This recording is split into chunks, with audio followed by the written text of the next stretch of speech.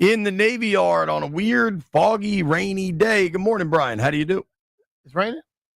It's not raining to you. Well, I didn't get a drop of rain on my way in, so I'm just saying. I say it's not raining because I didn't see a drop. It's like drizzling. I had to put my wipers on a couple times. Where about? Mark just called me and said it was raining where he was, but coming from Virginia all the way here, I didn't have one drop. So I had to drop the girls. What do you know? Landfill, if you're listening, we're arguing about rain again. No, I'm just saying. I'm not even going with the misting or raining. It did not mist at all. It didn't rain. No water. So I drove from my house. I've been a camp Uber driver this week. Shelby and her friend Lucy are in camp at Dangerfield Island, right there, just south of the airport in Alexandria. Mm-hmm. They're doing this sailing camp. That's really been pretty cool. And so from my house, Mass Ave, Rock Creek, Memorial Bridge, at various times, it wasn't like I didn't need the wipers on, but eventually like enough rain, drizzle, mist would come on. I'd have to wipe it off. Yeah. Nothing. Last night were some real storms. Did you get any of those? I slept so good through all that. I was happy as hell. It was. I don't like lightning, bro. If I see lightning, it causes me traumatic stress. Yeah, you would have freaked out. Yo, it was lightning. I don't like lightning, dog. It was like lighting up the area type dude. Lightning. It was on the legit. Golf course, they were like, "Oh man, it's lightning." I said, "Where?" So you didn't see it. I said, "If I see it, you have to worry about me staying. I'm gone. I'm out. I'm play with it." Yeah, but you would have been in your home. Where are you gonna go? Well, if it was in my home, then I'd just go in the basement and watch TV in the basement because you wouldn't just stay in your bed if there's lightning. Not if it could flash right by the window.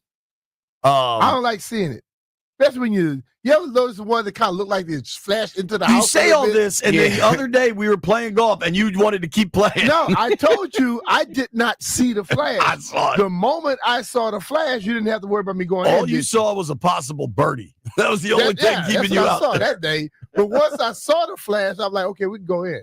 I wasn't worried about it at first. You chasing that birdie is the reason we all got soaked on the way in. Because me and Lee were in the carts ready to go, and you're like, hold on, I don't see anything. I know, man. Of course, when you're not used to hitting birdie, you got to put everything to risk. Jeff, I know you need to stop. Jeff's on one today. You've never had a birdie ever. Everybody, I think, is on one today. 2 things can be true. You never had a birdie, Jeff? Hell no. Even on like a little par 3, put it tight? He barely a par 3. I think I'm lucky if I get a 5. He had one par in his life. You have one par in your life? So far, yes. Hey, man, everybody starts somewhere, buddy. And that was like a couple weeks ago, so I'm good. If he gets a bogey, it's like a birdie. Progress. Progress. You go from triple bogey to bogey. Then I'll be hitting par. You know, my dog. Find your par. Play your game. It's the only way to do it. All right. We have another motley crew today. I just met this young man, Isaac. What was your name? Wesley. What's How up, you Wesley? get Isaac out of Wesley? I couldn't remember. I just went with Isaac. Isaac's pretty close, though. Yeah. I feel like there's some similarities between Isaac's and Wesley's. Strober is back. My guy, Ben. White Brian's on vacation. Landfill's on vacation. The Cluster Buster's going on vacation. Did you get that email? Uh-huh. I got one more week till I'm on vacation. Please don't hesitate to reach out. Again? I'm texting him every day. You're just going to text him like, hey, how's your trip? Oh, man, I forgot what I was about to call that. He definitely wants you to hesitate. Hesitate if something is urgent. If I want to just say hi, that's urgent. You know what, B? I bet CK would love if you just text. Yeah, you should call him and wish him good night. I'm calling him about 10 o'clock. Hey, C, what's up, bro? I just called to tell you good night. I am all in on that. If you could record those phone calls, you should all call and wish CK good night next week on his vacation. Oh, man. I'll be honest. So the NBA tried to stretch the draft to 2 nights. I tried to put it on last night. I didn't even know it was on. Didn't even think about looking at it. It was on. I tried, and I was like, nah. Like, I just, second round of the NBA draft, it's one thing if I've watched the first and I'm still kind of locked in, and then it's the second. Nope. I had nothing. I had nothing last night. I double TV'd it, JP. Did you? Game on the main. I was playing the game, and then I said, my boys was like, "Wizards, the Wizards." I said, "No, he going to the Pelicans. Don't worry about it." And they just constantly go to commercial. The commercial thing continues for a brief moment. B, Wiz drafted this kid from Georgetown, Keefe, who was a really good defender, and I was like, cool, I was into that. And then it's like, actually, they're trading him to the Pelicans. Jeff already knew. Yeah, I mean, I'm sure it was on Twitter. Like, I was just trying to watch on my television. So then the Wiz happened the other night. Yesterday, last night, night before, they see what was going to happen. Yeah. But then they also, I think that was a result of the Pelicans trade when we thought they were getting the kid from Florida.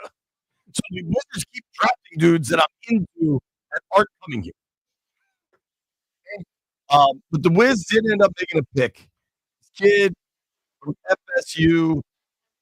So is he listed on here as a Pelican pick?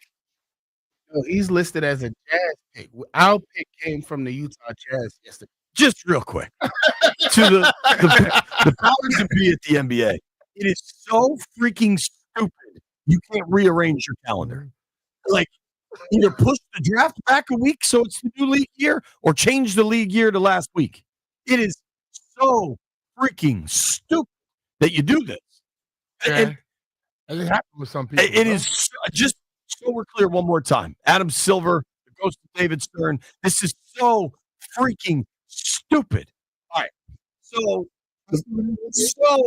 freaking stupid. All right. So the Wiz get this kid, Jamir Watkins, Brian.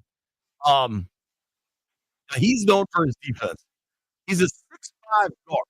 Uh-huh. You want something? I got two things on this kid that I think you're really gonna like. Right?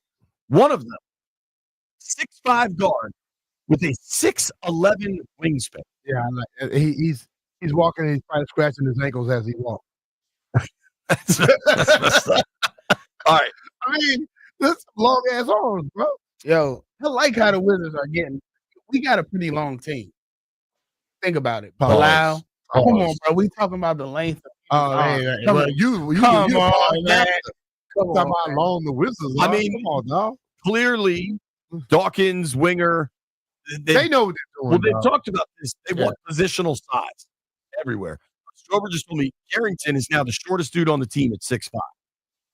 Yeah, but basketball players are all when kind of you tall. Look at Oklahoma City, that's how they look. A lot of length.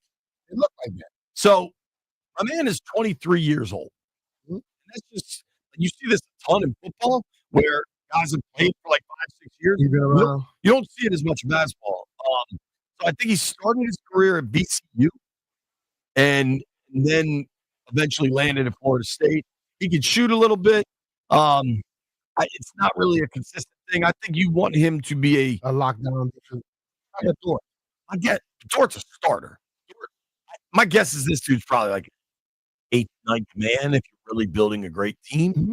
But here's what I liked a lot. I saw this from Chase Hughes last night. This is my other nugget on this kid that I think you'll like me. Wizards second-round pick Jamir Watkins in his Florida State bio says he wears a number 1 jersey because, and then I'm quoting, I will become the first player in my family to earn a college degree, and I want to show the younger members of my family that they too can earn a college degree. I think he's setting the tone. He's a leader that has dedication and determination. Those type of guys, that builds the core of your team, no matter what. I think the Wiz, obviously the positional size is a priority for them, but I think the person is also a priority. Mm-hmm. And I think we're seeing this over and over and over. And, you know, that's how you fill out the end of your bench. Terrific. I think they've got a ton of expiring contracts. I think the whole point of that Jordan Poole trade was to get these expiring contracts for Olynyk. I'm excited. I was really into the guys they drafted and traded, which is kind of a bummer. I like the Trey Johnson pick a lot. You know what Trey Johnson's full name is, Brian? I found this out this morning. No. Richard Earl Johnson III. Richard Earl. So my boy Keith texted me this morning. We're calling him Dick Earl Johnson. I mean, in some capacity, this dude's name is Dick Johnson. Yeah, there we go, bro. He's a double whammy. Print the T-shirts right now. So bro. that's that. Off the rail. Yeah, dude. I got to talk to Mark Ein yesterday. Did the Junks have him on this morning? I feel like I heard that maybe. I think, not next week, next month, the tennis tournament's starting up. Mm-hmm. And I imagine you'll go. Lauren likes tennis, so we'll probably go one night.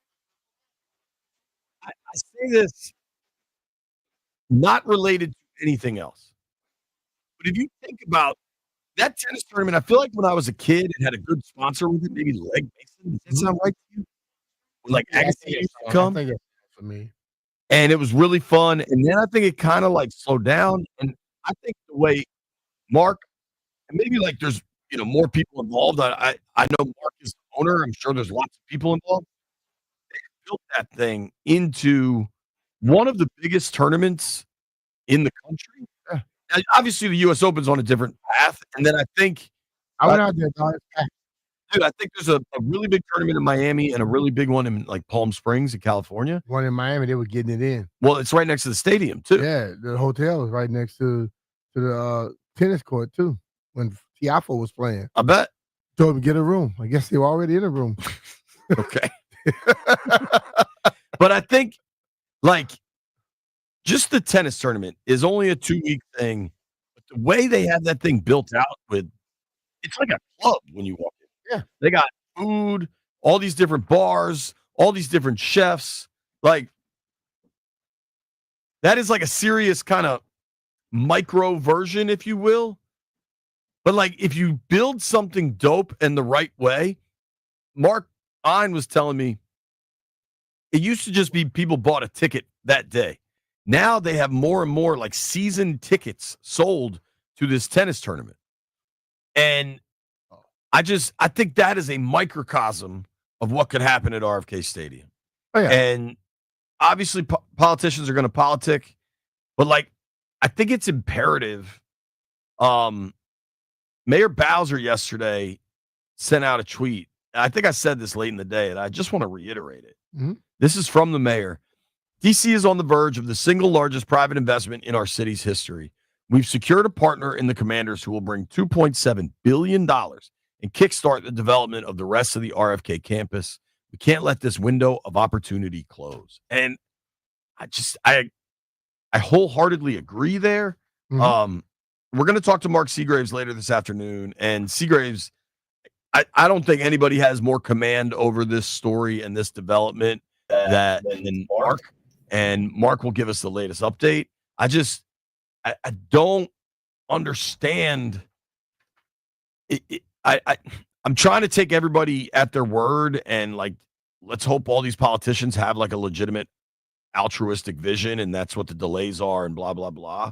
But like, just read it. Whatever it is you need to read it. Mm-hmm. Hire Wesley. He's available. Never seen the kid in my life and he's here. Clearly he's looking for work. Like there are people that can read these things. You know what I'm saying? Like the delay, I don't know. I was driving around last night. I almost ran out of gas last night. Like very, very, when's the last night? Oh, you got an electric now. Last night's the closest I've come to running out of gas in a long time. And to the point where I do nothing but drive around now. Like all I do is drive from camp to camp to camp. Well, you might want to put some gas in the car because you don't want to run out of gas with the little girls in the car, bro. So I got everybody home. You don't have nobody to help push. I got everybody home, and then we had dinner, and then at bedtime I was like, all right, I'm gonna go fill up my car so I don't have to deal with it this morning. And I kind of like my hill. You know how my neighborhood's mad hilly. I kind of gunned it so that I could get to the top of the hill. And my thought was like, all right, if I run out now, I can go downhill to the gas station. But we made it. All's well. Hold on. Now, was your tank on E? It was below the line. You got 30 miles, brother. So car, he was already past that point. My car has the thing that shows you how many miles are left. And it went like 10, 7, 4, 0. Yeah, now once you hit 0, you have 30 miles. I think I would have been all right. Yeah, I drove from Ashburn back home on just to try it out. See if it was true. To try it out? No, don't do that. Yeah. Hey, don't. Why? Don't follow what Jeff is saying. Because I wanted to see if my car car was working properly. His car might have that. On some level, that seems kind of dumb, right? Nah, if you know, you think that's smart? No, bro. I had a gas container in my car. Did it have gas in it? Yes, JP. Okay. I just wanted to see if it worked. if your theory worked. So I looked it up on the internet because my cousin was like, "Yo, you got 30 miles." So I was like, "That's not true." So then I looked on the internet, and a lot of mechanics were saying it was true. So I was like, "All right." I love let me try anything that starts with. I looked it up on the internet because my cousin said. I mean, airtight. I'm not trying it. I mean, I come from a family that work on cars and trucks. I remember your old. I just don't let my car get that. Oh low. no, it wasn't that. It was my Jeep. I just don't let my car get that low. Jeff was doing something to his car. I was like, "How do you know how to do that?" He said, "YouTube University." Yes. I ran out of gas one time. And let me tell you, I'm riding. My car is showing. And I'm riding, coming up 95, coming from Fredericksburg. And all of a sudden, my car just starts coasting, and I can't accelerate. I pull over, and I just got this car. 2 weeks prior. I called Mercedes. I'm like, "Look, I need y'all to come pick me up." But something, what happened? I say, "Car won't start." You say, "Gas in?" I said, "Shows half a tank." When they finally checked, the floater in the gas thing was messed up. The car was bone dry. But it was showing me that I had a half a tank. Now, what if I couldn't get to the side of the road and damn truck hit me? Now, Jeff seems to think I only try to clown him. So I'm going to go left hand up here on something I did. Ryan and I have a hell of a weekend coming up. We're headed to Buffalo in 4 hours. And then we're driving to Erie for Cody's wedding. Out of New York to Pennsylvania. None of this. A lot of this weekend does not make sense. But whatever. We're gonna get through it. I assume they have alcohol in Erie, Pennsylvania. I picked up my stuff from Men's Warehouse last night. I have it. Got it. Yeah, is it home? No, it's in my car. Okay. I'm good. Still in that big old bag? That bag is something. Yeah, I took mine out that bag. Did you? Yeah.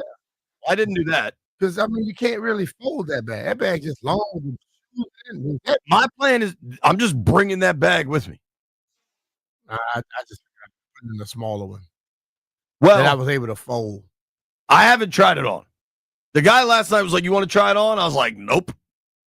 I don't have time to adjust it." See, what it is what it's going to be. They would have gotten it done immediately for you, but what you have, I just wanted to leave. I didn't want to be there anymore. Body size. I'm off the rack, baby. You won't have a problem. I had to get a bigger suit because of my shoulder. So then I had to get the suit. I don't have that. I don't have that issue. Nah, you don't have any problem. I am off the rack. 42 regular, 34-30. Let's go. So should there be a problem, Cody, if you're listening, I'm wearing what I got. That's how this is going to go. It got to be a Men's Warehouse in Erie. Well, that's the other thing I'm thinking. Cody, if you're listening. He's not. We're supposed to return these things Sunday. Yeah. Dog, I got to go to Easton, Maryland on Sunday for another wedding. Shout out to Zimmer and Jimmy. Where is the place you went to? Cody, I'm going to give you mine, and you can return it with yours. They don't mind if you bring it back the next day. They said you can return it to any Men's Warehouse in the country. Oh, well, cool. I asked the guy yesterday. Well, here, I can drop it off to one I'm going to. People helping people, man. What a world. Nikki Jhabvala has one of the great, I want to let her explain. She texted me something the other day that I was like, "Oh my God, you need to make that a Twitter poll." And she's like, "No, but instead we're going to have her explain it on the radio and then take calls on it." Nikki's going to join us at 11. Make it into a Twitter poll. I'm trying to let Nikki do it. Nikki, don't worry about it. You got it. Nikki's going to join us at 11. Peter Rosenberg wasn't able to join us yesterday. He's going to join us today at noon. At 12:30, Josh Kendall is an NFL reporter for The Athletic. And I think he had a really interesting article this week about the growing use of AI in the NFL. And when you read it, it's pretty obvious why they're doing it. I'm excited to talk about that. 1 o'clock, opening these phone lines up for Ask B Mitch anything. And then at 1:30, Mark Seagraves will have the latest on all things RFK Stadium and the politicians politicking. You're listening to B Mitch and Finley. Nobody go anywhere. Commanders fan, it's B Mitch here, and I'm ready to take the excitement global. Join me and True Fan Travel this November for the ultimate fan getaway as Washington takes over Spain, complete with game tickets, all-inclusive tailgate parties, 5 nights at the Western Madrid Cusco, and curated local events across Madrid. Spots are limited, so head to truefantravel.com and lock in your seat.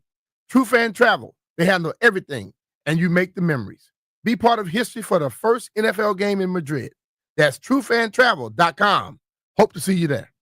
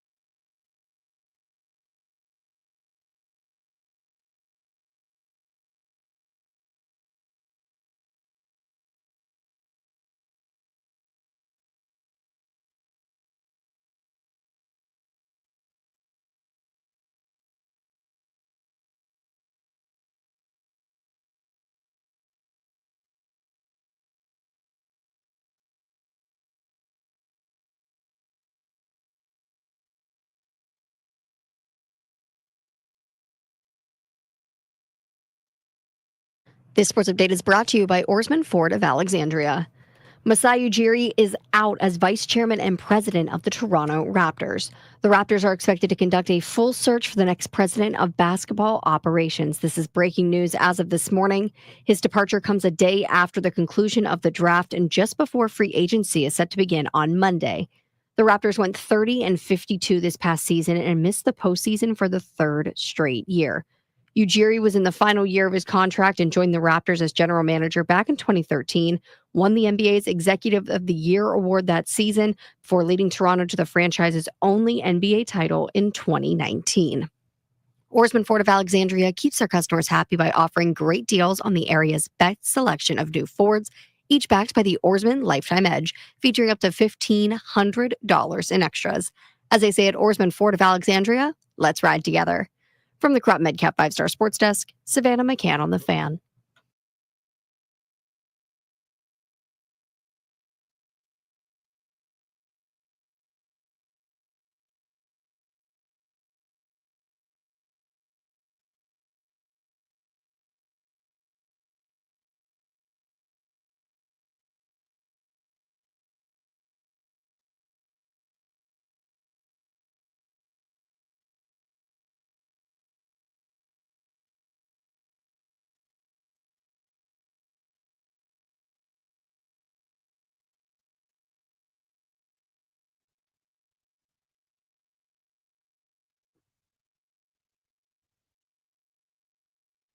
B Mitch. B Mitch and Finley, 106.7 The Fan. I think I just swallowed a frog. We are lucky to have my man Strober here. Strober runs the Locked On Wizards podcast. Ben, I like the draft. I like Trey Johnson. The rest of it is kind of gravy to me. I like the guys they drafted and traded a lot. The other guys seem cool too, I guess. I know folks are high on Riley, the kid from Illinois. Watkins looks like he could become a plus defender down the road. What's your take, man? You're I don't know that anyone is as invested in the Wizards as you are, outside of like Ted Leonsis. I'm happy with what they've done so far because I know you make the case they already have so many wings and guards on this roster. You didn't address maybe a bigger need in the front court. But this team needs talent everywhere. This is a draft where they wanted to just get more talented, especially on the offensive side of the ball. You get probably the best shooter in this draft in Trey Johnson, which is going to expand what they can do, stretch the floor. He'll be the best three-point shooter they had other than Jordan Poole really over the past couple of years. Will Riley, high upside guy that can score the basketball well. And to me, this shows that they're not set on anybody who's on this roster right now, including Will Dawkins' first draft pick here, Bilal Kulabali. The amount of wings that they've added to this roster, they need to see a lot more out of him here in year number 3. So nobody's got a safe spot to be on this team long-term right now. And I think that's a good thing because they need to be better all around the basketball. And I think they addressed a lot of things that they needed here offensively in this draft. Is the big guy even that much important in this game today? I mean, if he can't shoot a three-pointer, a back to the basket dude is worthless in this game today. I don't think they exist. If he can't shoot a three, then who they going? I mean, if they I understand we want to get all the way around. If they got a guy who's 6'11" who can shoot threes, he's probably more important than a 7'6" guy who can't.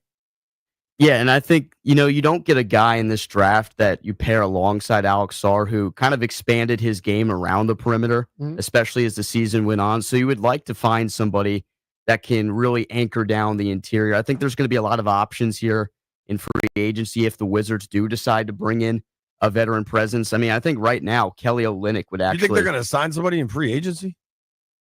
Well, I don't know if they really have the necessary space to do so, but I could see... obviously, there's like roster functionality, like someone will get signed. You think they're going to sign like a name, somebody of value in free agency? Not anything crazy. I think they'll just bring in a veteran, somebody that could just be alongside Sarr and teach the tricks of the trade for another year, kind of like how Valanciunas did last year. Yeah, I like Vucevic. He's good. He'll get his runs this year for sure. He'll have an expanded role. I was looking forward to seeing Sadiq Bey play this year, but I totally understand why they decided to move it off his contract in 2 more years. I want to circle back to something you said. You think the draft last night puts Kulabali's roster spot in flux? No, not at the moment. But I'm saying going forward, they're going to have to make a decision on him after this upcoming season. They're putting a little bit more pressure on him right now. By Riley? Who's putting the pressure on him? Riley, Watkins, these are all guys that could play at his position. Yeah, but that feels like a reach to me. Like, they just drafted Riley at, 22, 21? Watkins is a second rounder. Bilal has certainly not established himself as, like, a star, but this is a dude that through 2 seasons has averaged, double digits? Like, he's an NBA player. We have no idea what those other guys are. He definitely is, and I'm just saying that they're not set on him being not necessarily a cornerstone piece, but a guy that they would have in the starting lineup on a contending These team. dudes drafted him, right? He's not a previous administration pick or something. Oh, right? he was their first draft pick. I think to suggest that Riley or Watkins puts Bilal's. Now, if Bilal gets injured again or misses a bunch of time, like I can see that. Yeah, he hasn't finished a full season. Last year, I think they shut him down to tank. He's been here how long? 2 years. 2 years. They basically know who he is. If they think somebody else have a higher upside, it could be a problem. I can see that. I think last year they shut Bilal down to complete the tank. I think there is some truth to that, but he didn't finish his rookie year as well. So we need to see him play a full season, first of all. He needs to get better, expand his game more to the perimeter. And I think he's a really good player. He's already one of the elite perimeter defenders in the NBA right now. He has proven that he can defend with the best of them in this league and guard anybody.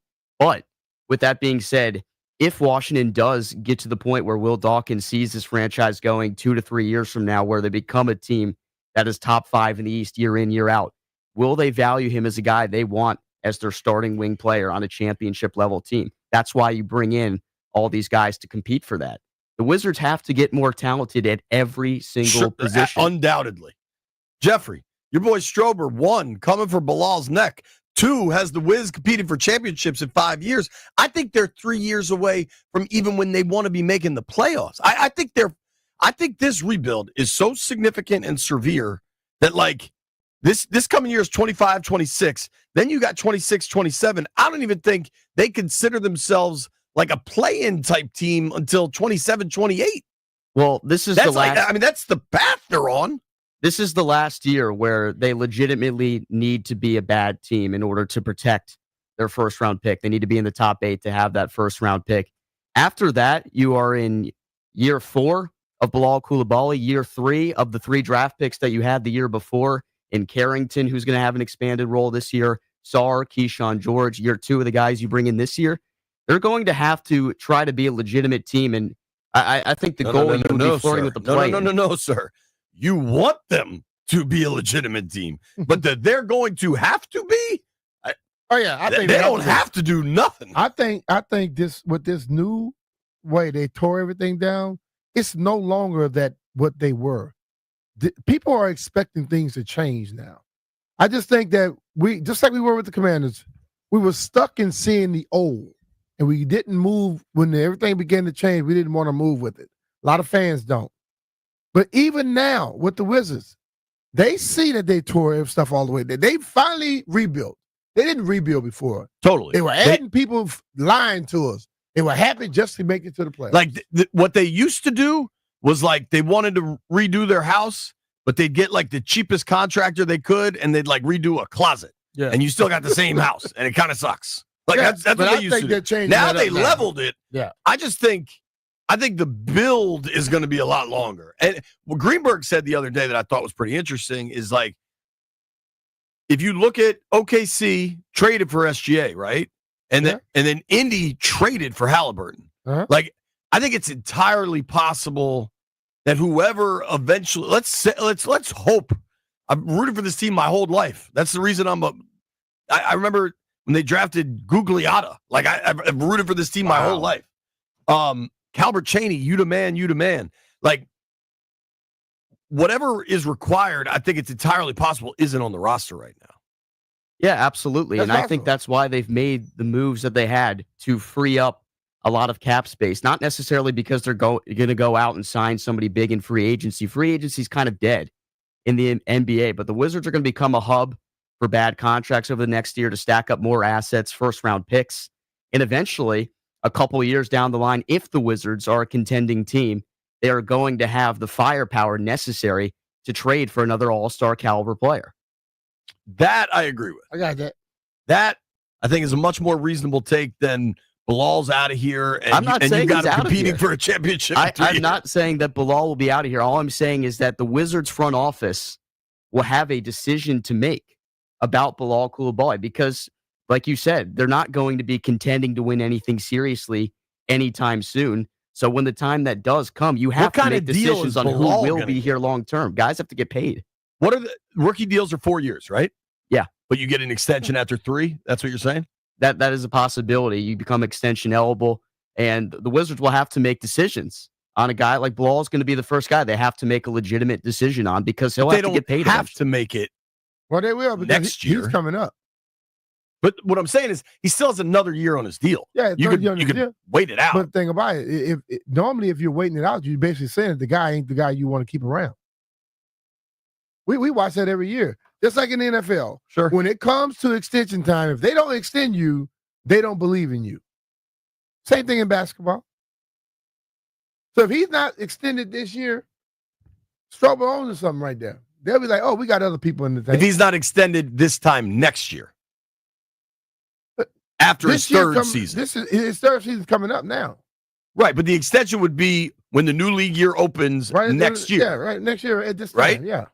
So they get another season to see. And I just wonder if the injuries and stuff continue. That's what I'm saying. Yeah, it's interesting. With the Wiz, they are so far away. What's their win total for next year? 19 games? Is that stuff out? It better be more than 19. I'd say 23 to 25. See, that for me, I'm being honest now. If that's the total, then I can't invest too much of my time. Well, they have to be bad to keep the first round pick. That's the thing. I understand all that. What is it? The Knicks first round pick? Correct. Give me something. Well, hold on. The Knicks are probably going to be pretty good, so they have to be bad to get the 25th pick or whatever. It's top 8 protected. What does that mean? That means if the Wizards do not hold a top 8 pick in the draft, New York gets that draft pick. Is that a Grunfeld deal? That was actually this is the last domino of the John Wall trade. Oh Lord. Good God. I got better news. Giants still sticking us. I got better news. Summer's heating up, and there's no better way to cool down, stay fit, and unwind than a swim spa from Offenbachers. Seriously, man, I went out there and checked these swim spas out. They are super dope. You could just play in the pool with the kids. You can swim laps. You can get good exercise. Honestly, I mean, you get really low impact exercise if you work out in the pool, man. It doesn't hurt your legs, hurt your ankles like I get.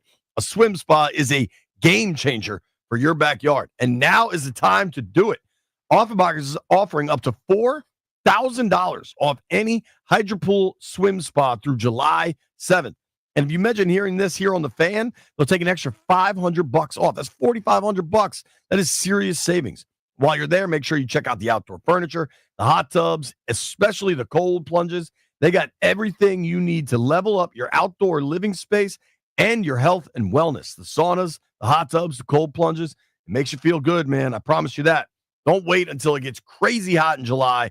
Go now and get your dream backyard ready for summer. Visit Offenbachers in Gainesville, Herndon, Rockville, or Annapolis. Tell them JP Finley sent you and take up to $4,500 off your new swim spa. Sale ends July 7th. Offenbachers, it's your backyard, just better.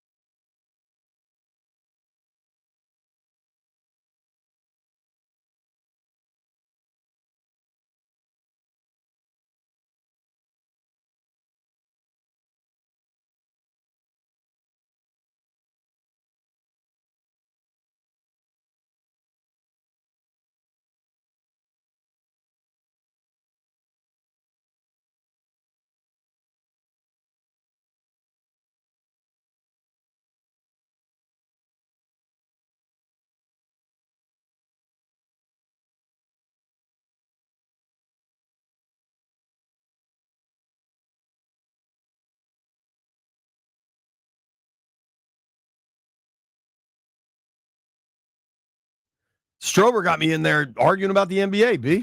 See,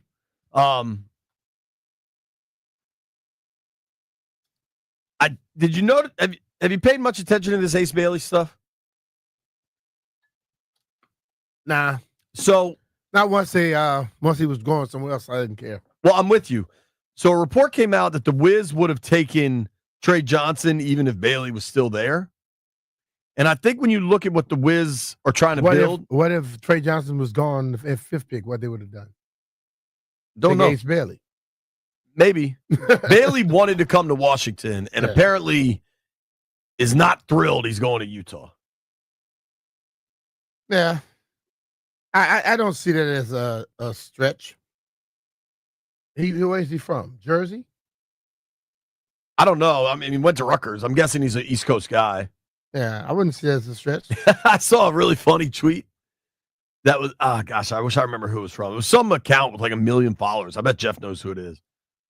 And this dude was like, he's like, man, Utah's actually got really good vibes and nice views. If they just legalize weed, all the NBA players would be down with it.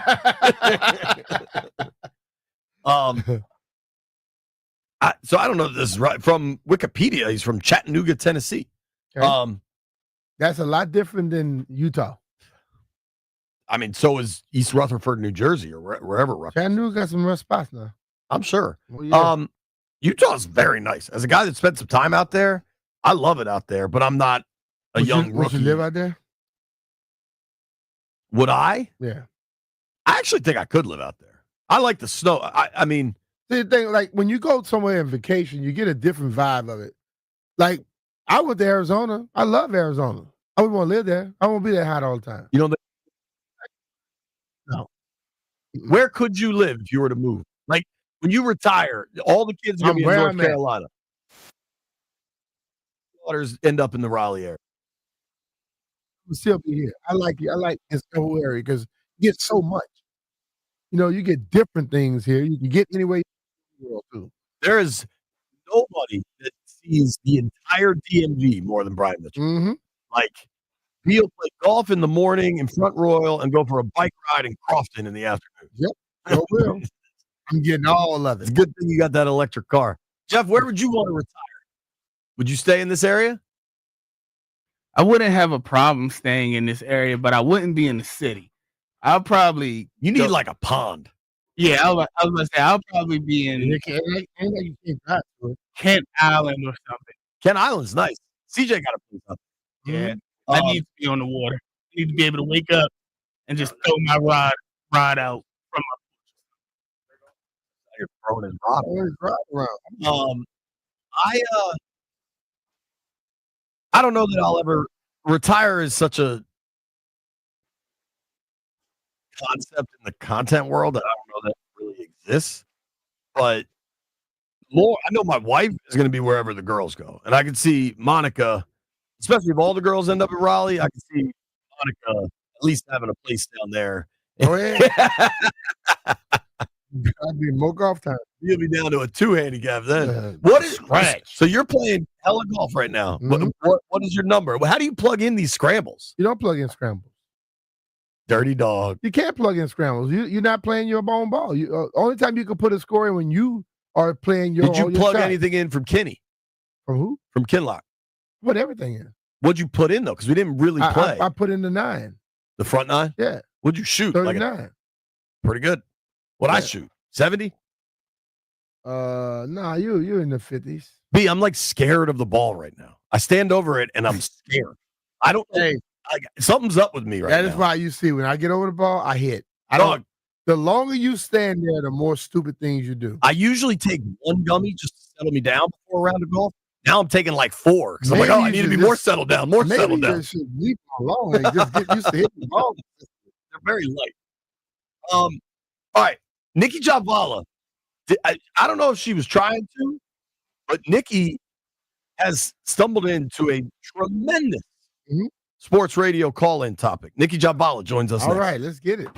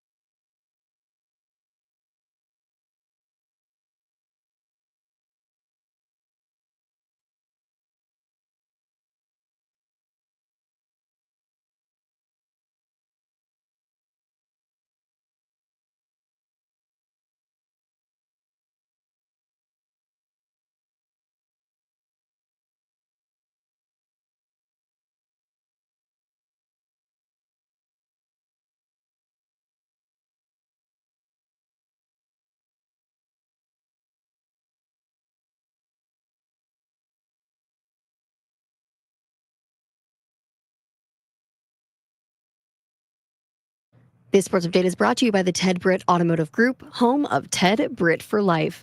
The Toronto Raptors and team president Masai Ujiri have parted ways. Ujiri had been with the Toronto Raptors for 12 seasons and was the architect behind the 2019 championship team. He's one of the most well-respected front office officials in the league, and now that he's on the market, there's going to be no shortage of teams interested in bringing him in.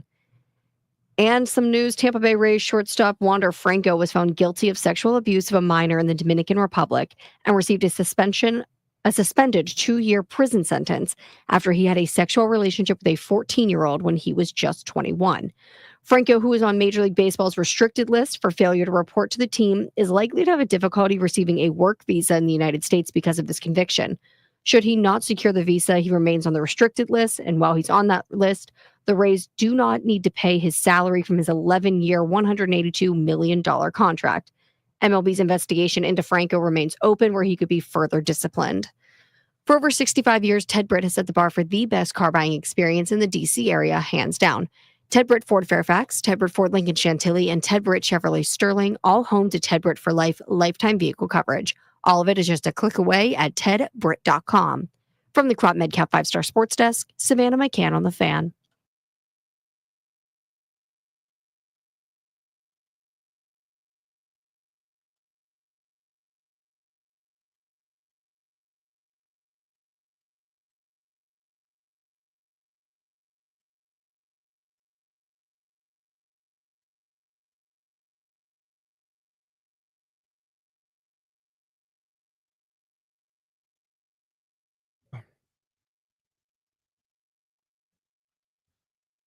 Us. All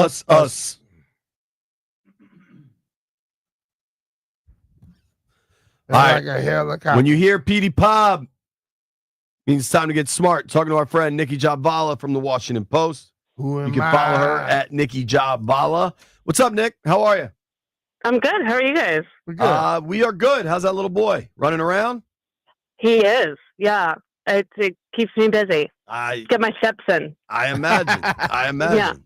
All right. So I eventually want to get to the question you texted me the other day.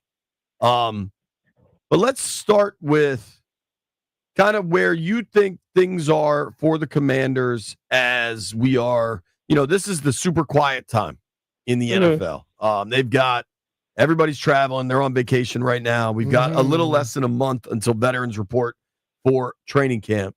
Where do you think the Commanders are? Strengths, weaknesses going into this season? I think the strength is, definitely quarterback. I'd say instead of weaknesses, and I hate to be like vague about it, but it's more, I think they're more unknowns. I think those reside mostly on the defensive side. I mean, the offense has a lot of returning players. We know what they are. They even added some, guys that we've seen do quite well, and hopefully they can get back to that level. Talking about Dio, they added Laramie Tunsil to left tackle. I think the line on paper is stronger than what it was. But the unknowns are on defense. How will that secondary shake out? I mean, I'm fully expecting Marshawn Lattimore and Trey Amos outside with Sainer still in the slot. But how will that group work together? Will Marshawn Lattimore look like the guy he did, a couple of years ago? Will Trey Amos fare in his rookie season? And that defensive line, can they generate a pass rush with the guys they have on the edge? So that to me is sort of the thing that I'll be looking at the most in training camp. I think we've seen Jaden Daniels enough to know that what he did last season is hardly a fluke. I think year 2 will present challenges, no doubt. But he's a stud. He puts in the work. To me, I'm curious how that defense is gonna come into shape. They may not have everything that they need, but do you feel that this team improved from last year to this? On offense, yes. On defense, I don't know yet. Honestly, I don't know yet. Because and Joe Blitt made a good point. Who expected to get 10 sacks on? I'm blanking on his name already because I'm old and I forget things. Fowler. Yeah. Who expected him to lead the team in sacks? Nobody. So who's to say that somebody on this roster couldn't do the same and replicate what they have and even exceed it? They don't have that star power on the edge. Does that matter? We'll see it. In some ways, it may be better that they have, more of their star power inside at D tackle, and they are loaded at D tackle. But will that make a difference? We'll see. And again, with that secondary, I think that secondary's been in flux ever since I started covering the team. I think they've had like a completely different iteration of their defensive backfield every single year that I cover this team. They've overhauled it every year. Yeah. I do wonder. I think there's a scenario where I don't know if you've gone back and watched a lot of Kinlaw. I did. I'm not sure I agree with the popular narrative that they overpaid for Kinlaw. I think at $15 million per, it's really not that bad for that's kind of a third tier D tackle deal, and hasn't missed a game in 2 years. If you look at last year, I actually think he was way better than people give him credit for. What's your take on Kinlaw? I didn't have a problem with the money. It was 3 years. That was, especially when you look at they've done mostly 1 and 2 years to give themselves flexibility. I mean, this roster could be overhauled at like any point, right? And that one was curious just based on the production, what he did when he was with Adam Peters and San Fran. I mean, they declined his 5th option. He didn't really produce, I guess, at the level that you would expect given his draft status. But again, Adam knows him probably better than any other GM in the league and probably feels that they can get the most out of him with this coaching staff. So that was my thinking was, they've only given 3-year deals to a certain number of people. Is there a guarantee in the 3rd year, though? That's a good question. I think it's basically like the agent can say what he wants, but I think it's basically, 2 for 30. Yeah, that would, yeah. So there you go. That's my read on it anyway. I mean, I just pulled it up over the cap, and they don't have a guarantee. They have an out. It doesn't mean that that's definitively correct, but I would think they build themselves some sort of out there. Yeah. One thing you can't help but notice is how much bigger they are on the defensive front. Oh yeah, I do think they should be better against the run. Do you land there? They should be. Yeah. Hopefully they are. And in going back to the edge, I still think we'll see more Frankie Luvu. I think it opens up opportunity for Frankie Luvu. I mean, they use him a lot in blitzing, but we've seen him out there working more on his pass rush with Ryan Kerrigan. I think this is a chance to get more Frankie Luvu on the line. I think that you watch what they've done in other places. They have people that don't look like the typical pass rusher that end up getting them a lot of pass rush. Yeah. And I believe that's where that's where not Adam, but Dan and his defenses are. That's where they can be a little different than others. Others depend on that guy who looks like the prototypical pass rusher. He creates it from all over the place. Right. That's a good point. And I think they really seem to like Jordan McGee. I think it's not just lip service when they talk about wanting to have more 3 linebackers on the field, which would free Luvu up too. Talking with our friend Nikki Jhabvala here from the Washington Post on the Rude Guest Hotline. I'm going to ask you about Terry specifically in a moment, but it was kind of telling that second day of minicamp we were out there, maybe the last day, when Noah Brown gets hurt, Terry's not there. You have Debo, but he's such a unique player.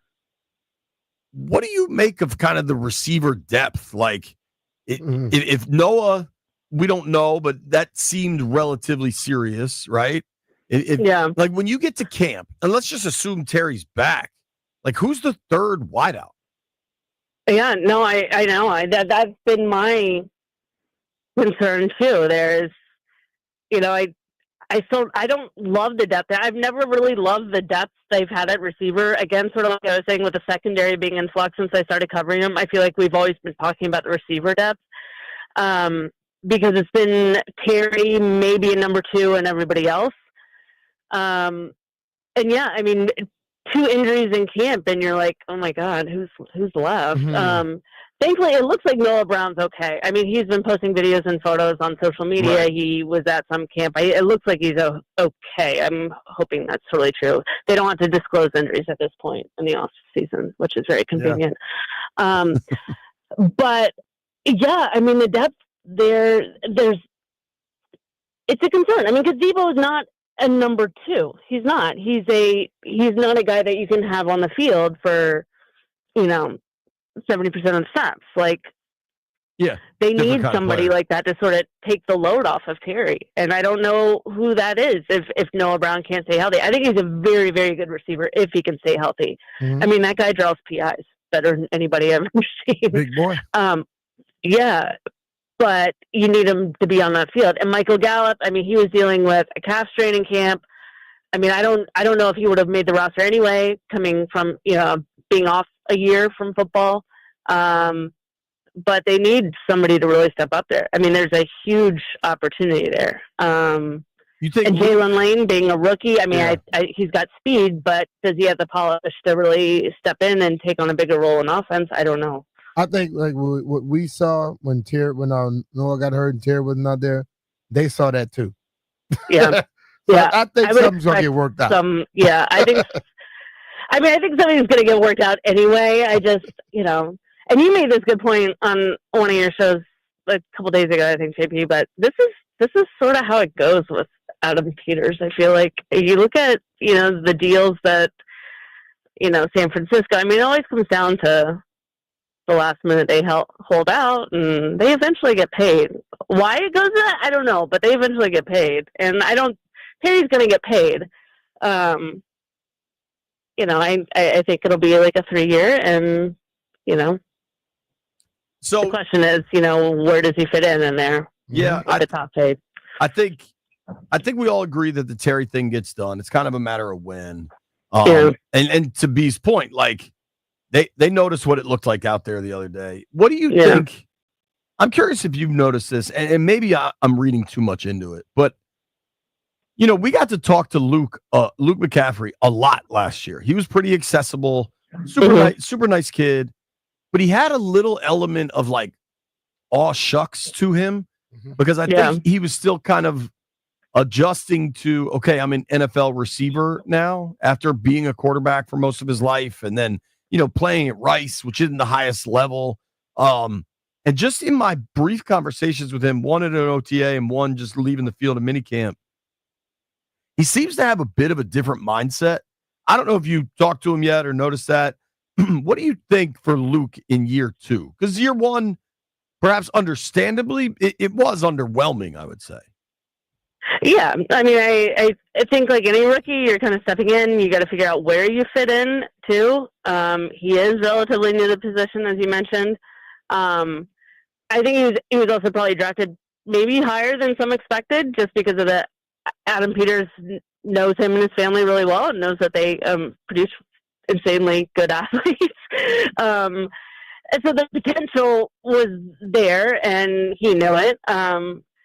So yeah, it was underwhelming. I also think he didn't get a ton of opportunity, and he knows he had to work on his polish. He had to get bigger too in the off season. So I think you're starting to see somebody who's a little bit more confident, who knows what he's walking into. It also helps when one brother is a coach in the league and the other brother is probably the best running back in the league, second best running back among the best running backs. And your dad was, a heck of a receiver and won 3 rings. So he has a good idea going in, but I think coming into this team, like he knows where he stands and he knows what he needs to do more. And I think generally, Luke is just being around that family in Denver. He's my favorite McCaffrey. Am I allowed to say that? He is my favorite McCaffrey. He's just a humble kid. He's a nice kid. But I think he's also learning that, you got to have sort of that confidence and not cockiness, but you got to be confident in what you're doing and what you bring to the team when you're at this level. I remember my first year, they moved me from a quarterback to another position. Coach Gill was like, look, the first year, we give you that one. But then the next year, we expect you to come in and be able to compete. And I think you'll see if Luke put the work in to be able to compete. Right. That and I would expect he would. I mean, that's his mindset. That's that family's mindset. I mean, they work their butt off. All right, we're talking with our friend Nikki Jhabvala here on the Rude Guest Hotline. Rude makes the most reliable HVAC products in the DMV. So I want to find Nikki's text from earlier this week, and I don't want to say too much, but I feel like you and I text a lot about work stuff, and some of it's funny. And then so Nikki on Wednesday afternoon texted me the following. Can I read this, Nick? Yeah. Okay. What will happen first? Adam Peters signing off on a 3-year deal for Terry McLaurin, or the DC Council signing off on a $3 billion deal for a stadium? So, Nikki, and to callers out there, 800-636-1067. I'm asking you the question. What happens first? The McLaurin deal? At this point, I say Terry. I mean, like, I feel like we all kind of knew Council wasn't going to improve it by July 15th. They said as much. They needed more time.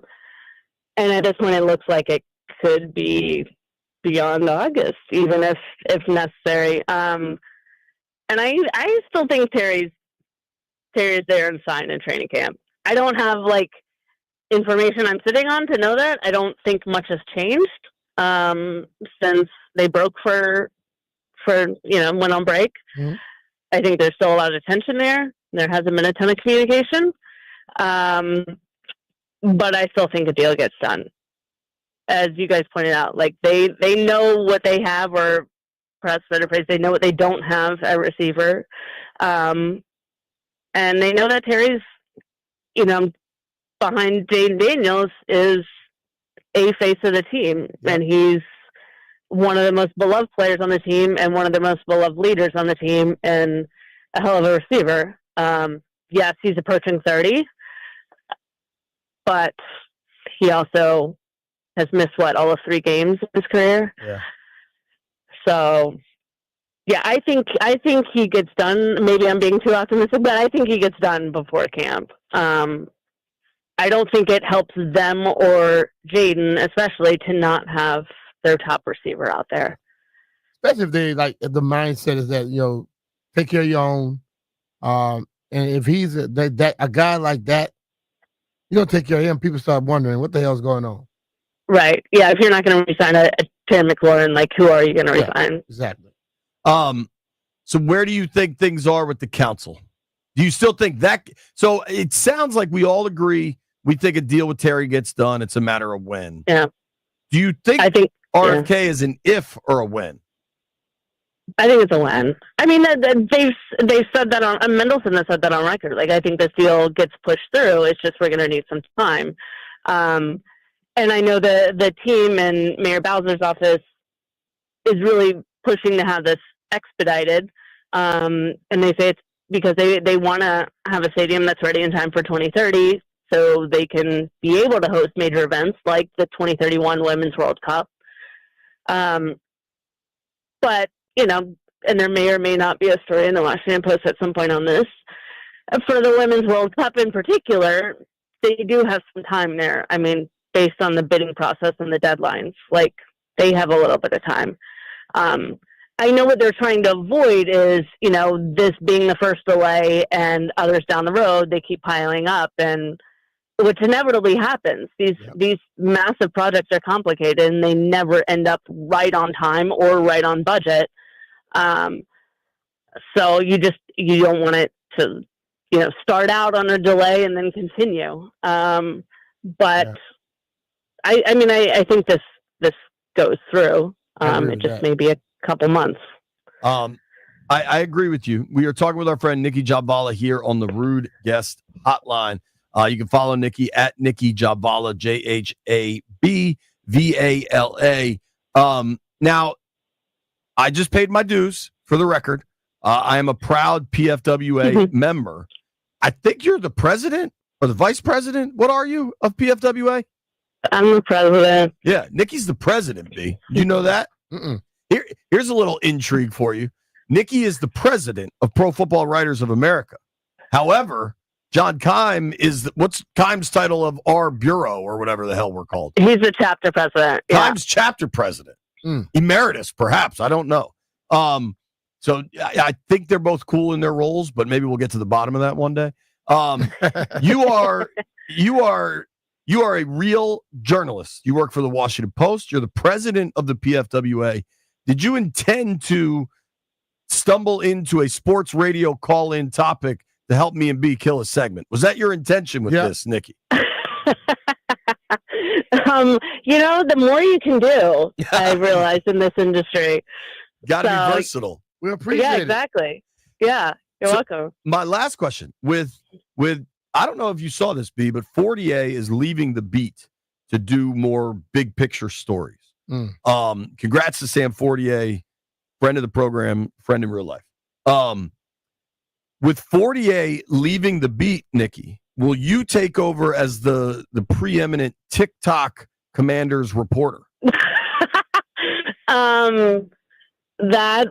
That is not in my future. I can confirm that. There's hope that there may be a podcast in my future, but far overdue. Yes. Although, we'll see. Do people really want to hear me ramble? I don't know. Yes. I hope so. You've been on here for 20 minutes. Have me on, we bring you on often. I think they do. I think that would be well received. Thank you for the time, Nick. Appreciate it. Of course. Thanks, guys. Okay. Enjoy your weekend. That's our friend Nikki Jhabvala. She has an awesome open-ended question. I want to ask the boys in the aquarium, and then I want to let callers weigh in. 800-636-1067. 800-636-1067. What do you think gets done first? Terry's deal or RFK approval? What's interesting is there is a July 15th deadline from the Commanders. Now, that may be arbitrary. Right. Now, they may be able to push that back. The latest from the council is they could get it done by the end of July, but that could leak into August. And then what does that do? Do the Commanders ever pick up the phone to what I would guess is a very willing partner in Maryland Governor Wes Moore? I don't know. But Terry's deal also has a more realistic deadline of training camp in less than a month. We're taking your calls. What gets done first, Terry or RFK? Now, I know what definitely gets done. If you're looking to buy or sell a car, you need to call the Orsman Automotive Group of Virginia. They've been serving area car buyers for over 100 years. Listen, you don't have to wait. It's not going to be a hardcore negotiation. Nobody's going to be pushing you back if you go to Orsman. I bought 4 cars there. B's bought 100. The only thing that's difficult is getting your phone call returned from Bob Biaggi. Outside of that, everything is easy. You want to throw Bob under the bus like that? We played phone tag this morning. They've got 7 locations all over Northern Virginia, all the best-selling brands you're looking for. Lincoln, Chrysler, Dodge, Jeep, those dope Ram trucks, Chevy, Buick, GMC, 2 Toyota stores, plus a Kia store. They've got great deals, great financing, and a tremendous selection of quality certified used vehicles. And above all, they've got that Orsman Lifetime Edge. Yep, and that Orsman Lifetime Edge, they give you up to $1,500 in extras, including complimentary car washes with every scheduled maintenance. They give you a loan of cars with every major maintenance, and you have the lifetime engine guarantee. You buy a car from there, that engine is going to be protected for the whole time. And there's more good news. If you have a car to sell, Orsman will pay you up to 125% of the Kelley Blue Book value, regardless of its make, model, or year. It's simple at Orsman. They like to keep their customers happy. So take it from JP and I. 2 Beyond satisfies Orsman customers, and let's ride together.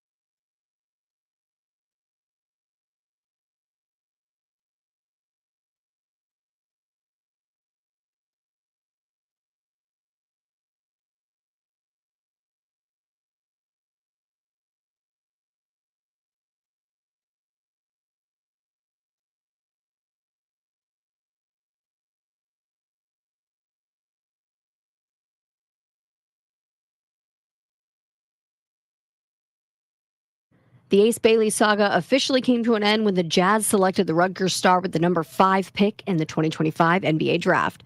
This selection came as a bit of a surprise because Bailey didn't conduct any public pre-draft workouts with Utah, and he reportedly canceled his only pre-draft workout with the 76ers.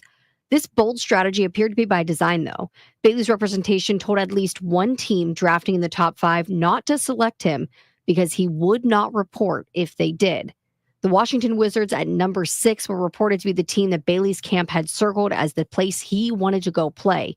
When asked if he knew if the Jazz were seriously interested, Bailey said that he had no idea. Now, after the draft being picked by Utah, his agent said that he has no comment on his future with the Jazz or whether or not he's going to report. From the Crop Medcap 5-Star Sports Desk, Savannah McCann on the Fan.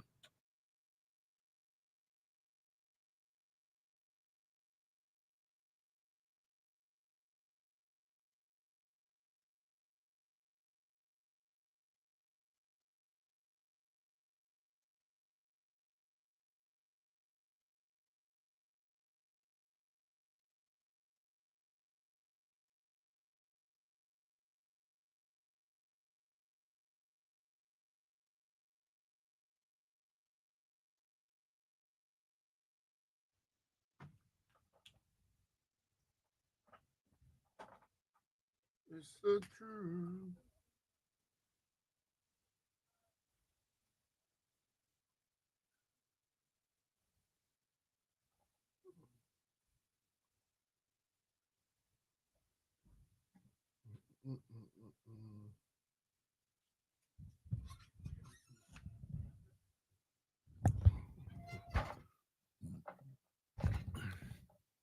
Stand by me. Writing on the wall. Mm-hmm. B Mitch and Finley, 1067 The Fan. It is a Scotty's Vodka Red Bull Friday, powered by Scotty's Handcrafted Vodka. Scotty's Vodka is Maryland made, amazingly smooth, and loved throughout the DMV. The question is simple, man. There's a couple significant things going on in Commanderland. Mm-hmm. You've got the Terry McLaurin holdout, and you've got the RFK Stadium situation. And nobody knows what's going to happen first. Nobody knows if either's going to happen. Nobody can definitively say both of these things are going to happen. I think both get done, but we don't know it. We don't know it, but I throw it out there. I believe it. It's going to. But here's the question. What gets done first? My guy Toothpick is on the line. What's up, Pick? Toothpick. Hey, what's good, B? What's up, JP? Listen, I gotta order the way these things gonna happen, right? Terry McLaurin gets done first. His deal gets done. Player 4, 5, 6 from Squid Games wins his second Squid Games, and then the deal for RFK gets done. But I think that's going to be like an in-season type deal somewhere around October. But that's the order I have it in. And you think it'll take that long to October? Man, I don't want it to, but it seems like, deadlines make deals, right? And you got to get this done before, I think it's like November before they start turning over again or whatever. So I think it's like October, somewhere around there. All right. I think it happened before that, but yep. Okay. B, question for you. If this stretches into October, is there a date where you think they call Wes Moore? I think Josh has a date in his mind about when he's going to deal with it. And let's be real, man. People with that level of money, they're not going to be played around with too long. And I think also the politicians understand that. Right. Let's be real. Politicians deal with people with a lot of money. They know how much they can push. Then maybe that's why Mendelsohn keeps saying, I know the deal's going to happen. But he wanted to give some time because getting a little time saves him face. You know what I'm saying? Well, it didn't happen when they wanted to. I made them wait. Those things happen. But I think it happens. I do too. I think, though, like at some point, for the mayor to say in her tweet yesterday, the mayor said, let's not let this window of opportunity close. Mm-hmm. Like at some point, you can only make billionaires wait so long. Oh, yeah. Like, I know this much as somebody that gets to interview players and coaches and stuff. When the player sits down in the chair, you better be ready. You better be ready. Yeah. If the lighting is bad or the batteries and the microphone aren't working, like, that's your problem. You generally get maybe a minute or two, but if you get past a minute or two, it's like, all right, we'll do this next time. Yeah. And next time doesn't exist. Yeah, next time mean that when you call, I'm gonna say that guy's never ready. Right. Yeah. Like Josh Harris, Mitch Rales, Mark Ein, Magic, like these dudes want to do RFK, clearly. Mm-hmm. But there will be a point where they're like, these guys can't get this done. Yeah. I don't think we get there. I think it gets done. I'm choosing optimism. But I don't know if everybody's gonna wait till October, man. Nah, October's gonna be a long time. 800-636-1066. They want shovel in dirt by then. Yeah, they want shovels in the dirt by Labor Day. Mm-hmm. Don is in Ashburn. Don, what gets done first, Terry or RFK?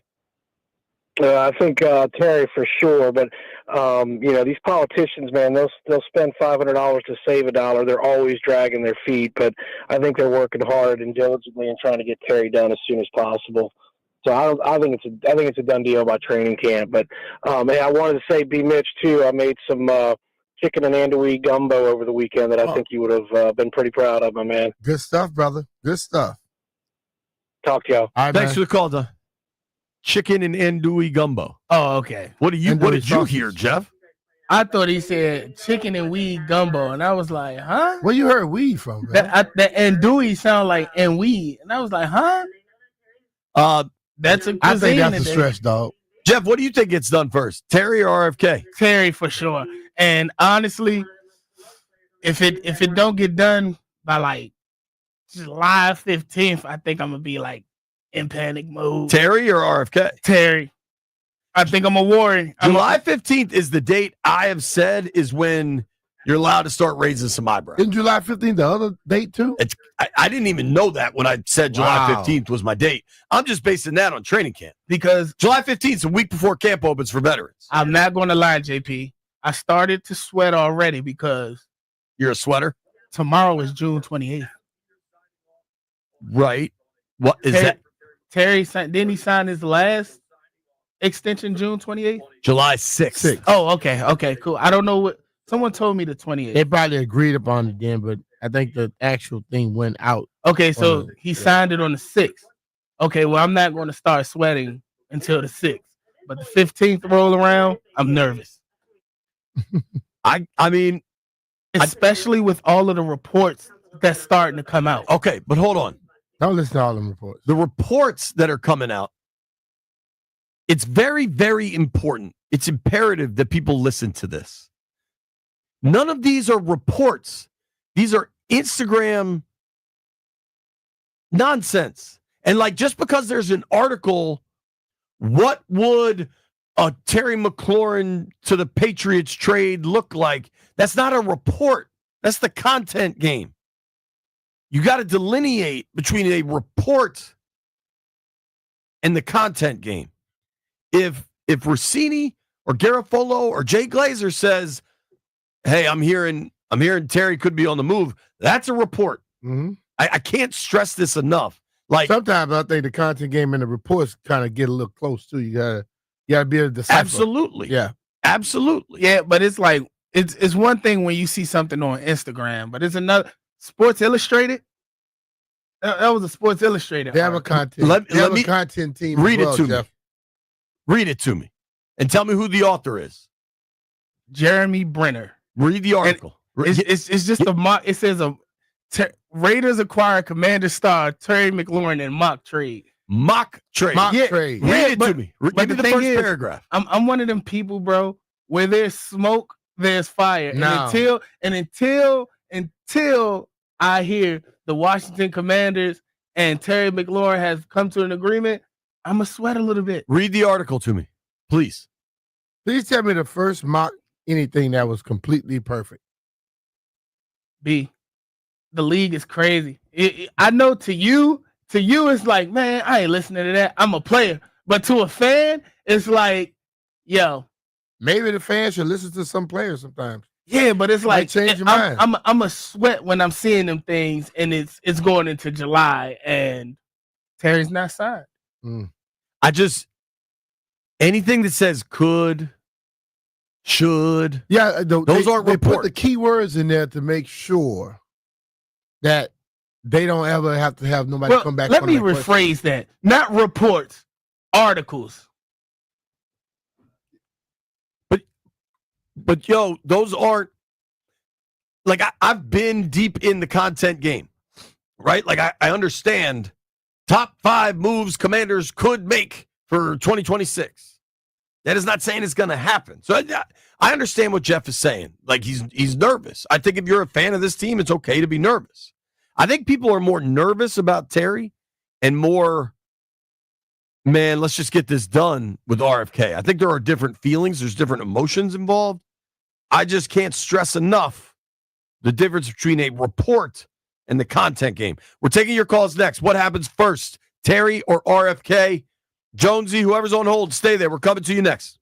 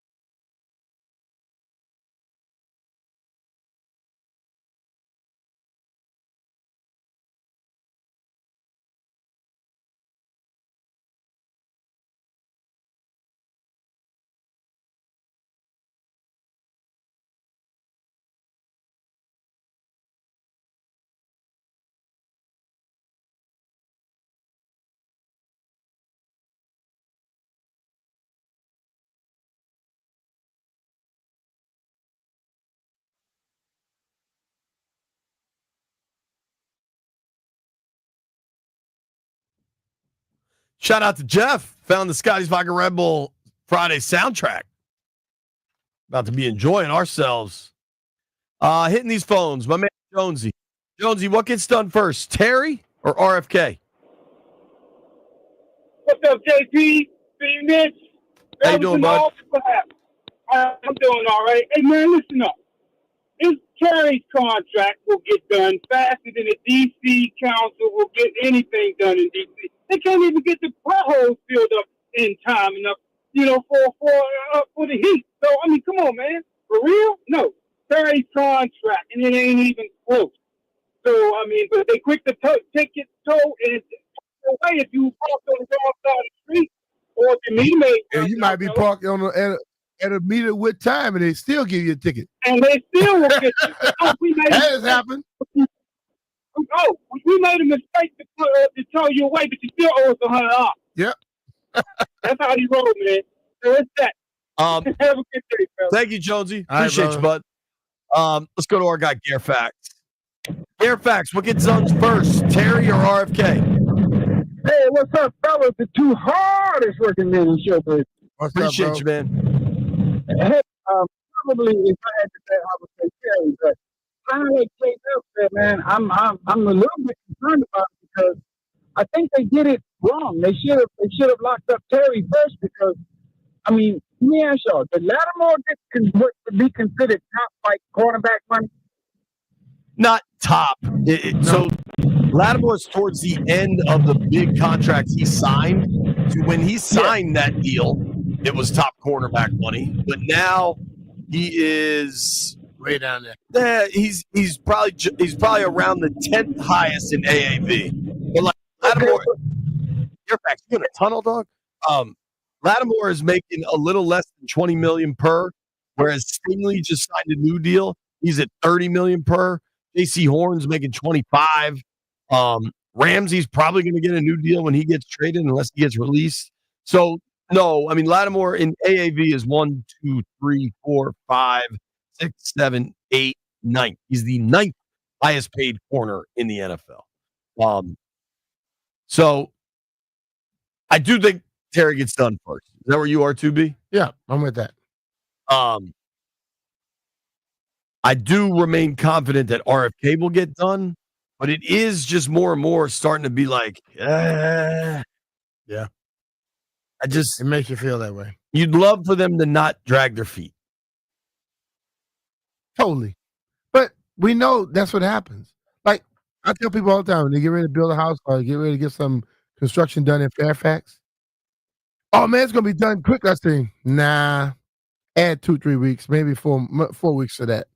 Because they're going to take time to give you that damn your little permit. And it always happens. So when you're dealing with DC Council, always add a few more to it because they just take that. What I know about construction projects, it's going to go longer and cost more than you think, no matter what. Yeah. Period. Always does. And so I think there should be some level of preparation for that. Okay, hit me. Okay, so Fairfax was basically saying that Terry is probably over there looking at the organization side eye because somebody just came here and they locked him in, and he's like the Debo deal. Yeah, and he all was they like, did was just take money and get converted money. They didn't get it on the deal. He was like Terry probably looking like, yo, I've been here, I've been a company man, I've been showing up every year. Terry is very understand right now, like JP mentioned was last week, Jay, that they're working on the guarantees in that third year. I think it's possible Terry's frustrated, but, if you don't have also a deal, completely knowledgeable. If you haven't gotten a deal, yes, you could be frustrated, but still, at a certain point, he's in a point now where he understands how this stuff goes. Right. Now, I don't think, once you've been around the league long enough, you stop getting your feelings hurt and you start understanding how the business goes and you begin to work with it instead of working against it. I ain't gonna lie, B Mitch. You don't re-sign Terry, my feelings gonna be hurt probably by like 2 days. Well, Jeff, we know you just weird. Your feelings are about 2 days. That's it. And I'd be like, 2 days is all that Terry would get. A sensitive game because I would have to. I'm gonna start calling him SG. I would have to accept that we have moved on. So it'll be 2 days, then it'll be it's just like breaking up with a woman. I'm gonna be sad When you because I break can't up with call her, you you for just 2 break up days. with her. You don't have to be sad. Nah, because She I'm gone. gonna miss the time I spent, but then and the money I spend, then I'll be like, all right, on to the next one. So yeah, How much money are you spending on women these days, Jeff? well, these days, now that I got a girlfriend, a lot. But before, So you spending money on her? Yeah, on her. Like Yeah, what? you Like say presents and women. stuff? Yeah, Nah, see, remember what question you answered, because the way you just answered that question, if she was listening, you think you're spending money on other. I mean, nah, I was spending money on her. She know I ain't spending money on her. See, I'm one of them people. I work hard for my money. Oh, this gonna be serious. Jeff said it over the air. That's what I was wondering. Jeff, he said girlfriend. Is it, what happened, Jeff? Man, If you like it, then you gotta put a ring on it. oh, nah, not right now. Not right now. All right, how about this? Instead of what gets done first, be Terry or RFK, what gets done first? Jeff gets engaged or Toby gets a girlfriend? Toby get a girlfriend. Matter of fact, I'm about to expedite that process. Toby doesn't want the girls that you're bringing around for him. Bringing some creepos. Yeah, lost in this conversation. The line of the day might be B Mitch calling Jeff the sensitive gangster. Nobody go anywhere. Peter Rosenberg joins us next.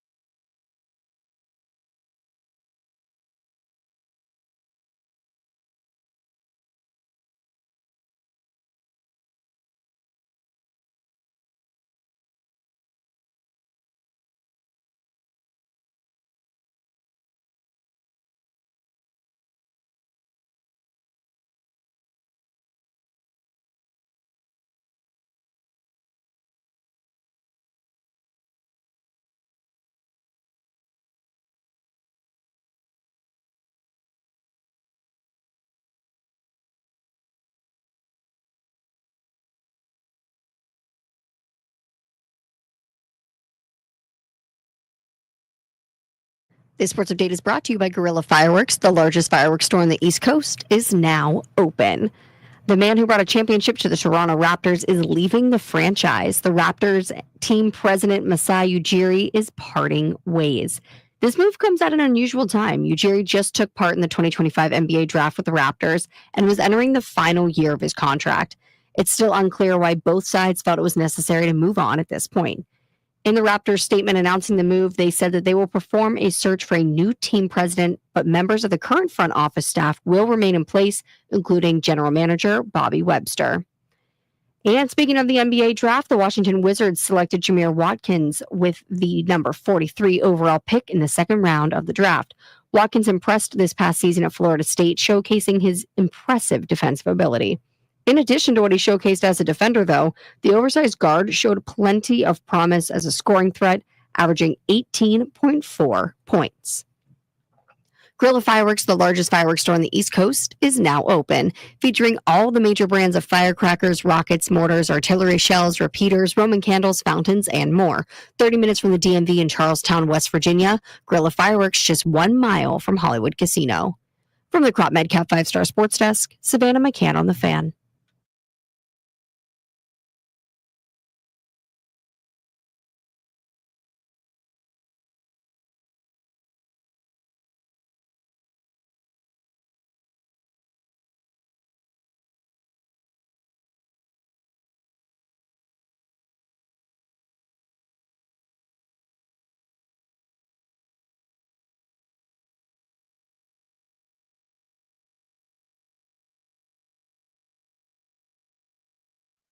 Strober out here dancing. High noon in the District of Columbia. You hear that song? Time to talk to our friend, Mr. Peter Rosenberg from New York City. Fresh off ESPN, I think this morning or yesterday. What's up, Peter? How are you? Yo, what's happening, guys? How we doing? We are good, man. I wanted to start, dude. I saw you were at Fanatics Fest, and before we even get to the Jaden stuff, Fanatics Fest to me feels like a series of like staged viral moments. What's it like being there?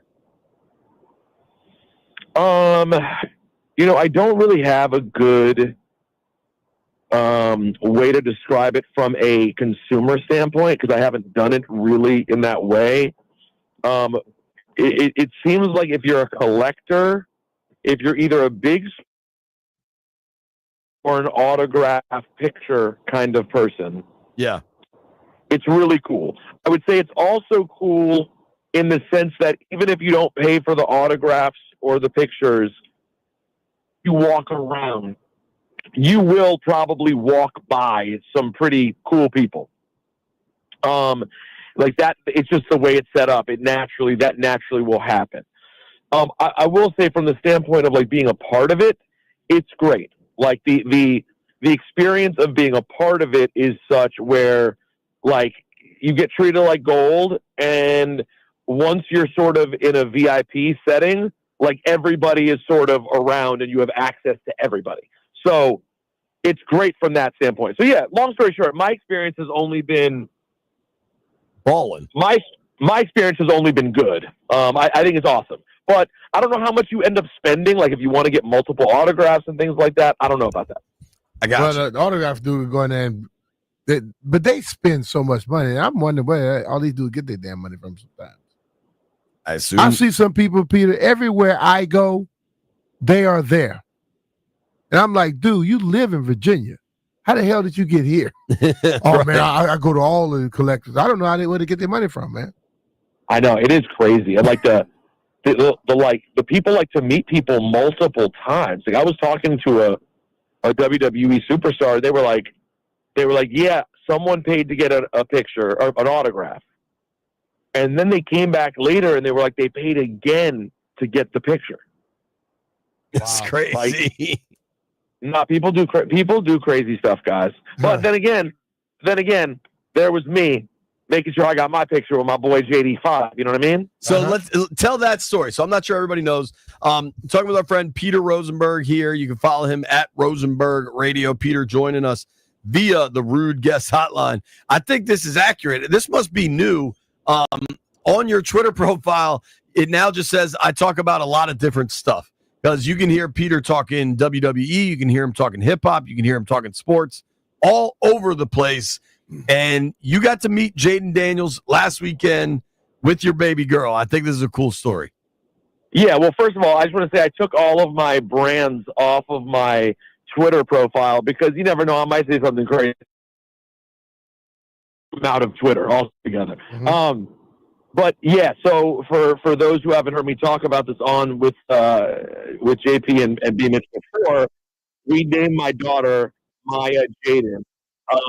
And you know, the name is because of the man, and we love the name, so it works great. So right when I found out Jaden was going to be at Fanatics Fest, I was like, well, this has to happen. So I really wanted to be a part of their conversation and try to mediate it. Unfortunately, that didn't work out. But Taylor Rooks did. And I ran into Taylor Rooks, and she met the baby, et cetera. And I'm like, we have her here because she needs to meet Jaden Daniels. And she was like, oh, that's my guy. I'll introduce you. And I said, awesome. So I was done with my duties for the day. So if you go on my Instagram, Rosenberg Radio, you will see me going up. I said hello to Josh Harris. Seemed like a lovely guy. A little bit bad. If anyone out there is listening, I apologize to Josh because we were kind of mid-conversation and he was being very friendly. And then Taylor did the Jaden introduction. So I did that terrible thing. And JP, I'm sure you've had this happen to you. Where like you're standing there and the person's excited to talk to you. And then they see like Daryl Green and forget that you exist. Yeah, definitely see that. So I did that to the owner of the Commanders. We were in mid-conversation, but then Jaden walked over, and I was sort of like, I'm sorry. Hi, Jaden. This is my baby. I mean, don't get me wrong. Owner's cool and all, but this is my quarterback. That's awesome. What was Harris's reaction? No, Harris was super friendly. I don't think he even noticed or cared, but he was being totally lovely when I did meet him. And then I told Jaden the situation and about the baby. He was sweet as could be, as I imagined he would be. We snapped a couple pictures, and that was it. So it was just a nice thing. You know, I always wanted to have that photo of when she was a little baby, you know, right in the time with her namesake. So really cool. He did not disappoint. He had the energy that I sort of assumed that he would. I have a cool video that I'll actually send you. I don't know if anyone else posted this actually. My manager was hanging out at some point near an area where Joe Burrow and Jaden were throwing together. Did anybody post that? Yeah, I've seen a video. Maybe you have a different one or something, but I have seen the Burrow Jaden just throwing the football together. Yes. So yeah, it's a video from my manager's camera, but my manager did say that Burrow did not seem very approachable, or like he seemed a little uncomfortable. And then of course we saw the Burrow baseball throw, which was rather unfortunate. I don't know. I was a little surprised. I'm like, he's supposed to be Joe Cool. I think he's aloof. I don't know, but that's what he said. He literally described him as just like aloof and not like people were talking to him and he didn't seem there. Yeah, little Macaulay Culkin. That's what he looked like to me. He does kind of look like him. How would you describe? So, like, kind of knowing Jaden a bit. You know, I have like my own vision of him, but like he met you as like you're not like the beat guy that's there every day. You know what I mean? Right. Right. How would you describe his energy when you met him? Friendly and connected. At first, he was a tiny bit distracted. There was a lot going on in that exact moment. And so at first, you know, when you're talking to someone, but there's a lot going on, I could see he was a little bit like, what's happening? And then as things settled, was very dialed into the conversation and you know, sweet. I commented that, excuse me, she was born right before the Detroit game, and he was like, "Oh, good luck charm." That's great. To which I wanted to grab him by both shoulders and say, "No, Jaden, you're our good luck charm." But I didn't. I resisted. He was great. He was cool. He was cool as can be. You know, I obviously meet a lot of athletes, and the young ones are interesting to judge because like they're still kind of forming who they are. And he he seems exactly as he comes off, like he's not. I'm not going to tell you I'm trying to think of who like the example would be of like, oh my God, the most affable, you can't even believe it kind of guy. I wouldn't go as far as saying he's that, but he's clearly friendly and down to earth. His mom was right there. She was inches away. So I had a nice little chat with mom as well, who's She's lovely. a nice lady. She's cool. Yeah, I'd met her once before at that game I went to when I was in the Fanatics thing. So no, but they were both super cool, man. Like, it's one of the things I'm most excited about with this team is just I think there's a lot of good people around, and I think that's really important. That makes a world of difference too. Talking with our friend Peter Rosenberg. You can follow him on Twitter or Instagram at Rosenberg Radio. Very cool. You got to meet him and all the experiences of the Fanatics Fest. Did you happen to see the Kevin Durant, Micah Parsons video? No, I did not. KD told Parsons he was going to end up in D.C. in 2 years, and all Parsons said is, Dan Quinn's my guy. We'll see. Oh, you know what? I read this headline. Hey, man. That's the most talented defensive player in the league, in my opinion. I don't think that's a crazy opinion. He's among them, yeah.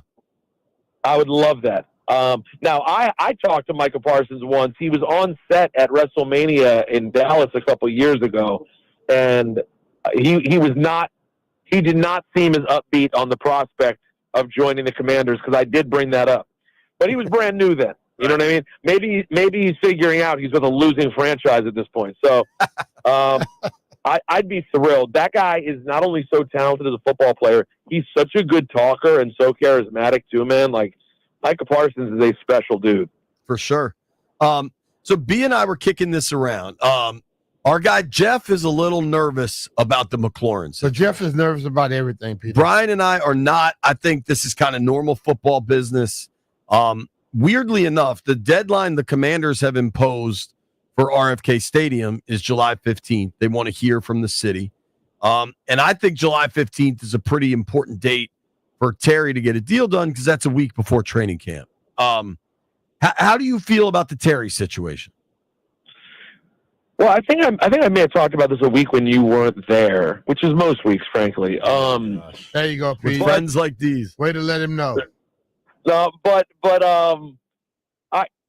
I don't think it's a big deal. I do think it's regular football. I do think it's a very unique situation. And by that I mean he is owed money and respect. Because he has been the most consistent part of this team for 7 years now? How many years into this are we? Like, pay that man his money, right? Pay that man his money. Exactly, rounders. But on top of that, though, as good as Terry is, I think he's more valuable in Washington than anywhere else. Yeah. Like, I don't think Terry on the free market, if the number for Terry McLaurin, I'm throwing out a random number. If the number for Terry McLaurin is $27 million in Washington, then it's like $24 million elsewhere. I really do think he's more valuable here because of what he's meant to the franchise and the amount of number 17 jerseys you see in the stands. Oh, yeah. And, I just think as great as he would be anywhere else, he's not quite in the highest tier of wide receiver. He's right below that. But for us, there's a little more to it because he's such a special piece. So I think both sides are in a unique spot. And that's why this is going to require sort of a really smart, poised, calm conversation. Mm-hmm. Well, what's interesting, too, is B and I were talking about this. Being at minicamp a couple of weeks back now, when Noah Brown's down, like Terry's not there, you notice, you get to week one and you've got Terry outside, Debo in the slot. You feel pretty good, even if there's a third wide receiver out there and it's Jalen Lane or Luke McCaffrey, whoever that is, right? But if Terry's not there and it's like maybe it's Noah Brown and Luke McCaffrey with Debo in the slot, like he's pretty damn important for everything he's done since he's been drafted. But from this team believes they're contenders, he's pretty damn important too. Dude, it's totally different. And it puts Debo in a totally different situation if they don't have to key on Terry. So it's vitally important. Yeah, everything I just said about what he means to the franchise is totally true. But from a pure football standpoint, if we're going for it this year, which I would have to imagine we are, like this is a go for it year. This is not we hope we turn out to be good. This is we were close last year. Let's get there. Oh, he's vitally important. Totally. And I think he's vitally important to that young man that you met over the weekend. I mean, at the fest, he's vitally important to him because when he got in trouble, who did he look for? 17. Yeah, and isn't it funny to think about the first couple of weeks when 5 just couldn't find 17, and then they found it? Right. It was the touchdown in the Bengals game. Remember afterwards, Terry went up and like slapped him on the shoulders, like, do that. Trust me. I'll make the play. I mean, what a moment, was it. huh? Iconic. That was it. How much, if at all, have you paid attention to the RFK stuff from New York? I just hear little pieces here and there, but is it actually looking tenuous, or is this not good? Well, it's politics. Though. Politicians are politicking, is what I would say. But are we actually worried it could not get done? I think it's getting done, Peter, but I just think that certain people are going to grandstand for a moment. No way, really? I wouldn't have guessed that. Based on the initial press conference, when the president was there, and I went asking around, does he have anything to do with this? And everybody said, absolutely not. I went, oh, so a lot of people are going to want to take credit, and naturally, the team is going to want to make politicians feel good, right? They don't want any problems with anyone. Mm-hmm. So, yeah, politician's going to politician. I really do hope they get it done. It felt like the final piece. And by the way, while I'm at it, let me give Josh Herrick credit for yet again putting the name thing to bed. And by the way, was that a real thing that I saw you post? Were the Junkies really talking about, are there people who would trade ownership? Like, they weren't talking about it, but they had people calling in saying it, is my understanding. There are bots on, I assume there are people that come at me on social all the time about that. It's stunning. If you would prefer the name Redskins so much that you would rather have Snyder own the team with that name, not only are you a non-functional moron, you also are not really a fan of the team. I'm with you 100% on that. To care about the name more than the culture change that has happened, like, I won't even get into the argument that I think the name is outdated and shouldn't be the name. Put that aside. All things equal, it makes no sense. The most important thing that has happened to this franchise by a country mile, and that includes more important than the drafting of Jade Daniels, is Dan Snyder being gone. It is everything. Dude, I totally agree. I mean, in 24 it just shows you the ignorance that lives around you, brother. That's all it is. In 24 years as an NFL owner, the Washington organization was 60 games below 500. And that technically gives him credit for 99 when B was on the team and Dan wasn't actually in charge. Nothing to do with that. If you take that off, it's way worse, including a 1-5 playoff record. And then in year one, not only does everything start to get better, but now we went to a championship game, guys. A champion. Like, I sat there marveling.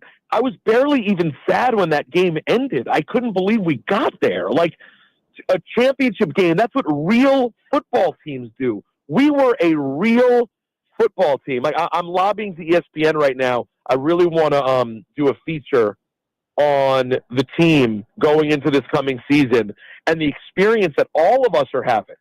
Whether you're a fan, whether you're a former player who talks about the team, whether you're a beat reporter who's there every day, or whether you're part of the organization, the adjustment that all of us are making to not be a loser. Totally, man. Totally. Like, we're not losers anymore. Like, it literally affects everybody. I mean, even the people whose job is to cover the team, everything is different now. And I just think it's such an intriguing story, and the surface hasn't even been scratched with it yet. Totally. You taking any time off? It is summertime. You got a little baby. Actually, I'm glad you guys brought that up. I'm gonna catch y'all in August, my guys. Attaboy. Enjoy. I'm on paternity starting tomorrow. Are you going to be home at all? We can set up some golf. So maybe at the end of July, we're home. We're in New York for the next week. Then we're going to France for a couple of weeks, and then maybe I'll make a trip. Do you guys have any off time, or you're working through July? We'll be around. I'm taking the week after the 4th off, but then we got camp opens the 22nd. And they got those new baby seat golf carts at Congressional. You come home, we'll make it happen. All right, I would love that. All right. Thank you, Peter. Enjoy some time off, man. Cool, brother. Later, guys. Talk soon. All right, man. That's our guy, Peter Rosenberg, does everything. WWE, ESPN, everywhere you look, Rosenberg is there. When we come back, we're talking artificial intelligence in the NFL. Oh, Lord. Hey, it's Brian Mitchell here. FanDuel, because nothing says summer fun like adding excitement to the game while your friends are getting sunburned at the beach. Summer sports are calling your name. Baseball under the stadium lights, golf on pristine green fairways, or in the rough like Jeff, soccer matches with world-class goals, and all the action-packed moments in between. You were going to spend all day following your favorite sports on your phone anyway, so you might as well make it more thrilling with FanDuel. Open the app today and see the daily promotion. New to FanDuel, new customers can bet $5 and get $150 in bonus bets if your first bet wins. Open the FanDuel app today or visit FanDuel.com/Brian, BRIAN, to get started. FanDuel Sportsbook is the official partner of 106.7 The Fan. You have to be 21 years old and present in Virginia. First online real money wage only.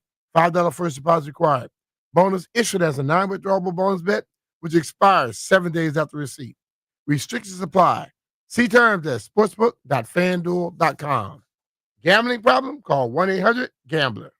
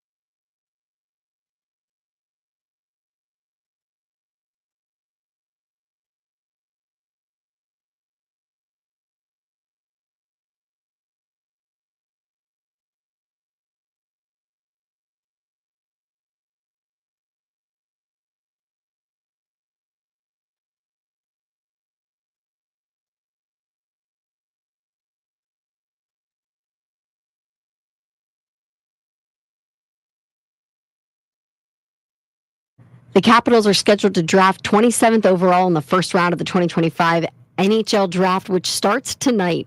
The Capitals' first-round pick is their first of 5 selections in the first 5 rounds this year. Caps general manager Chris Patrick did not rule out trading the 27th pick, though, in the right deal, but the Capitals have made a first-round selection in 6 of the last 7 drafts. The Capitals have picked 27th in the first round 3 other times in their history, the latest being 2008 when they selected John Carlson. The draft starts at 7 p.m., broadcasting just the first round tonight, rounds 2 through 7 tomorrow afternoon. The New York Islanders won the draft lottery, so they get that first overall pick, most likely selecting Matthew Schaefer. He is projected to go 1. From the Crop MedCap 5-Star Sports Desk, Savannah McCann on the Fan.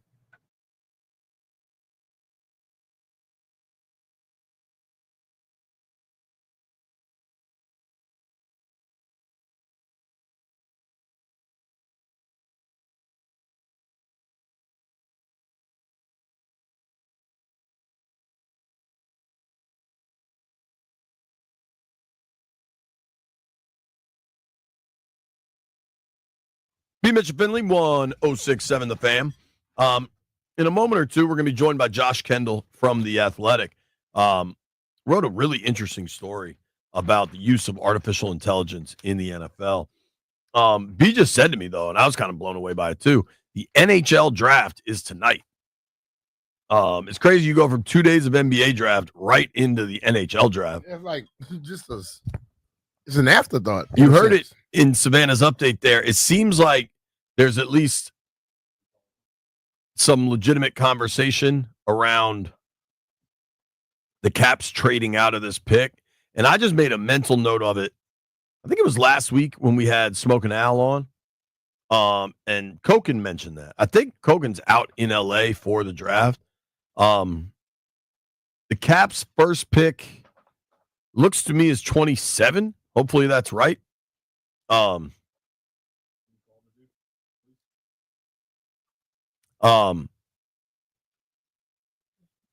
According to The Athletic, the Caps are going to take a dude named by the name of Blake Fiddler.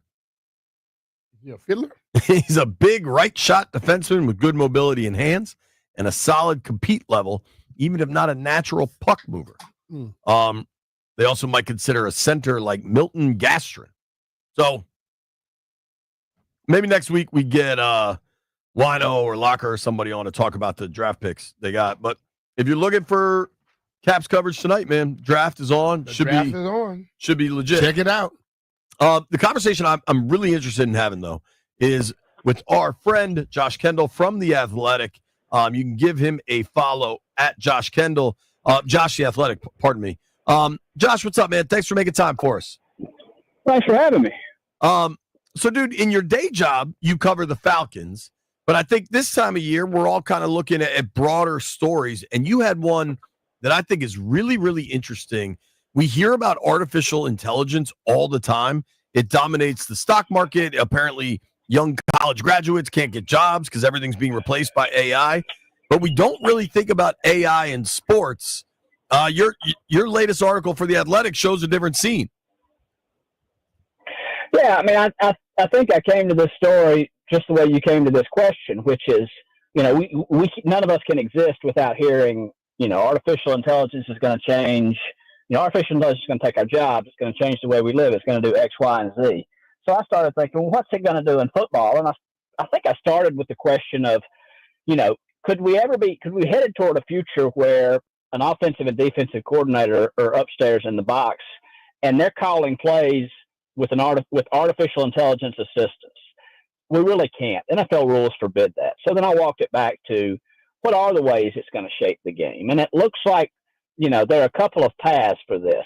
The one that I took is sort of these coaching aids that all these people are working on and the breakthroughs that are right around the corner, and how will they be received among NFL staffs and NFL coaches, and how will they affect the game?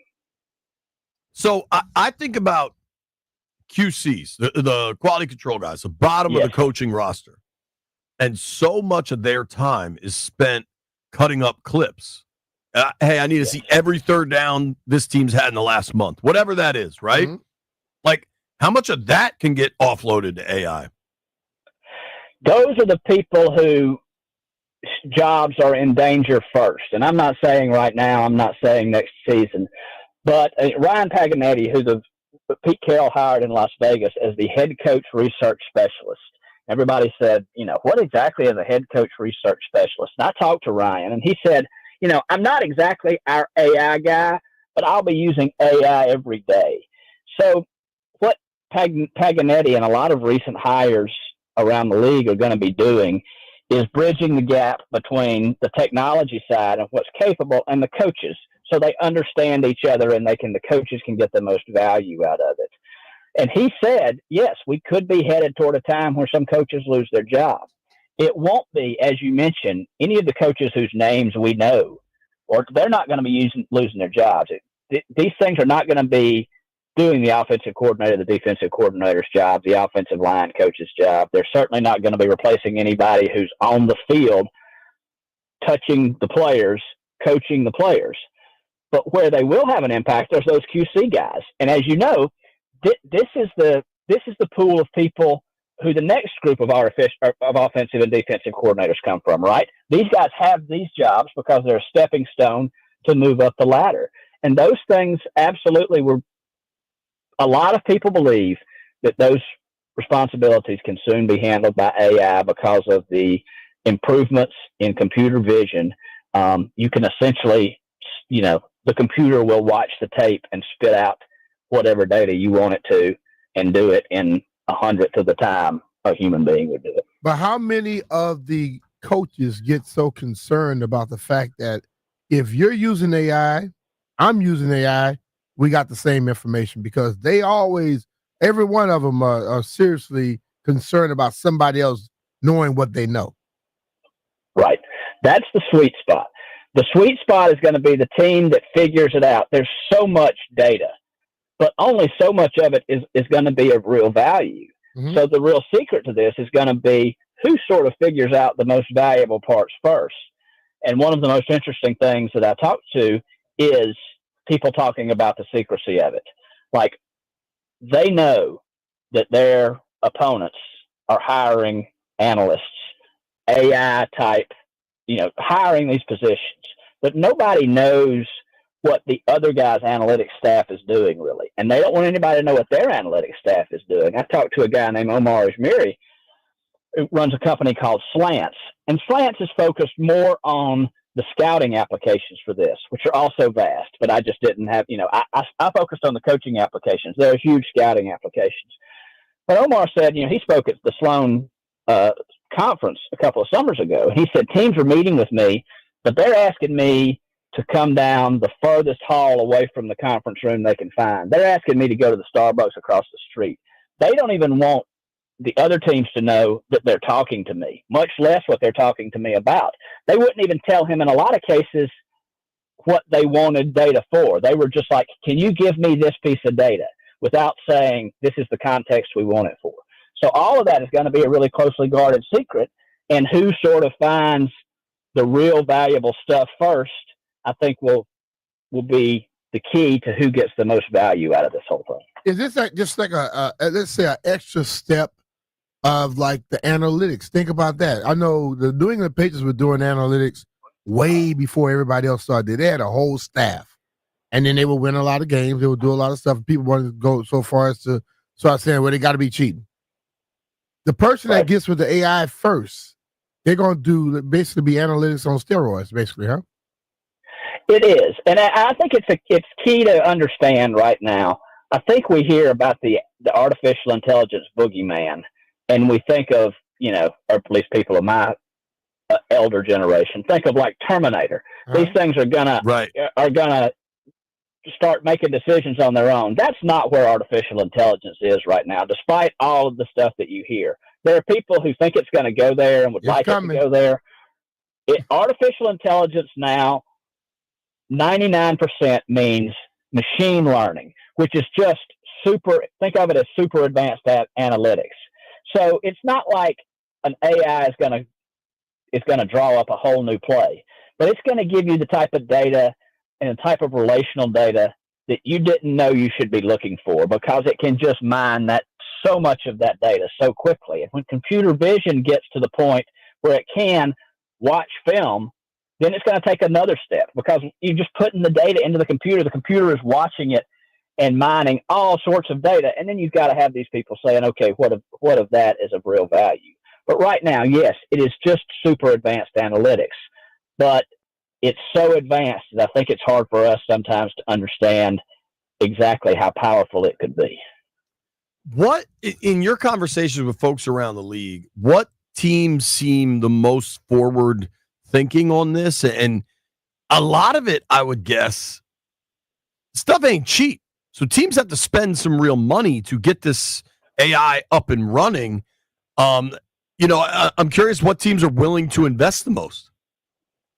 That'll be key. I mean, I think Pete Carroll, I talked to Pete Carroll and his eyes lit up at the mention of it. He wants the Raiders to be on the forefront of it. He is very excited about its application and what it can do. It's one of the reasons he hired Paganetti.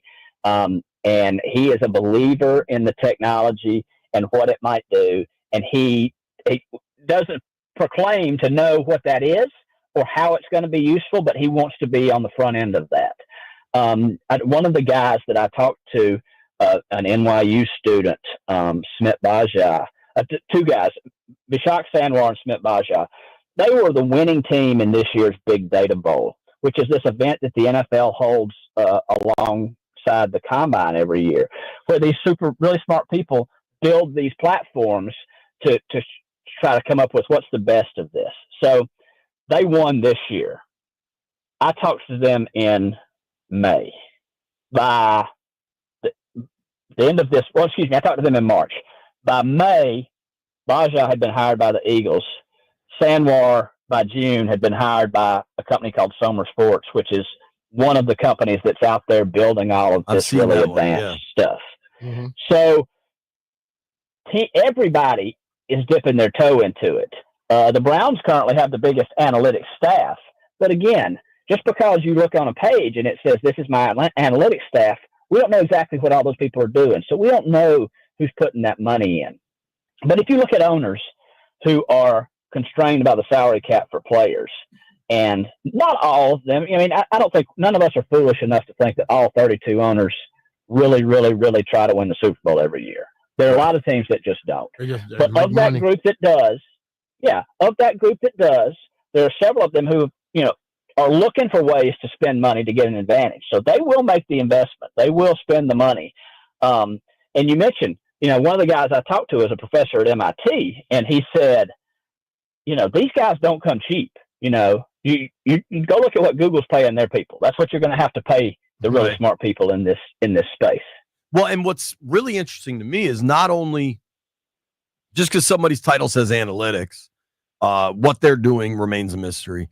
And when it gets to the highest level, when it gets to the head coach, the general manager, the OC, the DC, are they going to take that data and really look at it? Are they going to be like, yo, thanks, kid, and just throw it on their desk and never pay attention to it? Yeah. So exactly. A lot of levels to it, I think. Right. So you've got to have buy-in from the top to say, we're going to do this, we're going to believe in this. And you have to have the people in the middle who can translate it. Thomas Dimitroff, former Patriots exec and Falcons GM, until very recently worked for Somer. And his job was sort of NFL liaison. And he would go have these talks with these staffs. And he said, they're on the edge of their seat. They are receptive to this information. They want to figure out a way to do things better and to gain these advantages. But you can get to a point where they no longer understand it. And once you get to that point, they click out. And they're like, okay, nope. Come back to me next year when it's simpler, when it's better, when it's more refined, when there are no bugs. So you've got to have people who can get the technology into a presentable and understandable form and be able to explain to coaches why it's valuable. Hey, Josh, really appreciate your time, man. Josh. Thank you, dude. Interesting stuff. Thanks for having me. I love the concept of you tracking that article down, man. Well done. Thank y'all very much. Josh Kendall from The Athletic. You can give him a follow at Josh The Athletic. Covers the Falcons as a beat reporter, but some big picture stuff there, man. AI's coming for us all. You know what else is coming? Ask B Mitch anything. At 1 o'clock, phone lines will be open. Nobody go anywhere.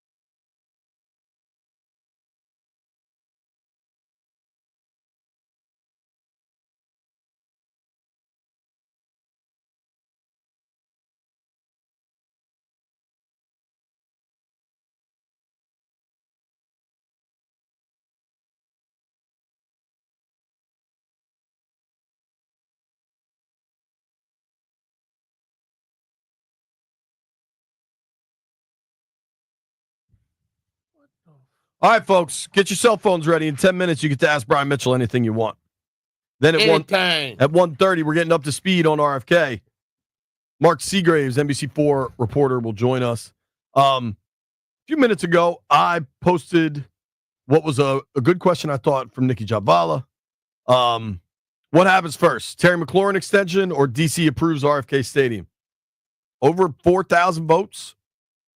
What did they say? Overwhelmingly, Terry. Oh, yeah. 88% Terry, 12%. People don't believe in RFK. politics. That's all it is. You know what? Whether it's local all the way up to international, pretty hard to believe much that politicians Politics say. sucks. I want to lean on, who's the youngest? Wes, you the youngest one here? Okay. Savannah Bananas are in town, B.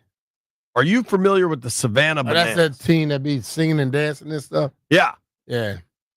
When I go to watch sports, I want sports. I don't need all that extra stuff. Okay. Savannah Bananas are here. They're playing, I don't know if playing is the right term, but they are performing. Yeah, they're at Nats Park this weekend, is my understanding. They're performing at Nats Park. They have Nats Park sold out. Yeah. People like, I don't believe the Washington Nationals have Nats Park sold out all year. Maybe opening day. Yeah, but see, this is something different. This is like an entertainment thing. This is not necessarily a game. So they have more to pull them in. The Nats right now, you expect them to win, and they're not doing very well. So. GP about to come on. Okay. Talk Savannah Bananas. Are you excited about the Bananas, Jeff? I ain't gonna lie. I think it's a cool concept. I told you. It's a cool concept. Gangster. Look, the sensitive gangster. He tried to be hard as hell. He's soft as cotton. It's just cool. Let's ask you the like two. cement. Hold on. Let's ask the two youngest guys. Because you guys are both 21, 22, right? Yeah. Summer 21. schedule here. Are you into the Savannah Bananas, Strober? Like, I won't go. I'm not going to watch it personally. I understand the concept. I see the TikToks. I think it's good because it promotes baseball to people maybe in a way they didn't. Give Strober a minute, man. He's talking. All right, Wes, what about you? Yeah, like when it's on my Instagram Reels, like I'll watch it, but I'm not going to go to it. Like I know they're selling. It's not cool enough for you. All right, again? It's not cool enough. Grant Paulson. Okay, I'll say this: it's a cool concept, but if every single day, no chance. I'll see it one time. You know Jeff will go. I'll He's take the dancing in the grandkids street. one time and I'll never go back. All right. Grant Paulson walked in because I'm guessing you have the same questions I do. I have 1 million questions. Here's my annoyance, by the way. With this. Yeah. Grant, how long you been working in That's not a. You think when Jeff tells him to walk in studio, he would turn the mic on? Well, we don't. I would think he would turn the mic on. That's normally how a This is board the op prison would do cell, it. dog. It's a whole different operation over here. They call him an operator of the board, but that's fine. I could hit my own mic. Hey, so I'm walking my lap, right? I do this Navy Yard lap every day. Okay. It's a madhouse of families in bananas gear. I don't understand. This one dude is walking into what's the bar over there? He was walking into Tom's Watch Bar. He's in the rival team's gear. So it's called like the firefighters. He has a fire helmet and a fire jacket and a jersey. Does he not know it's hot outside? Bro, his wife's... That guy's a loser. But, Let's be clear about that. But hold on. His wife's jersey, Firefighters, is signed by like 23 players. I literally went up to him. I'm like, that's the team that plays the Bananas, right? Yeah. I said, so you guys travel around? Or are you from here? He's like, from here. He looked at me like I was the crazy one. But you're right. I have 1,000 questions. No one can answer them. I just want to know how it got so big so fast. Hey, I have a question. Because people like crazy stuff. That's it. Have the Nats sold out a game this year? I believe they announced a sellout on opening day. I see 41,000 for opening day. Yes, I believe they announced that as a sellout. Now, you can cram more people into that ballpark. The announced attendance for the NLCS game against the Cardinals, I think game 1. 47. I was thinking it was like 43 and change. Okay. But when you're over 40,000, that place is pretty jammed. If you want a pair of tickets to the Bananas for tonight, how much is it going to cost you? Nosebleeds, $65 a pop. You want to sit down low, it's $100 easy. It looks like you could get out in the corner of the outfield for $94 a pop. So they're making money in this area because they had some. They're making money. They had some soccer game yesterday. B Mitch. Well, no doubt. This area, all the restaurants, the bar owners, that when we talk about stadiums and what good they can do, what people are giddy about today. because there's 40,000 people going to be coming down here over the next couple of nights, Mhm. probably actually closer to 75,000. What was the soccer game at Audi Field yesterday? The club joint. Yeah, because I saw all these I people. think it's the. It was a ton of people yesterday. I when think was it's the leaving here. FIFA World Cup club thing. It is. Yeah. I think yesterday was like the second game of 3 that they're going to have at Okay. Audi. But my whole thing, JP, is like nobody seems to care about this. I just want to know how it got so big with young people so fast. It has to be social media. Go ahead, Strober. How? I don't even necessarily have the answer to that, but you bring up a great point with that because yesterday I was at a comedy show and the opening shtick from this guy, Jake Shane. First of all, I'm like one of only like 10 dudes at the entire show, probably with my girlfriend.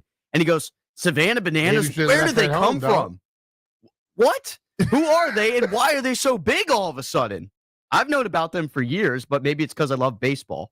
I mean, they have 3.5 million Instagram followers. They're the Harlem Globetrotters of baseball. I'm not going to go. They have my full support. Have a blast. We got a break. I hope everybody enjoys it. I hope the Savannah Banana Mayhem doesn't impact my ride out of here. That's like of all the things I care about is I don't want banana traffic. I think you'll be Get the fine banana there. hell out my way. Here's my closing comment to Jeff. Everyone just says, "Oh, it's the Globetrotters." I've never seen grown-ass men in Globetrotters gear head to toe. I've never seen it. This is not Globetrotters. You do have a point there. The Globetrotters were actually very good. They're good at These dudes are good. They're good at baseball. They're good at entertainment. They do some cool baseball B stuff. hating. B is definitely hating. No, I'm not hating. I think the baseball I supposedly I don't go to silly stuff. I let my kids go. So you wouldn't go see the Harlem Globetrotters? I saw the Harlem Globetrotters when I was much younger, and because I knew You I saw was, Curly I Neal was with hair. dating the dude's daughter. Of course you would. Good to be B Mitch. Hey, I want everybody to load up the phone lines, and it's time for Ask B Mitch Anything. See if B Mitch will go with you to Do the not Savannah ask me Bananas anything game. about the Savannah Bananas. All, I will hang nonstop up on banana you. questions next. 800-636-1067.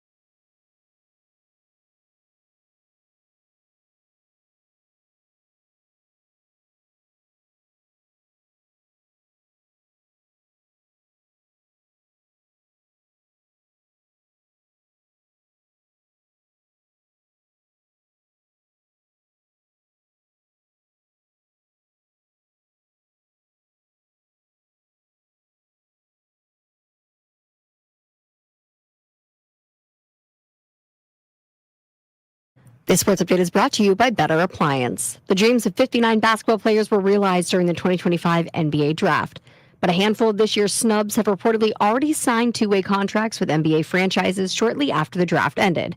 One of the most notable names not selected was Alabama All-American guard Mark Sears, who emerged as one of the best players in the country after transferring from Ohio in 2022. He has reportedly signed a two-way contract with the Bucks. Another big name not picked, that's St. John's star wing R.J. Lewis Jr.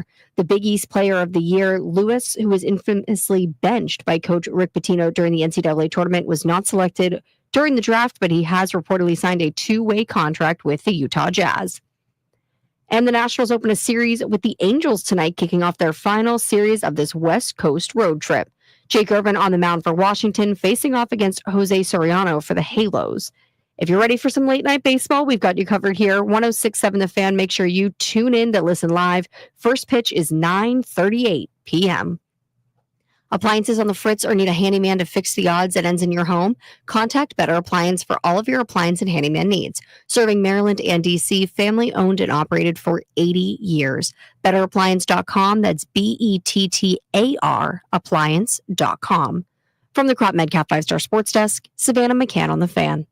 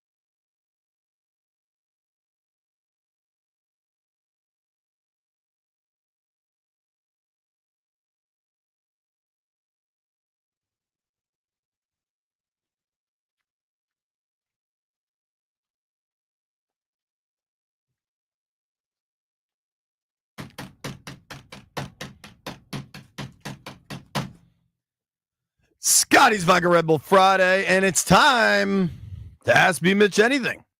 Phone lines are open, 800-636-1067. Everybody that asks B if he wants to go to the Bananas game gets a virtual hug from me. Let's start with Vinny in Seat Pleasant. What up, Vinny? What's going on, JP, B Mitch, Reptar? What up, brother? What's going on with y'all? We good, man. Hey, my man, JP, I'm going to go ahead and ask B Mitch Savannah's Bananas question. Say, no, not. Hey, B Mitch, we got 4 for 3, all right? You in the spread, right? You got trying to throw a rub out, but it's not there. You got Edelman in the slot, you got Wes Welker in the other slot, but you got Steve Largent and Chris Carter on the outside. Now, the rub ain't there, but they wide open. Who you throwing the ball to? Largent. Steve Largent, he never misses. Do that hands, man. He can catch. There you go. There you go, Vinny. Appreciate you. Appreciate All it, man. brother. People sleep on Steve Largent. I guarantee Jeff sleeps on Steve Largent. Jeff, what's your Steve Largent file? Who is Steve Largent? Exactly. Who is that? What if I told you he was a 5'11", 185-pounder white dude? What did he play? Wide receiver. Bad man, though. Well, Put his stats up. I got him right here. Steve Largent in 14 years had 13,089 yards and 100 touchdowns. 7-time Pro Bowler. He's in the Hall of Fame. Won a Walter Payton Man of the Year. And he was a senator or something like that. Largent, I think he was a congressman, maybe. Yeah, congressman, whatever. Because Steve and I played we used to play in when I go to Gallo, he was in that tournament with me. Oh, okay. I bet he's a good ass golfer too. It's only one way I'm lining up against that man in his prime, and that's on Madden. Other than that, you don't want to get torched by a 5'11" white dude? Nope. I'm not getting torched by nobody. Like even B Mitch. Because you just won't line up on him? Exactly. There you gotta stay ahead of the game. My man. Big Tony's on the line. Big Tony, keep it clean. Lord. Ask B Mitch anything. Yeah, remind him. What's going on, fellas? Hey, look at hey, B Mitch, I ain't gonna lie to you. Back in the day, it was Zorn to Largent when we was out in the playground. It was Zorn to Largent. If y'all folks don't know how bad Zorn was, and how bad Largent was. See, most folks think Zorn of the Redskins coach. No, Zorn was a bad man. But anyway, hey, look here. Here's my joint right here. B Mitch, I'm asking you a question. Why when I called Jeff yesterday and talked to him for like a half an hour, the whole time the smoke detector's going off and stereotyping black people? It's beep, He's at his house? beep. Yeah, he was at his house. I already told him to fix that damn smoke detector. I told him that last Take week. it easy, man. Yeah.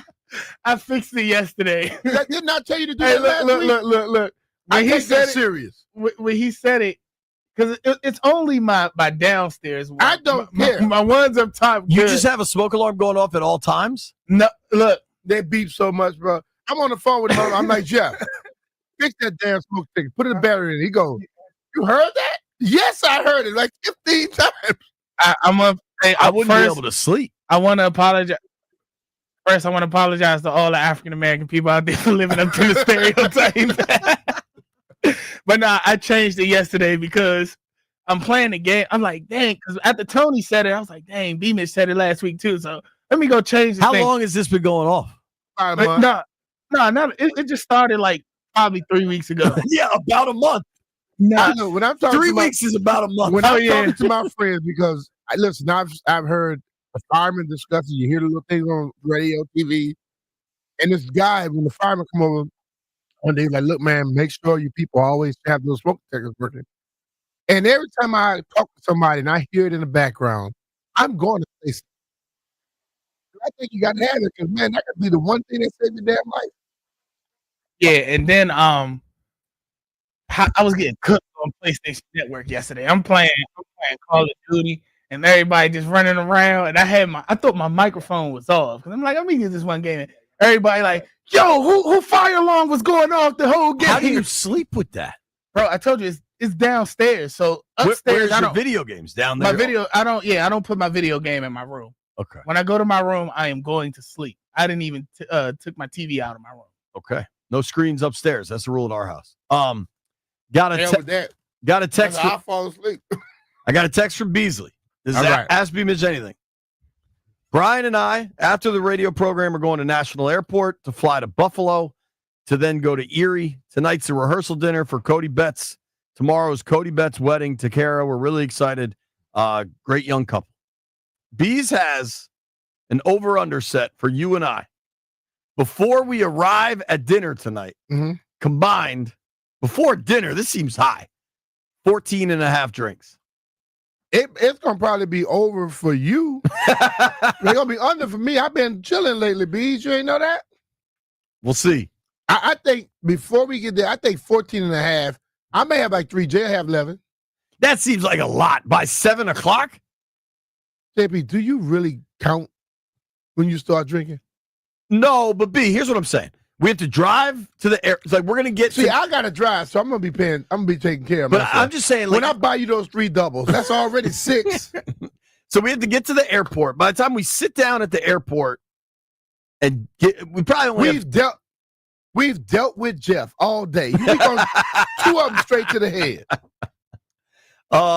Let's go to Murray is in California. Murray, what's up, man? Ask me anything. What's up, Murray? Murray, you there? All right, I'll put him back on hold. Let's try. Rick is on the route. What up, Ricky? JP, B Mitch, what it do, guys? Long time. How y'all been? We good, Rick. What's happening, man?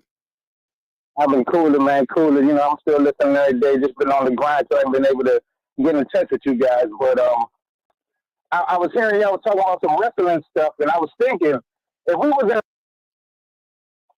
and B Mitch, instead of you being a football player, you was a wrestler, what would your wrestling name be? Would you wear tights? The flying headbutt.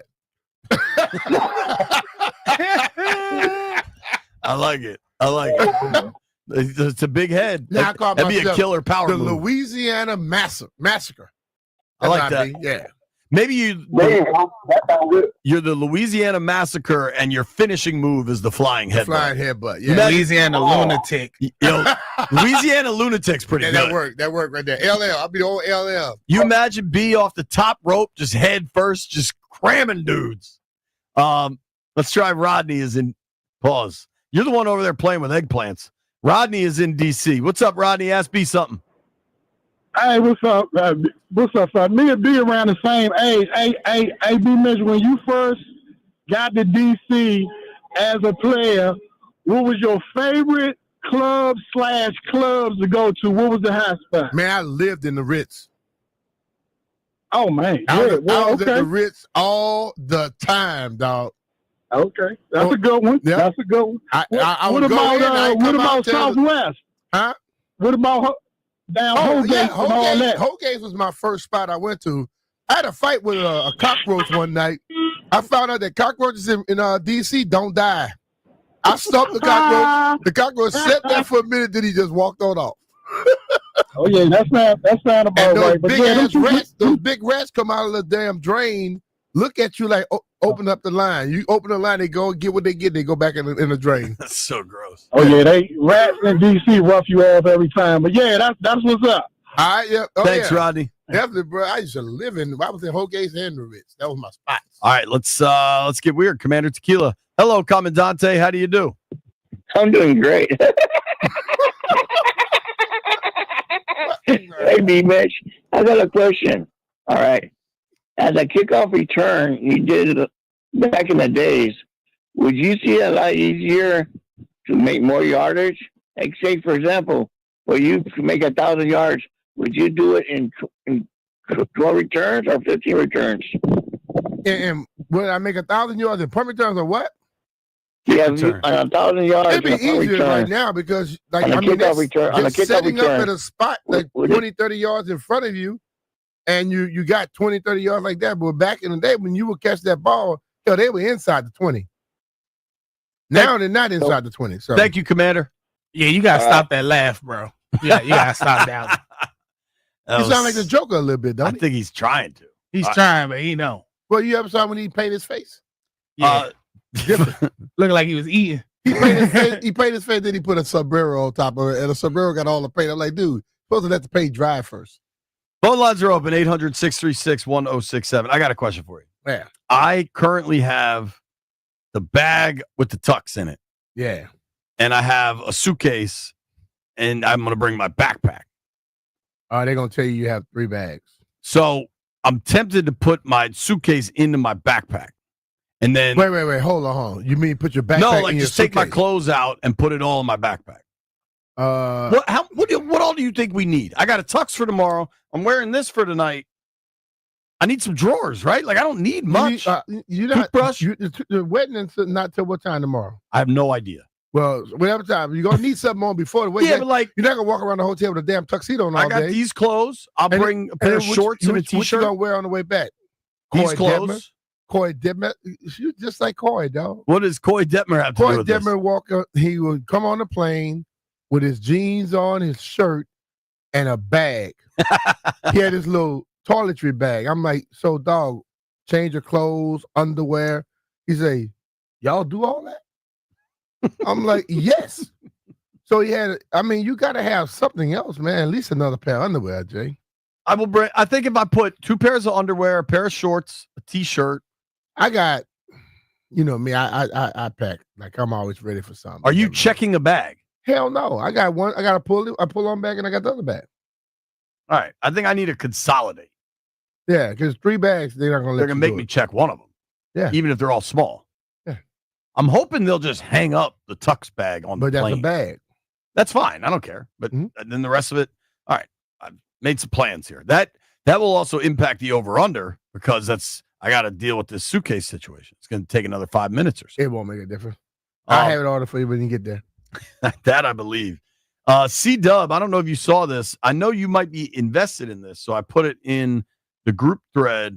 C-Dub 1906 sent some pictures of food. Now, you're going to be spending time in Raleigh. He didn't say the name of the restaurant, though. Well, I'm sure he'll tell us. What do you think of the food? I like the food. I've been looking at it. I was reading. I'm trying to find a name. I'm like, okay, what's the name? C-Dub, send us the name. So B has a new. There's another spot right there by Breedham House, and that's a part of Raleigh. They in Cary? No, they're in Nightdale. Nightdale. But it's a little part that you get closer to Raleigh where they have another little spot. I forgot the woman's name, but it's a Louisiana seafood spot there too. But I can see myself going in here and trying a lot of different things. I can see you finding it quick. He hooked me up here. I'm gonna have to see that we need the name, dog. B Mitch finds Crawfish, good egg food. rolls, jambalaya, chicken and sausage gumbo, red beans and rice, fried gator bites. Oh yes, indeed, I would try that. Habanero shrimp. Yes, indeed. So my wife asked me this, and I didn't have an answer. So maybe you will. What's that? Now, neither of us know what time the wedding is tomorrow. I think it's gonna be about 3 or 4 or 5. What are you and I gonna do all day until the wedding? Wait. She asked. She's like, "Do you guys have golf set up?" And I was like, "Drink." I was like, "No, I don't think we do." No, we don't have no golf set up. What was that noise? I was letting you know. Okay. Yeah. Should we get some golf set up? Does anybody have a golf hookup in Erie? Golf clubs. Yeah, they got them. They got rental golf clubs. Oh man, I have these big old hands. I feel uncomfortable with little grips. All right, I got some ideas. Now, you weren't on the other day. We had Amelia Draper on to talk about how hot it is, and she suggested we go to this state park to watch the sunset. You want to go watch sunset together? Amelia, that's not happening. That's like somebody, like one of them calling me at 10 o'clock at night and telling me they called me to say good night. That's not going to happen. All right, I'm looking at, I Googled things to do in Erie, Pennsylvania. There's a zoo. Looks like it has a train. Not going there. The Erie Art Museum. That's a no. Erie Maritime Museum. That's a no. The State Park for Sunset. No. The Bicentennial Tower. How about the Barcentennial in the lobby? Erie County Historical Society. We're not doing nothing of that. Erie Land Lighthouse. No.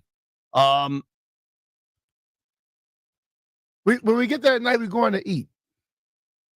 Tonight, yes. And then tomorrow we'll find something else to eat. It's that simple. There you go. They got a minor league baseball team or anything? Nope.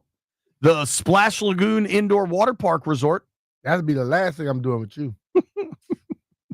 Asbury Woods. Warner Theater. We could go to the mall. That's cool. All right. We're going to the mall. Lauren, JB gonna bring you a gift. If you're looking for us, we'll be at the mall. Our friend Mark Seagraves joins the program next. All the latest information on the RFK Stadium situation. Hey, it's Brian and JP here. If you want comfort and convenience wherever life takes you, then you need to turn to Rude. With Wi-Fi compatibility, you have full control of your heating and cooling system right from your phone. Forgot to turn down the heat before vacation? Adjust it in mere seconds. Plus, you'll get alerts if something's not right. These guys are the best. They've installed new systems in my house, and I've felt the difference instantly. And the best part with these Rude systems, they are so quiet. You don't ever know when they're cutting on, cutting off. There's no banging in the ducts when you're trying to sleep. They are whisper quiet. They do it all through humidity control. That's right. You know how hot and humid it gets in DC in the summer? They control the humidity in your house, keeping it nice and cool. It's comfort and performance perfectly balanced. And B, you got to tell them about the savings. You can get federal tax credits, serious tax credits. I know B's taking advantage. I'm going to take advantage because I got my Rude system. These dudes know what they're doing. And you know what? My buddy Carrington going to be able to do it too. He reached out to me yesterday, says HVAC system was messing up. I reached out to Jimbo and Jim. Both of them hit me back.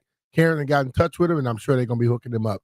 Rude, the most reliable heating and air conditioning products in the DMV. And remember, if it ain't Rude, it ain't right.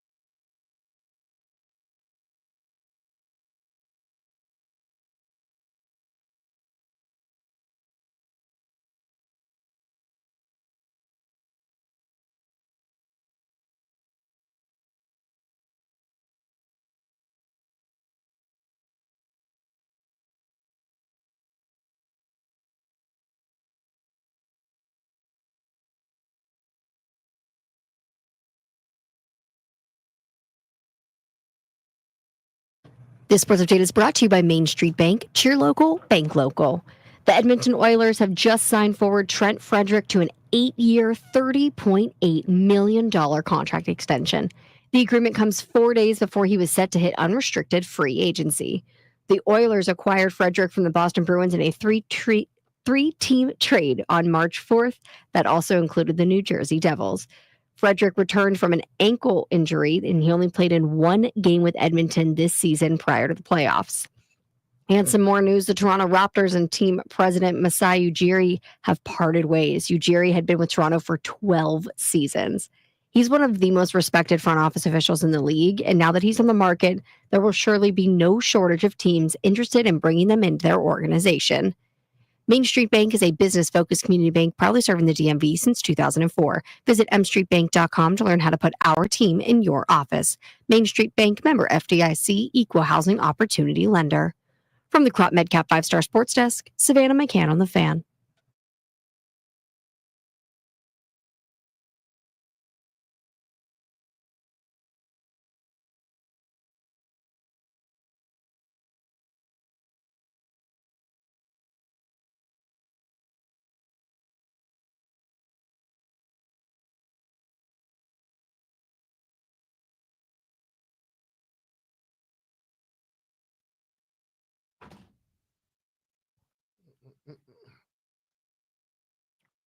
All right, crew. All drinks are free. Be like Ciroc. Be like Patron. Shots. I do want the world to know that Brian Mitchell was just watching Savannah Banana videos on his That phone. was Travis Hunter. Somebody sent that to me. I'm just saying, you kind of liked it. You were smiling. No, somebody sent me Travis Hunter dancing with them. I'll check out Travis. So we just gonna put the Savannah Bananas in the same category as Josh Allen for B Mitch. All right, cool. Yeah, there you go. Josh Allen, Bananas, and Jeff. I love being a villain. You know, villain, man. You get beat every time you put a damn golf club in your hand. I forgot about the Josh Allen stuff. We hadn't heard his name in a while. We won't. Well, he's banned. Who do you think wins a Super Bowl first, the Bills or the Ravens? The Ravens. Do you? Yeah. The Bills, it's been limited. I like Harbaugh more than I like Sean. Hell, you played with, you were on teams with both of them. Sean was there when I was there with Harbaugh. I like John better. Trying to reach our friend Mark Seagraves. I just texted him, Jeff. I'll let you know if he replies. Seagraves has the latest on this RFK situation. Honestly, when Mark doesn't reply, I feel like he's like getting news. That's kind of how that dude operates. Yeah, he's good. We'll see if he's able to call back. The RFK situation is interesting because it seems like it's just political nonsense. Doesn't seem like it is. That's a fair point. Let's be real. That's a very fair point. I saw this yesterday and I thought it was pretty interesting. Vegas has got everything. So the rookie of the year odds for the NBA draft are overwhelmingly Cooper Flagg. He's minus 300 to win rookie of the year. Uh-huh. Do you know who has the second best odds? I'll go with Trey. It is Trey. Mm-hmm.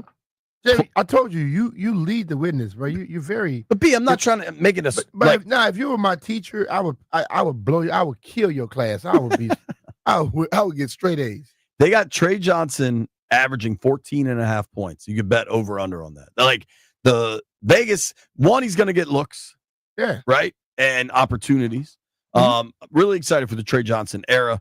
But joining us right now is our friend Mark Seagraves from NBC4. Mark, what's up, dude? How are you? Hey, how are you guys? Good to be on again. Thanks for having me. Absolutely, man.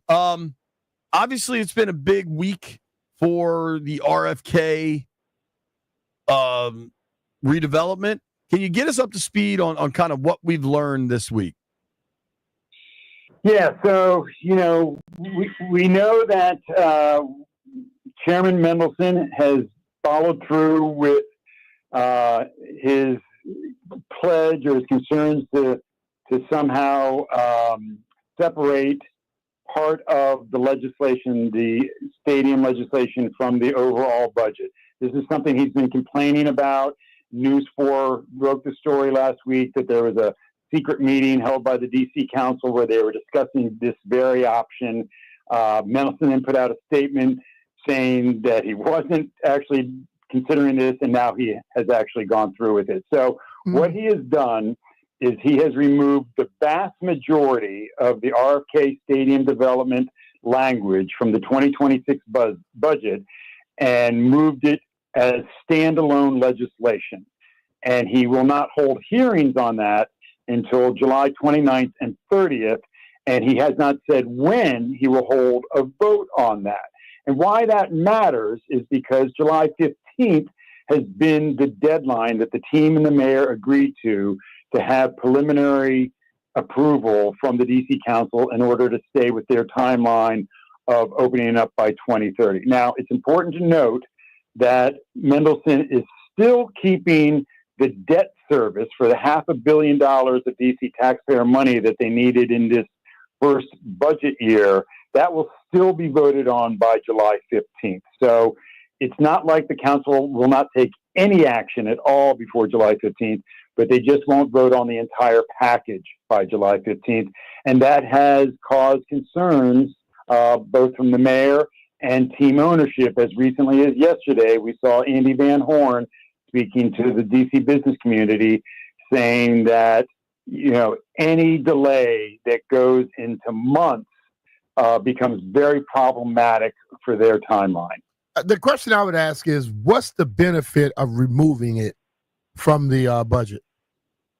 So this allows the council, one, more time to review, right? So that's something that they've been asking for.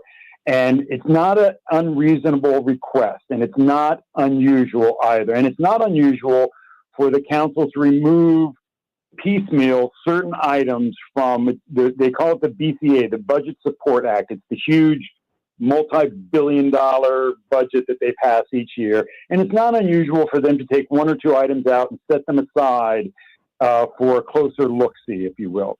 And when you're talking about spending $1 billion of DC taxpayer money on what they call the biggest public-private partnership in the history of the city, it does deserve to have its own standalone hearings. And so that's one thing that they'll get. They'll get more time to review it, and they will be able to hold public hearings specific to just the stadium, 2 days of public hearings, which I anticipate you will see hundreds of people signing up to testify. So that's the benefit. That's why they're doing it. The big question is, when will Mendelson call for that final vote or the first vote on the overall legislation? Because after that July 30th hearing, the council goes on vacation until September. Oh, wow. And the team has said, look, days, weeks of delay, these are things we anticipate and we can work around and still keep the ball moving forward.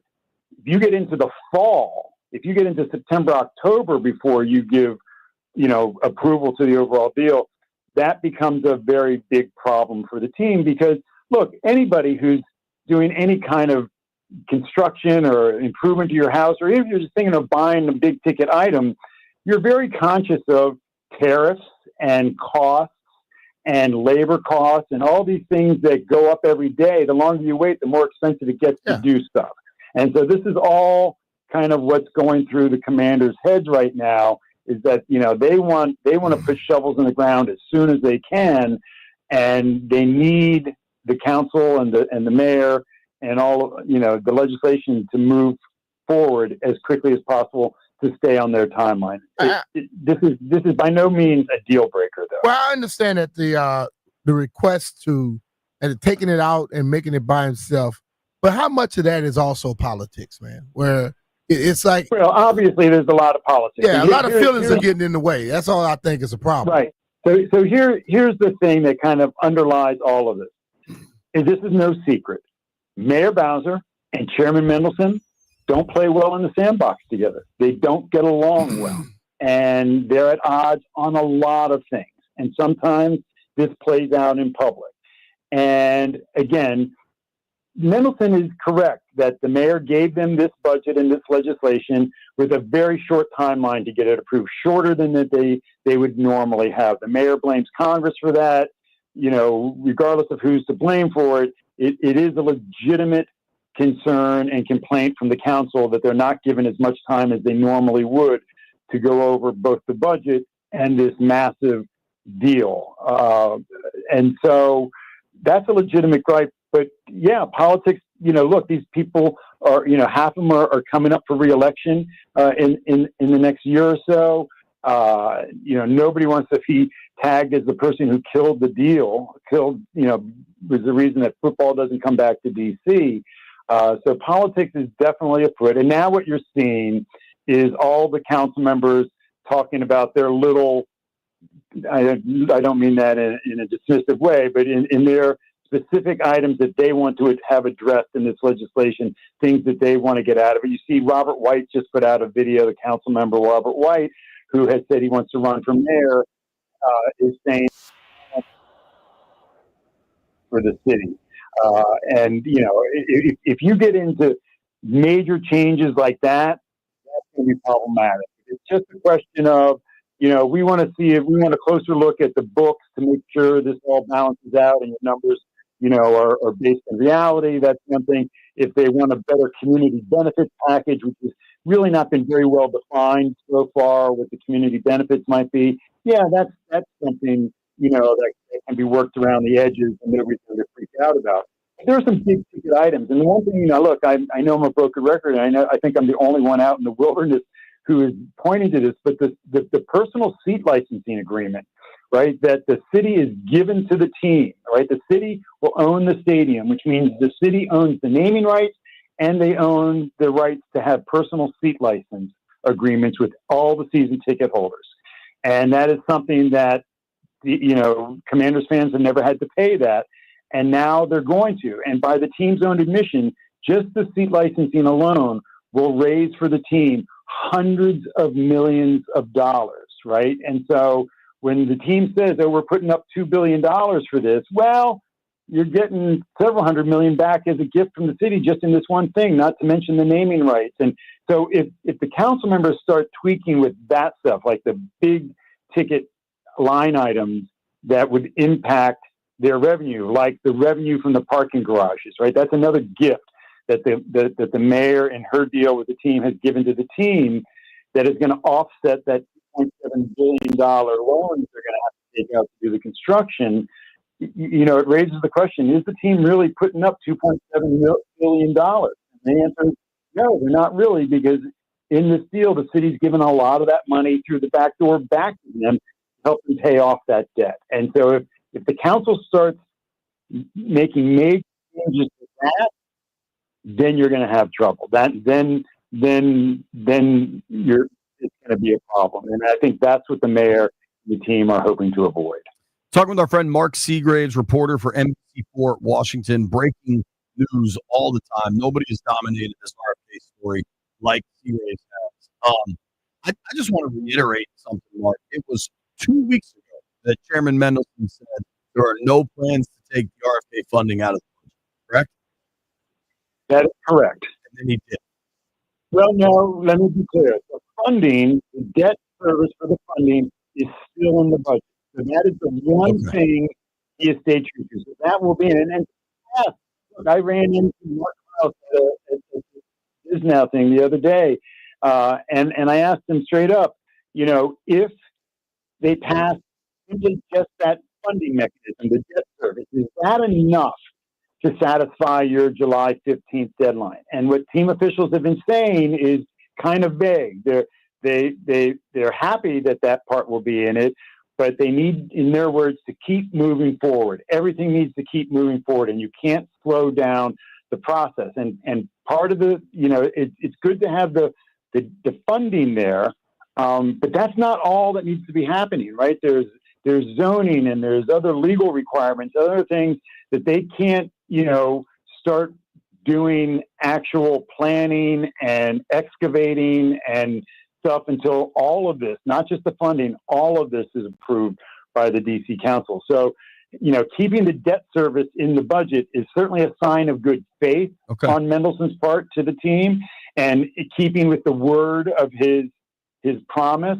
But taking everything else out kind of undermines that because they can't do one without the other. Sure. So, Mark, Mayor Bowser yesterday tweeted out, DC is on the verge of the single largest private investment in our city's history. She ended her tweet with, "We can't let this window of opportunity close." How open or closed is the window? And does it feel like is it just staying open or is it closing slowly?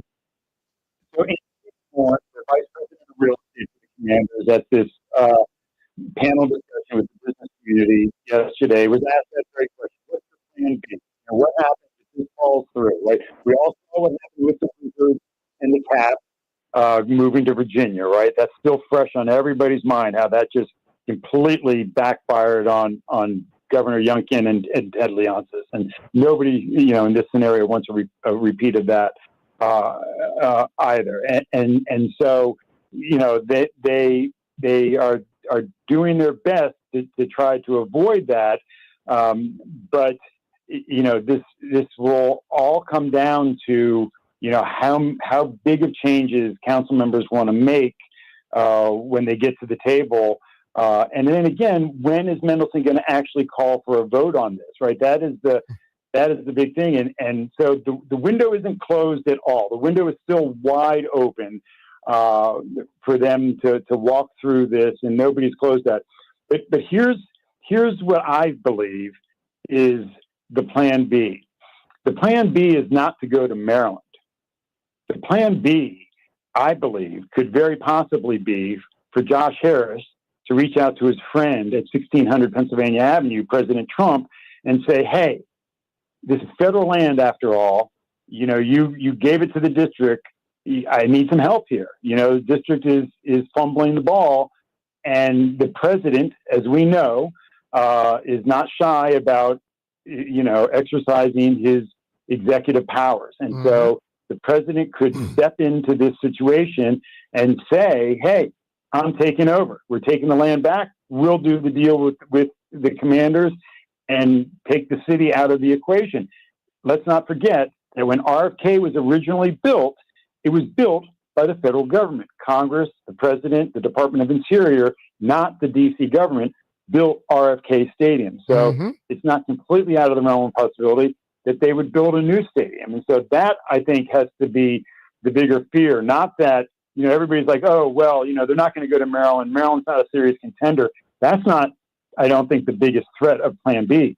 The biggest threat is that they just go and do an end around from the DC government and go straight to the federal government and ask the White House to intervene and make this happen. And that has got to be I felt that since the beginning, where when you look at that paper that when they gave him control of the land, stadium was mentioned in that number one line item. And I think for the council to sit here and act like they're going to just ignore all of that, that's what they're also kind of like playing with fire. Well, so while stadium was mentioned both, in the congressional discussions and negotiations to do that, the land transfer, the jurisdiction transfer to D.C., it is not a mandate. The district can now do whatever they want with the land. It doesn't have to be a stadium. Prior to this, the previous jurisdiction deal that the city had with the federal government that they've had for the past 50 plus years was that, yes, it had to be used for sports and recreational purposes. And that was cumbersome to the district because they couldn't develop it the way they wanted. And so now they can do, even though it was discussed and it was the motivation for a lot when I sat in that hearing room, with Republican members of the House and the Senate when they debated, it was all stadium. Because the NFL, Roger Goodell, door to door, members of Congress lobbying to get that done. And so they did, but that's not to say that that this president couldn't change his mind and reverse course Volatile. and trying to do it. Mark, you gotta run. I can talk to you for hours. Thank you for making time for us, dude. Hey, I appreciate you guys having me on. Mark Seagraves, watch him on NBC4. Follow him at Seagraves NBC4. We're coming right back.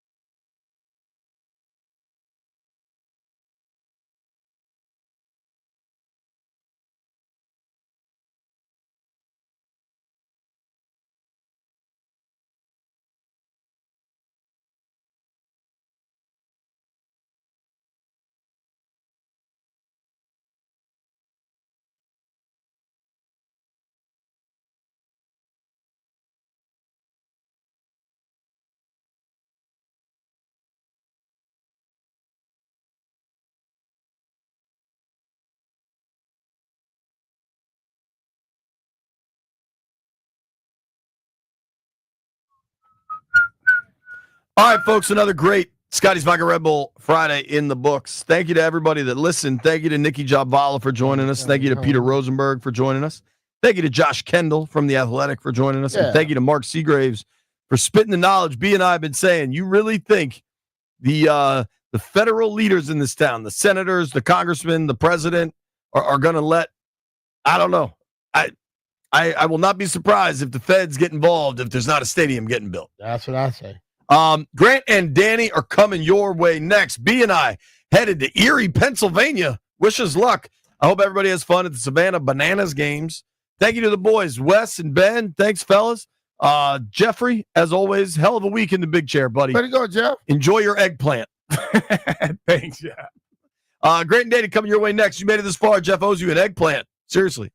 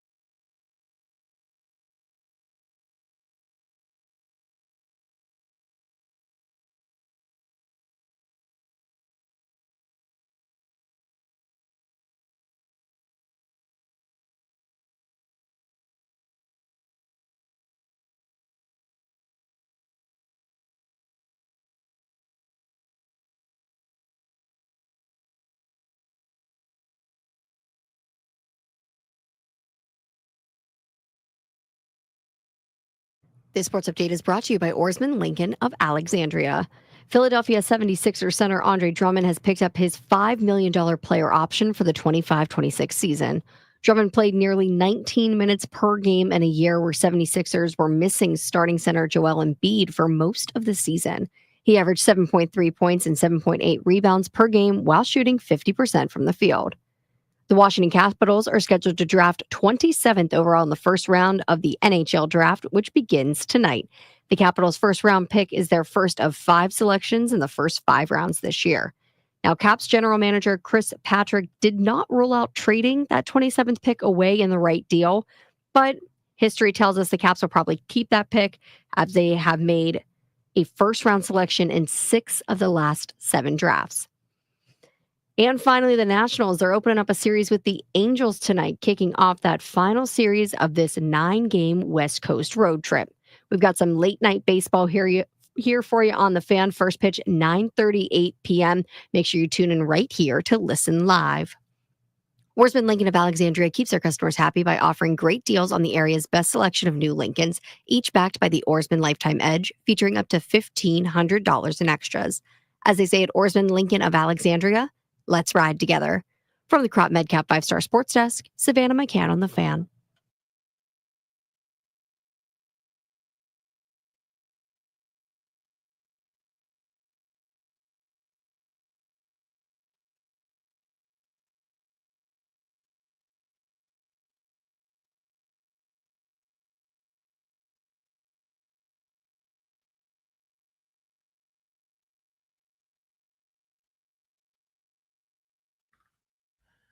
Good Friday afternoon and welcome into Grant and Danny. June 27th, 2025. You are listening to The Fan. We've got a great show for you today, including DC Council member Charles Allen. He's always kind enough to join us when we've got questions about the DC City Council and the stadium. He'll stop by at 3:25 today. Also, the head coach of the Wizards, who added a third player in the draft last night, Brian Keefe, joins us at 3:45. That's going to be excellent. What's up, Danny? How are you? Hey, buddy. We got 2 settings right now, it seems like. Stupid, scorching ridiculousness or dumb and rainy. I'd like an in-between, like a regular old day, but whatever. I'll take what I can take. As long as it's not, I insta-sweat when I step outside, I'll prefer it. I'll take a little rainy, drizzly day over that scorching nonsense. I made my lap around the Navy Yard, trying to get the steps up today. Sure, yeah. Like to take a little walk in the afternoon, clear the head, putting the rundown together, getting ready for a radio program. There was a buzz, an electricity, dare I say a pizzazz, downtown in the Navy Yard here in D.C. at about 11:45 for the Bananas game tonight. The Savannah Bananas are at Nationals Park. Danny, I can't explain to you what I saw. So many people, families, groups of 4, 5, and 6, decked out in yellow. All yellow. I saw the merch tents were out there. There were people in lines getting their merch. They had a bunch of music playing. It seemed like the gates were open and people were coming in and out of kind of that area in the center field plaza at Nats Park, where maybe I don't even know what they were doing, but they were welcoming people. And I mean, this is 7 hours before the event. Yeah, there was a session at like Dunkin' Donuts or something where the several Bananas players took over and were slinging donuts and coffees in the morning locally, and I think there was a line out the door for that. It seems like people think that I'm hating on it, and I still just want answers, but I'm going to get them finally. Because the Bananas are here in the nation's capital. They're at Nats Park the next 2 nights, and while your boy did not get tickets, Ryan Clary did. Mm-hmm. And Ryan will be there tomorrow, and he's going to give us a full report on the Bananas experience on the show on Monday. So I will get the intel I needed. But it's just amazing to me. I just wanted to go up and ask people on the street here in the Navy Yard. Yeah, like, what are you doing? Like, not even that, just like, where did the interest come from? And how did you get locked in? And they're little kids all decked out in jerseys. Some of them are player jerseys. Some of them just say Bananas. There was a guy and his wife, as part of this group, that were in firefighters jerseys, which is the bad team that they play, the equivalent of like the Generals for the Globetrotters. Yep. And the wife, these people were probably in their 50s, 60s, I don't know, probably 50s. The wife wearing this jersey had 20 some autographs all over it. Like, it's Nats spring training and you're wearing a Nats jersey and you've gotten every player's autograph. And I went up to the guy and I'm like, are you guys from here? Or do you travel? And he's like, from here. And I was like, and you're just super into the firefighters. He's like, they're one of the teams of Banana Place. And I was like, okay. And it was clear he didn't want to do the conversation. Right. But I want everyone to have fun. I'm not trying to yuck anybody's yum. Go have a good time. Mm-hmm. I just still have questions.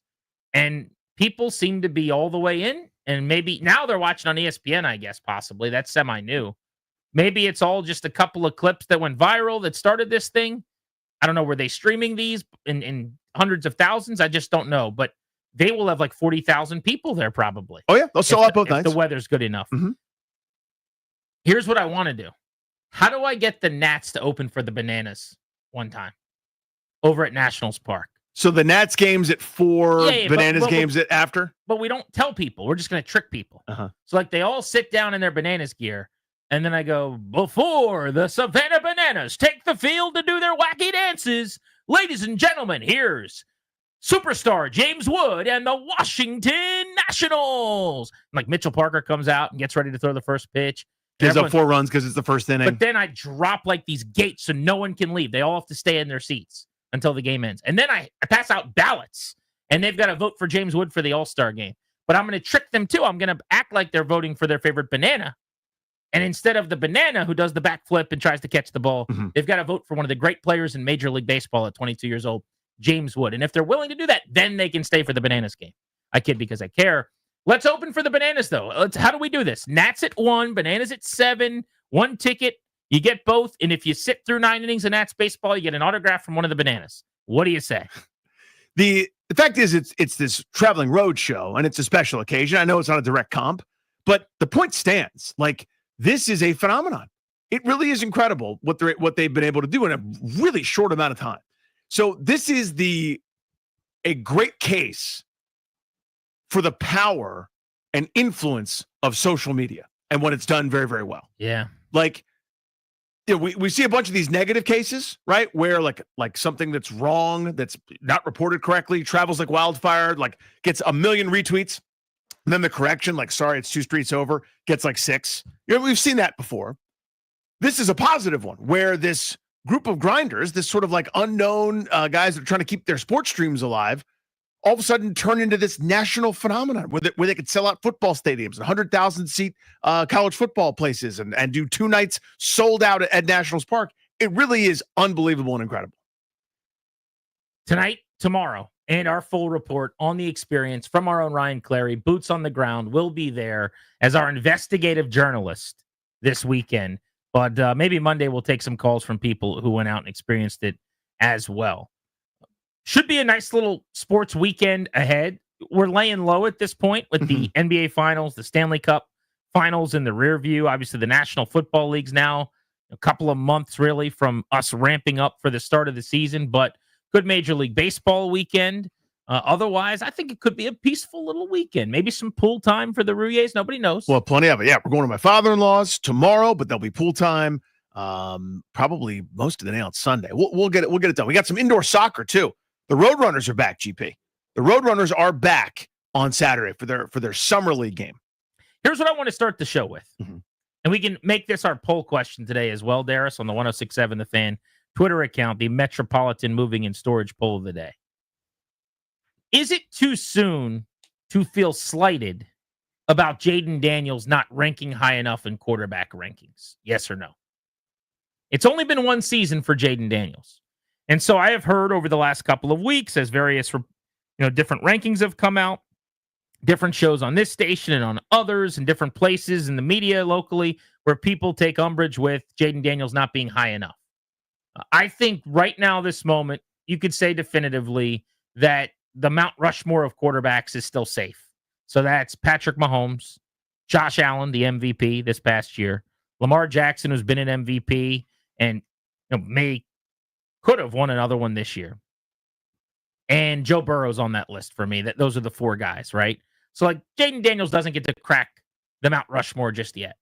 But when you start talking about who's 5th, Daniels, just based on last year, if that's how he's going to play every single year, is squarely in the discussion. In other words, the level he played at as a rookie was high enough that you could say he's the 5th best quarterback in the league, if you think that that's gospel and what he's going to be in perpetuity. But it is possible that he gets better and he cracks the Mount Rushmore. It's also just as possible that he takes a step back this season, that it's not quite the same level. None of us thought C.J. Stroud, as an example, was going to have a worse second year than first year. And maybe he goes from, he might be 5th or 6th to now he's probably 9th or 10th because the mean of the 2 seasons is not quite the MVP level that he was at last year. But I wonder if I'm alone on this. Like, I'm not ready to take great issue with where he's being ranked, so long as it's not egregious. If he's back end top 10, around 10th, 7th, 8th, 9th, whatever, that's fine. But a lot of people are saying, how do you not have him 5th? How do you not have him in the top 7? One of the lists I think that drew the most ire. It was the Yahoo list. Yahoo came out with a top 10 quarterbacks list, and this might be the one to drill down on. They listed 10 NFL quarterbacks, and Jaden Daniels wasn't one of them. And Commanders fans couldn't believe it. And I agree with you that if we're ranking 10 quarterbacks based on play last year and Jaden Daniels isn't on that list, then that's a joke. And the list should be crumbled up and thrown in the trash, and it should be picked up every Tuesday and Friday outside my house. But that's not what you're doing generally. You're not ranking it. They didn't say, here are our quarterback rankings from the 2024 season. They're saying, here are the quarterback rankings going into the year. And until you do it twice, I just have a hard time going to the mattress over someone not ranking you early enough in a list. Where are you at on this? Yeah, this is unfortunately probably a little bit boring, but that's where I am. Like, there are a number of guys that could feel slighted. Jared Goff has done some pretty good homework here over the last couple of years. He's not on that top 10 list. Baker Mayfield just threw for 4,500 yards and 41 touchdowns. He's not on that list. There are a number of guys that would have some claim. You know, Brock Purdy down season, but just signed $1 trillion deal. Numbers approximate. He's turned in some pretty good work in recent years. He's not on that list. Neither is Bo Nix. Neither is C.J. Stroud. So externally, if you're doing I need a big enough sample, or that, you know, this is a 3, 4, 5 year track record situation, there are not a ton of young passers on them. I mean, Jalen Hurts, who just won the Super Bowl, is not on that list. Let me give the list really quick, just because Sure. I think it's instructive, because you're right. You're naming all these guys not on the list. You're going, how the heck did you come up with 10 names? Yeah. If all those guys aren't on the list. So this was, again, Yahoo's top 10 from 10 days ago, basically. This came out, and it's been a conversation off and on since. Patrick Mahomes by himself in his own tier. Then they have the almost Mahomes tier, which was Lamar Jackson and Josh Allen. Then they have the ceiling raiser tier, which was Joe Burrow, Justin Herbert, and Matthew Stafford, 4, 5, and 6. Herbert, who I love being that high, I think you could pick a nit with. Like, it's more still potential and oozing athleticism and checking a lot of boxes with how it looks on tape, more so than overall contributions or performance. 7 through 10 then was Dak Prescott. Geno Smith was 8th. I don't know about that one. That seems outrageous. That's not for me. That's not my list. That's a bad list. Mm-hmm. Jordan Love 9th and CJ Stroud 10th. So could you sit here and say, well, Jaden Daniels had a better year than Stroud, Love, Geno, certainly Dak, Herbert, maybe Stafford. And now if that's the case, you've got him up there. We haven't talked about golf, to your point, but 5th, 6th, something like that. Maybe. A couple of names here like Geno Smith are silly, but I guess my larger point is after one season, it is too soon to feel slighted. You don't get to feel like you're getting slapped in the face because of the one great year. After 2 years, I think you have that luxury. I think now you belong and you could say, I'm being disrespected. Once, a lot of guys can have a great year. Mm-hmm. I need to have 2 before I can feel disrespected. Yeah, there are 2 guys, and they're both at the back end that have the smallest samples of 2 seasons. That's Stroud and Jordan Love, right? Everybody else is a multi-year performer in terms of putting up numbers. So that's kind of what this list is to me. I'm not bothered by it. Now, internally, here in the local Washington area, I know what I got. I'm very confident. I love that dude. There won't be a list that he's not on next year or the year after or forever. When they do the annual list, it's listing season when there's no football to be had, there's no free agency, there's no draft, there's no content. It's just that lull after mini camps, OTAs, and then training camp.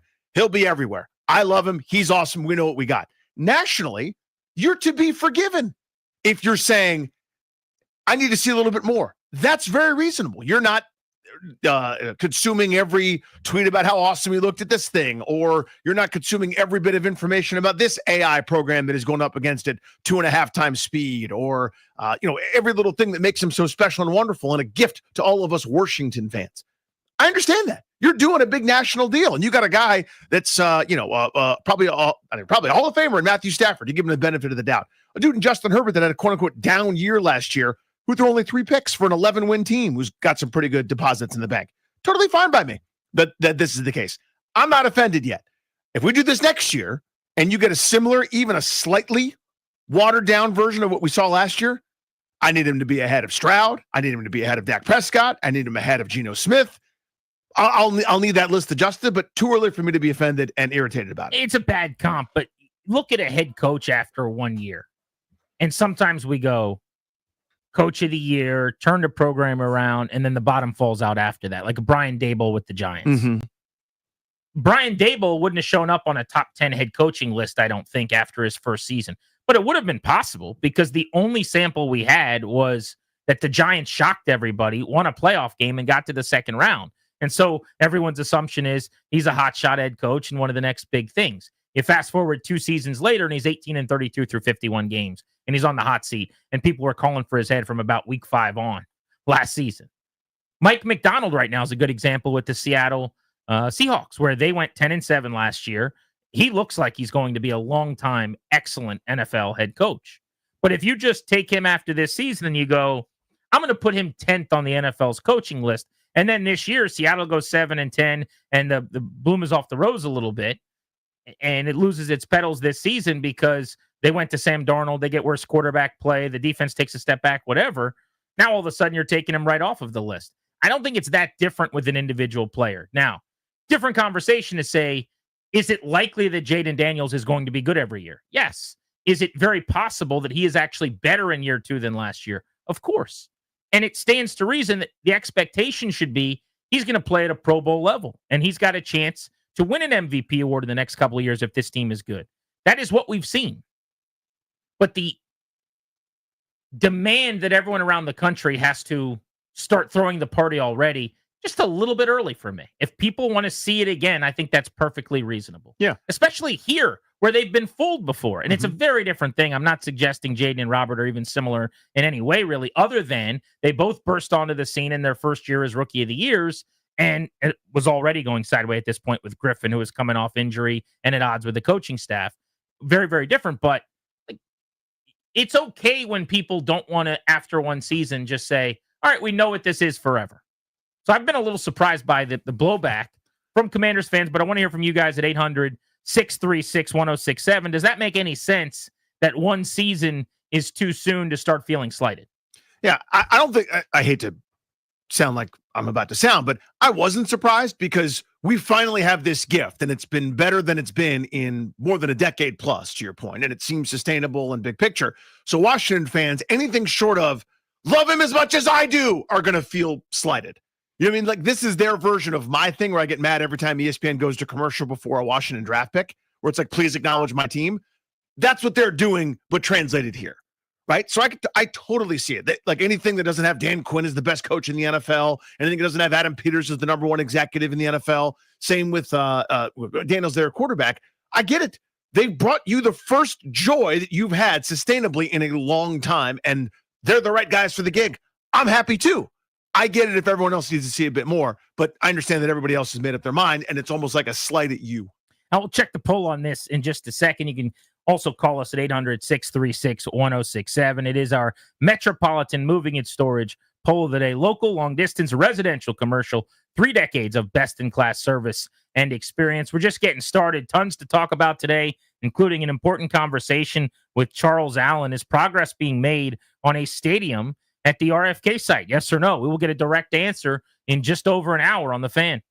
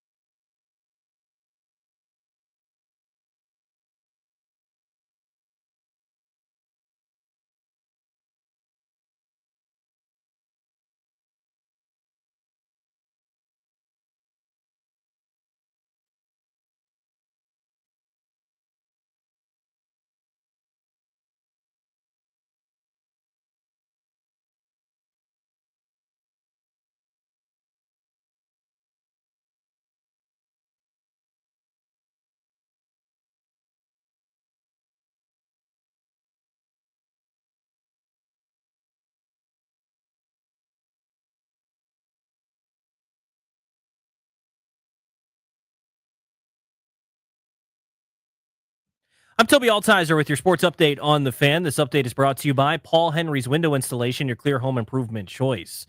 In basketball, the Wizards' Summer League schedule has been announced. They'll begin on July 11th, taking on the Suns and Kaman Maluwach. Then on the 13th, they'll take on the Nets.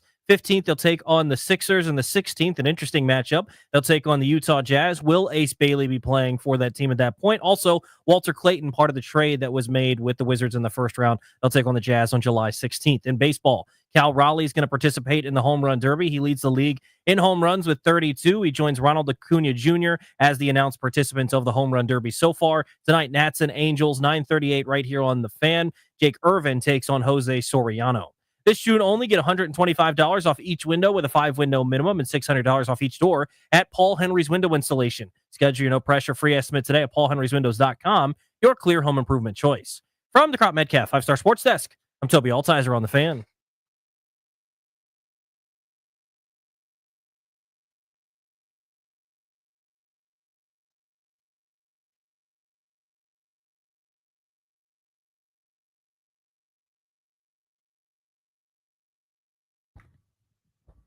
With Danny, I'm Grant. This is The Fan. I saw some blowback that rankings were getting that didn't have Jaden Daniels high enough by Commanders fans. Wanted to throw my theory out there that it's too early to bristle at something like that after one season. Let's just quietly move forward knowing we got the guy who's about to take the league by storm again. But want to get your guys' thoughts on that. 800-636-1067 among our listeners here. Do you guys buy that? And that's our poll of the day presented by Metropolitan Moving and Storage on the Twitters with 1067 The Fan. Do you guys think it's too soon to take offense to Daniels not being listed in the top 10? I guess part of the problem for me is I'm not a huge list guy as it is. Like, nobody likes making top 5 lists more than I do about random things. Mm-hmm. But what I'm not going to do regularly on the show, even in the off season, is just turn it into, here's the top 10 tight ends list. Here's the top 10 running backs list.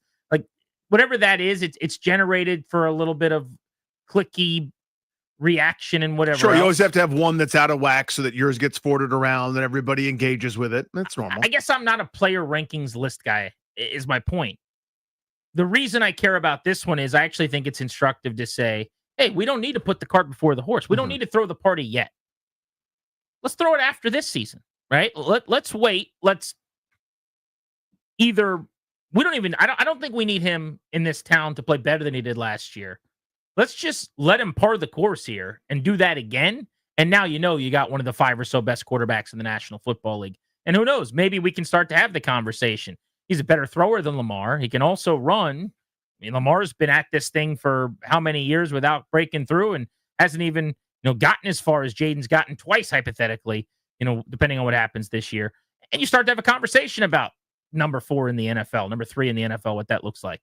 But it's too early right now, and I just think everyone needs to take a deep breath. Yeah, so the way I feel very similarly. The way I would amend it for my own feelings is I'll throw my party here locally. I don't expect everyone to come. I don't expect everyone nationally to come to my local party. Locally, we should be thrilled. We got it. You guys, yes, come on in. Come on to the Jaden Daniels party. Nationally, where you've got bigger samples to worry about, a lot of different ins and outs, a lot of teams that have are on the rise or have played very well, or other coaches and things. You're sort of dealing with a different set of criteria. Totally fine. Totally fine. Eventually, I'll go, hey man, you probably should have taken a flight, hopped on a flight, and come to my party. Not right now. I'm not offended yet. But if we do this, if we're here next year, then I might start to get a little irritated. Nowhere near irritated just yet. Although right here locally, I know what I got. Let's go to Matt in DC on Grant and Danny. What's up, Matt? How are you? I'm great, gents. Good afternoon. Yeah, hey, it's like it's like sure. I mean, absolutely. At this point, who cares? Yeah, okay, fine. He's whatever you want to think of him. The guy last year who didn't, whose team didn't punt for a couple 3 games. If the about to be Super Bowl champions didn't force a couple of turnovers. They were looking at how many times did Jaden Daniels bring us back from the dead just in that championship game? I did want to push back a little bit on the RG3 thing because, if Mike Shanahan, I think purposefully didn't sort of ruin him in that Seahawks game, and he hadn't been injured, I mean, he was really actually pretty fantastic. And, yeah, I mean, that, it's like in RG3's last game before the Seahawks game, he led 2 length of the field touchdown drives, probably the last two I'm not trying to get into it against that Seahawks game. I'm not trying to get into a tit for tat on Robert Griffin 12 years later. I don't think they purposefully ruined him. I think that's silly. And the final game you're talking about, Alfred Morris ran for 200 yards and 3 touchdowns. I think Griffin threw for about 100 yards in that division championship win against the Cowboys. That 7-game winning streak, if you go back and look, Cousins started one of those games and threw for more yards than they'd thrown for in any game in a season. Now, the Griffin year was unbelievable. It was a 5-to-1 touchdown interception ratio. It was one of the great rookie seasons we've ever seen. He was the rookie of the year deservedly, but most of the hay was put in the barn before the Ravens injury, oddly enough, which was with, right around 7 weeks left. And after that, he kind of limped his way through and had some big moments in that 7-game winning streak. There's no doubt about that. But I don't know what you're pushing back on. My point is he had a great rookie year. I'm just saying there's no comparison between the two in the way of how advanced Daniels is as a passer, making plays right now, the way that he did, and where he's at going into the second year of his career compared to Griffin, which it just felt like within the locker room. I covered that team. I was around that team. I was on that beat with teammates. It was just a very different feel behind the scenes then than now. That's all.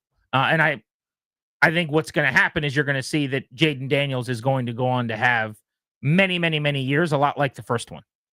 Yeah. So you think, for example, if somebody's able to quote unquote take away his legs, aka like have a game where you go, no matter what, this guy's not going to beat us, right? Like has been done to Kyler Murray or has been done to I think of Lamar in one of those playoff games against Kansas City where they were like, we're going to throw from the pocket, which is a huge mistake because you're eliminating the skill set. I think Daniels is better equipped to have counter punches over the course of his career, maybe than some of the other guys that have had early success doing something one way. I will say that Vikings long touchdown run that Griffin had at home in Landover, like Daniels didn't end up with one of those plays, interestingly enough. And I don't know if you line them up side by side, who wins in a race. Not that that's the most important thing at quarterback, but I kind of thought when Daniels was drafted, he was faster than Robert Griffin. I'm not even sure if I still believe that. I don't actually think so. I mean, one guy to me has, I know it was a different event, but the hurdles, but I think Griffin has like track sprinter speed, whereas Daniels moves in that elusive football kind of way. That's certainly what I think now. Is he's more of like a hoppy, dancy, kind of like jab step type guy. But watching him in college, he had a lot of those types of touchdowns against Florida and other teams where he ran away from DBs. And I don't know, I just thought at some point he's going to rip off the 65-yarder for a touchdown. And this year I would still, if FanDuel offered that, like last year I would have bet a lot of money, longest touchdown run over 59.5 or something, I would have said yes. I call me a sucker. I'll do it again this year. I still think he's got one because it takes a play like the Griffin snap where you got to beat the safety and nobody else is there and you're off to the races. And I just don't think it presented itself for Daniels this year. Let's go to Austin and Raleigh listening on the Odyssey app. What's up, Austin? Hey, boys. Love the show. Appreciate you. So I think lists are stupid. It's plain and simple. There's facts that you can kind of go off of, but every single list that's made has people's personal opinions on there. So I'm a firm believer that, you have to at least have 2 years to be considered for any, being a great player, because teams figure you out, injuries happen, you have a bad off season in any kind of sport. There's ways to figure out players. So you got to have a sample size of at least 2 years to start being considered for that stuff. Yeah, no issue there. I mean, again, there are guys that have more deposits in the bank that probably have claims for this list. And I know we're not debating the specific list, but I'd be more upset, for example, if I was Jared Goff. I'd be more upset if I was a Baker Mayfield with a couple straight years of pretty good play. I'd be more upset if I was a few other guys where I go, okay, I'm not just a rookie who's done it once. Why am I here? Where's my respect? So yeah, I mean, I like the 2-year rule because that's again seems to be the minimum for this list. I think that's totally fine. It's also, by the way, reasonable to me that if someone said, you guys, we haven't seen this before. Nobody's done it this way, this well. Put him 6th, put him 5th, put him 8th. Totally reasonable to me as well. Like, I think he belongs here. I'd have him ahead of the final 4 guys that are mentioned personally, but I don't hate the fact that he's not. Let's go to Robert, who's in Dallas. We're playing on the Odyssey app today. I think we're on in DC as well. What's up, Robert? How are you? Absolutely, I'm on the Odyssey app, man. The greatest app of all time. Come on now. Hey, buddy. There is no better app that's more effective, efficient, and works more regularly than the Odyssey app. I've always said that. I've said that many times, yeah. You hear that, Ryan? Yeah, it really is a good app. I appreciate it. So, look, I have to be fair. I remember years ago when Los Angeles women beat us on with Justin Herbert, and we could not stop him on third downs. And everybody wanted to put Justin Herbert in the Hall of Fame, and I called in and said, whoa, it's way too early, bro. It's 1 year. Fast forward, he still hasn't won a playoff game. I love Jaden Daniels, but it has only been 1 year. So if I'm going to say that about Justin Herbert, I have to say the same thing about Jaden. I'm glad that he's ours, and I'm glad locally I love him, and he deserves all the props. But it's been 1 year. So let's let him do this again next year. Let's let him do it to the fact where he's like Pat Mahomes and all that. I'm glad he was Rookie of the Year and he deserves it. I'm glad he's a Commander, but we have to give him time. So I don't feel offended by the fact that he's not been listed in the top 10. I think it's disrespectful for the people that have done a year in and year out, guys. I agree with that, actually. And this is kind of the premise of the conversation. Like, would I rather have Jaden Daniels than Jared Goff? Obviously. But Jared Goff, over a 3-year span now with the Detroit Lions, has put up monster totals. And for multiple seasons, when Jaden Daniels was at LSU tearing up the SEC, or before that, when he's at Arizona State, Jared Goff's slinging it in the National Football League. And over the last 3 years, it's 29, 30, and 37 touchdowns and fewer than 12 picks. In fact, pretty sure he had a 5-interception game last year, if you remember, on national TV.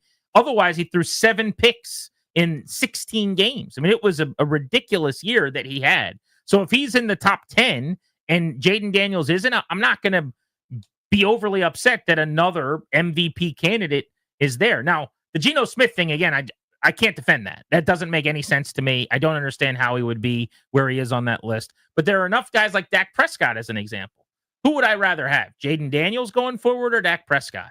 Pretty clearly, I'd rather have Jaden Daniels than Dak Prescott, right? Unless you're a Cowboys fan or related to Dak Prescott, I think that would probably be your answer. One's a lot younger, one makes a lot less money, and one has been better at football more recently, and they're all the same guy. Having said that, Dak's got some pelts on the wall now. There are a couple of seasons where he's been over 35, close to 40 touchdowns, right? Led the league in touchdown passes the year before last. Absolutely. Right? And there have been a couple of years when he's gotten hurt, by the way, when he was on his way to some of his biggest numbers. But when he plays, he goes out there and he puts up 4,500 passing yards and 30 to 35 touchdowns. So years of that has to account for something. And that's all it is to me, as a sample size issue. After 2 years, I think it's disrespectful. You've seen it once. Now he proved that it's for real. It wasn't a one-off. There's guys who have fluky, great seasons. Like Bo Nix just played really, really well. If Bo Nix is ranked 12th on a ranking right now, that's too soon for me. I happen to think Daniels is better than him, but show me again, Bo. Let's see what happens. Jay in LA, what's good? Hey, what's up, guys? Love Hey, the buddy. show. Appreciate you. But I really have to push back on this ridiculous 2-year rule that you guys are applying to Jaden. And I get the idea of consistency, but the NFL has evolved. So if a rookie QB lights it up and changes the identity of a team, and he shows like elite traits, and like, why should we pretend that it doesn't count just because he's new? I don't think we're pretending it doesn't count. Let me clarify real quick. He's on my list. He's 5th or 6th for me. I'd have to really sit down and decide, but he belongs on a list as far as I'm concerned. I guess the question, just to drill down on it, is: are we offended, annoyed, irritated that he's not on a league-wide list just yet? I'll ask more directly the actual question from the poll, which is it too soon after a year to feel like he's being disrespected? Again, if I ranked my top 10 quarterbacks right now, I could not name 10 without Daniels being on the list. So I can disagree with the list, but it is, for me, way too soon to go back at them and go, how dare you not have Jaden Daniels after 17 games of football? Yeah, I think recency bias in this case is actually all that matters. Because if you're talking about legacy and what quarterbacks have done for the past 5 years or so, then I guess you have a point there. But I think if we're talking about what have you done for me lately, and we're looking at the QBs last year who produced for their team. I mean, if you put Jaden on the Eagles, he wins the Super Bowl his rookie year.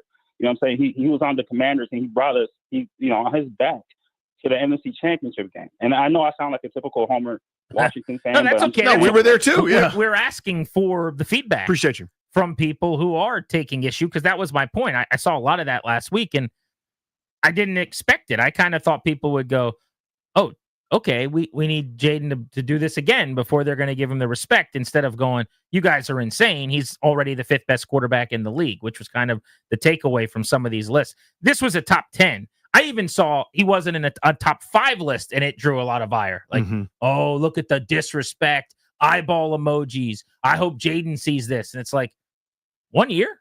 But it was basically, what was it, 13 games of Jaden being Jaden, because there was like that month where he wasn't really, after the cracked rib. So we're talking about, he spent 3/4 of last year just about right around 76% playing at a MVP caliber level, but it's 13 games where we're now above being knocked, or is it after 1 year okay to not yet put him on that pedestal? That's kind of the question. Hey, I want to talk Ace Bailey next. Wait to hear about the drama going on with him. Did the Wizards maybe dodge a bullet? That is next.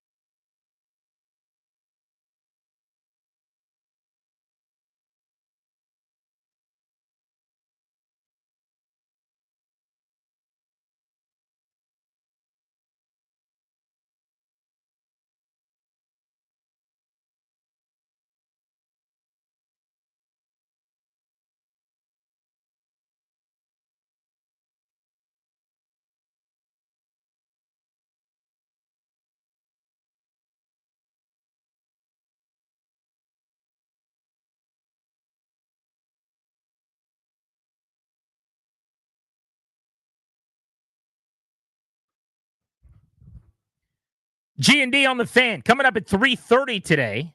Charles Allen, D.C. council member. We've got to get to the bottom of some of what's going on. Got some tough questions for him. He's always very gracious and kind to join us and level set with us, if you will, Danny. We're big levels. And you know I will. I can't. I'm not going to go forward with anything until that level is set. You've got to do it. I won't go. Brian Keefe at 3:45, the head coach of the Wizards, who added 3 players in the draft the last couple of nights. Want to talk Trey Johnson with him. But speaking of the draft, quickly, Ace Bailey. So he was the story in the NBA draft. Yes, he was. And here in D.C., he was the epicenter of all of the convos we were having leading up to the draft. Does he fall to them at 6? If he does, do they have the luxury of passing on him?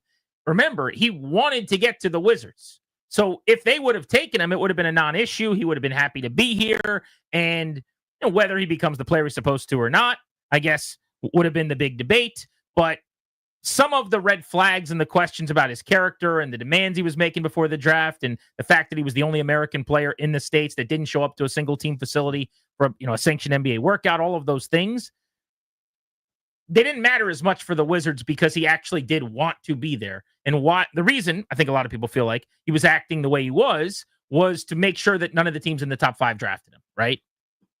I say that to tell you, Danny, that this is not getting better after the Utah Jazz essentially told him, we know you don't want us to draft you. Sorry about your luck. Remember, Utah was in the same boat as Washington. Yeah. They had a terrible year. Mm-hmm. They did what they could to tank to get the top pick. Then they fell way down the board. Does this sound familiar? They were hoping to get Cooper Flag 1 in the lottery. Yeah, the worst they could get was 5th. And guess what they got? 5th, right? So then they're sitting there at 5. And like us, the night they found out they picked 5th, everyone in town is bummed. Everyone in the front office is hiding all the sharp objects, right? And it's a terrible night. But then the draft comes. And because of Ace Bailey's antics, he's there for you at 5, and you're able to get a top 2 or 3 player, maybe in the entire class. And so guess what they did? They took him. They elected to draft him, even though he didn't want them to do so. But since then, things don't sound very good. He did not show up the next day, which is normally a thing where you have your immediate press conference the day after. So they've announced they were going to do a joint press conference on Monday with all of their draft picks. But apparently, he hasn't been to the facility. There are all kinds of guys all over the sport with videos already coming out from the facility and them meeting with the team. That has not happened yet. There's speculation maybe that he won't show up. And so, we kept saying, this is just posturing. He's just trying to get what he wants. The Jazz called his bluff, and now there is a game of chicken starting, it looks like. Yeah, so ESPN reported that Bailey's agent, Omar Cooper, and again, if you haven't read that NJ.com piece, please read it. Good heavens. But his agent, Omar Cooper, informed one team drafting the top 5 that Bailey would not report if that team chose him, and it's not clear which team that was. So there are 5 teams in the top 5. One of them drafted him. He hasn't reported yet. That's all I know so far. We know it wasn't the number 1 pick, by the way, because they were taking Cooper Flag, and there's no reason for him to say that. So it was either 2 through 5 that he told, I will not play for you if you draft me. We could speculate. We could guess. Sure.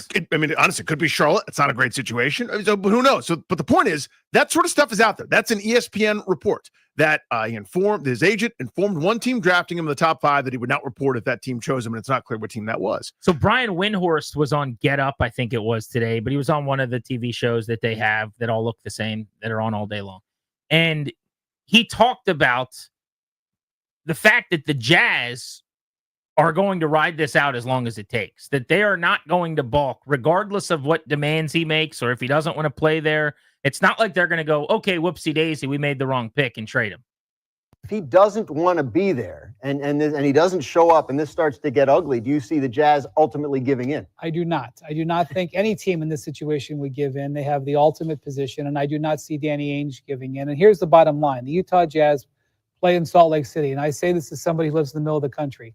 They cannot worry about whether a player wants to be in Salt Lake City or whether he loves the fit on their roster. They have to draft and develop the most talented players they can. That is why they took him, despite him not working out, and they will absolutely not budge on this. And eventually, Ace Bailey is going to be a Utah Jazz. We'll just see how long it takes for him and his representation to figure that out. Wow. Okay. He's going to be a member of the Jazz. He and his agent just don't know it yet. That's pretty amazing. That sounds fun. You know that I said take him if he's there, mm-hmm. and Trey Johnson isn't. Important caveat, because I wanted Trey Johnson, and I'm glad they have him. But it was a different situation because he was willing to play for the Wizards. Whereas if I was the Wizards at 5 and I was one of the teams hypothetically that he didn't want to go to, that's a whole different debate. But I still would have said, take him, call his bluff. He's posturing. Let's check what cards he's got in his hand. I'm now at a point, though, where I go, he's a good player. He's a good prospect. Yep. Is he this good? That never came up because I love the ability to score. Yeah. I am smitten by his game. I think in this class he was second most overall. talented, yeah. But he is acting like he's Cooper Flagg a little bit with the demands and the what I'm doing and what I'm not doing. You better be really good, man. Yeah, so there was an hour earlier this week where you were out, and that's what we talked about. And I'm going, if you're 1-1, I don't like this. But if you're 1-5, 1-4, 1-7, 1 whatever, I really don't like it. So this was the thing that scared me, not necessarily because, well, if we're right now talking about Washington, a preferred destination. How long does that last? If someone who's willing to do this to forego a $10 million, $15 million by losing slots in the draft over the life of his deal, if he's willing to do that and not sprint to the end of his rookie deal and earn all the rights and be able to sign max extension, demand trades, do the dance that NBA players are allowed to do now. If he's willing to do this pre-draft, how soon until he sours on you? The first time Brian Keefe says, you know what, you got to sit down. You didn't rotate on defense the way that I told you in practice 1,000 times. Are we now 30 seconds away from texting the agent who's now going to do whatever this is to us? My point is, he wanted to be here now. How long does that last? I mean, with this sort of behavior? And again, nothing's happened yet. He could end up just showing up and a couple days later than anticipated. And as long as he's there by Monday when their summer league training camp stuff starts, I guess it's all forgiven. But it doesn't look good right now. Charles Allen, DC Council, in 30 minutes, Stadium, RFK 2.0 happening or not? We're going to get some answers. And Brian Keefe, the head coach of the Wizards, at 3:45 today. Next, though, Nats fandom is in a dark place. We'll explain.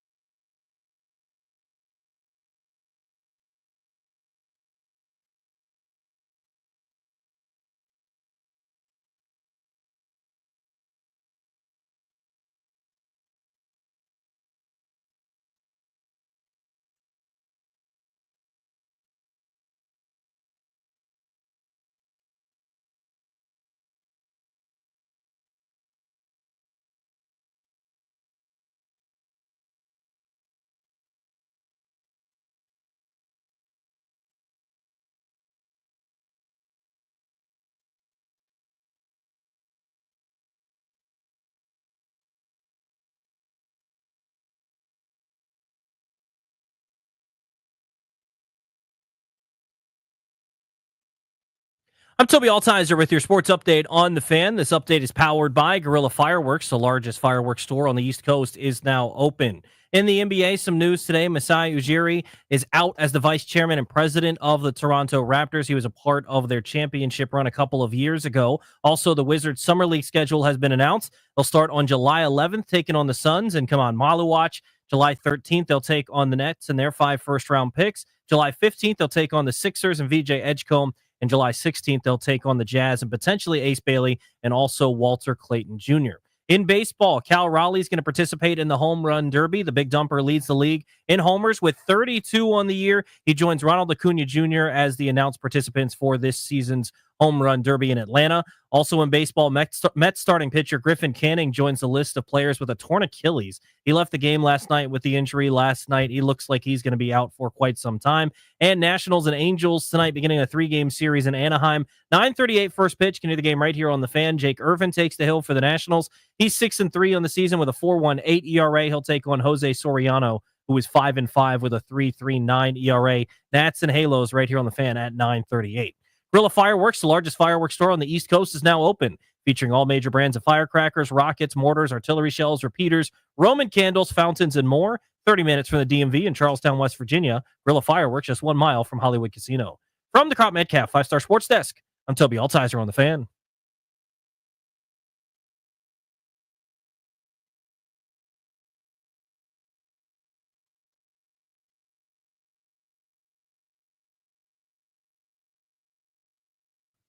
Thanks to Toby for the update. Welcome back, Grant and Danny on The Fan, brought to you by the law firm Condori and Murrah. They'll get you squared away on all the important paperwork you need, including a living trust, medical power of attorney. You can go get a free consultation with their attorneys, Fairfax offices, kmlawyers.com to set it up. Mention us, get a discount, kmlawyers.com. Danny, the Nats didn't play last night. They had a day off as part of a 9-game 10-day road trip out west. Mm-hmm. They take on the Angels tonight. It has come to my attention like a cinder block landing on my foot. Times are just bleak for this fan base. It's obvious and it's kind of out there all the time. But every once in a while, you get a little smack in the face of reality. Yeah, it hit me pretty hard last night, and I was just kind of down in the dumps about it. Like, I can delude myself when they're beating San Diego 10-6 and Wood and Abrams are both 3 for 5 or whatever it is, and I had fun watching the game. Hey, that's going to be fun, but true.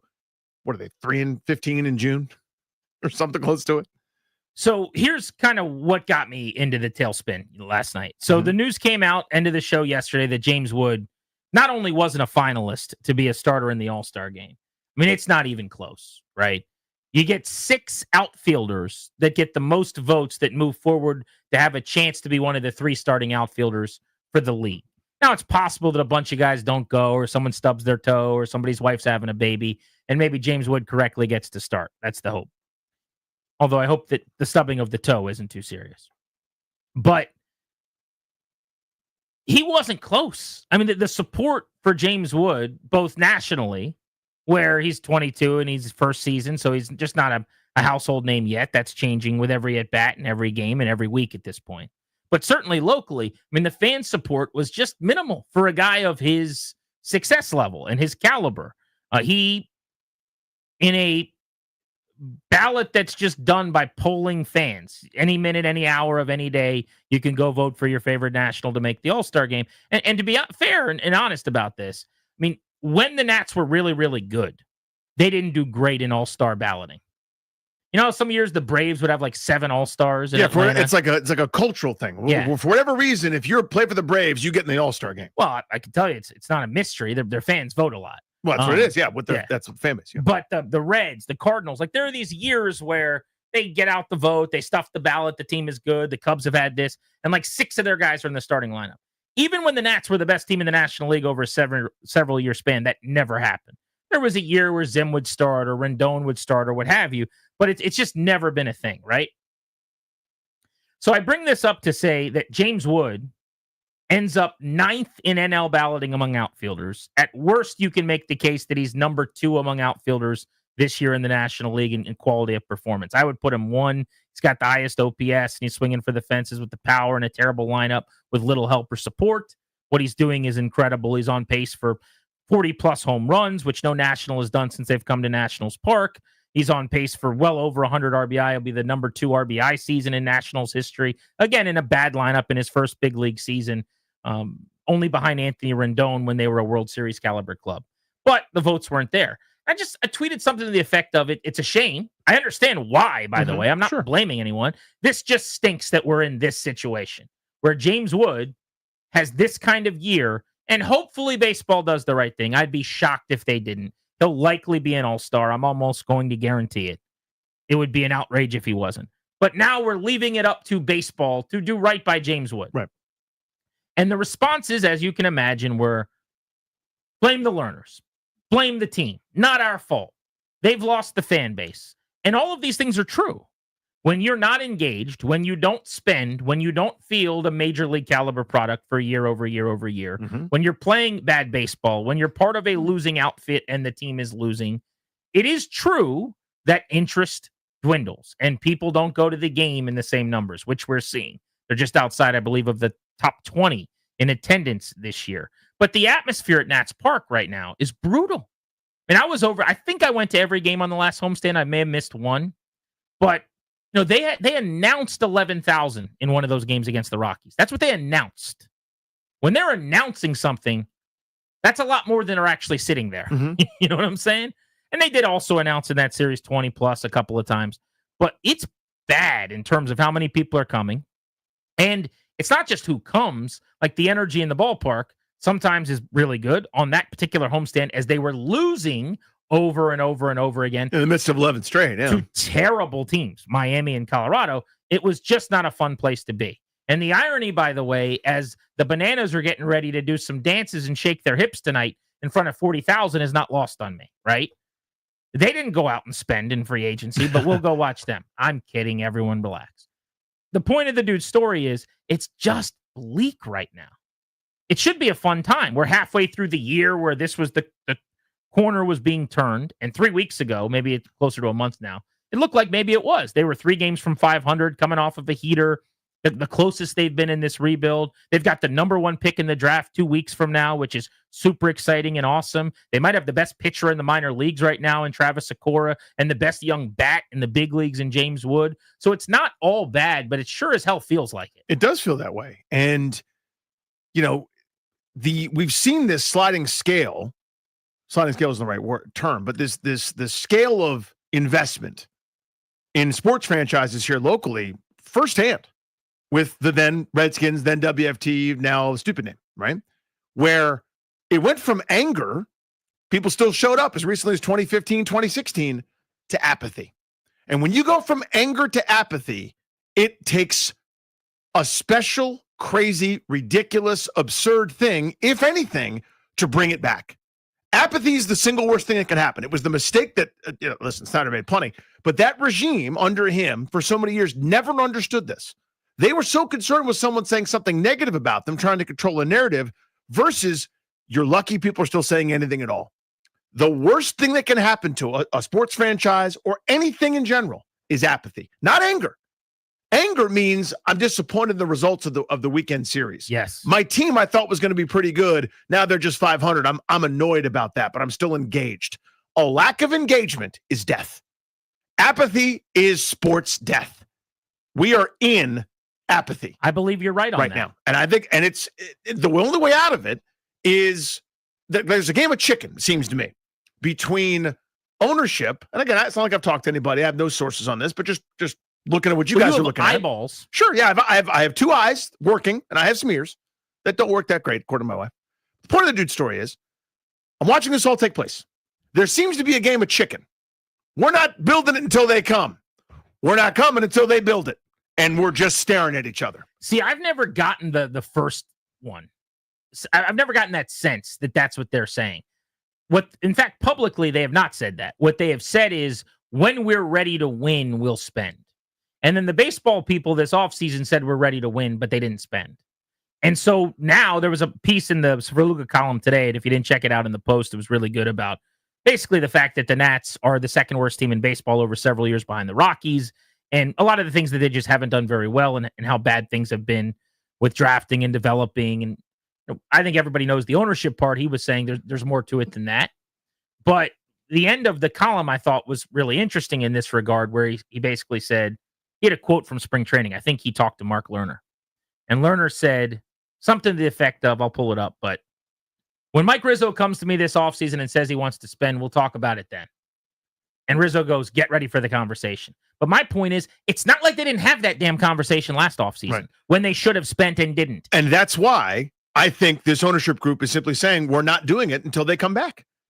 Talking about the fans. But maybe. I don't know. I mean, again, I'm speculating. That doesn't make any sense, though. But here, that's exactly what makes sense. We're not going to spend until people come see us. The baseball reasons were obvious. The baseball reasons are smacking you in the face like a fish, just whacking you right over the head. Wake up. Oh, my God, we're so close. We have a great young core.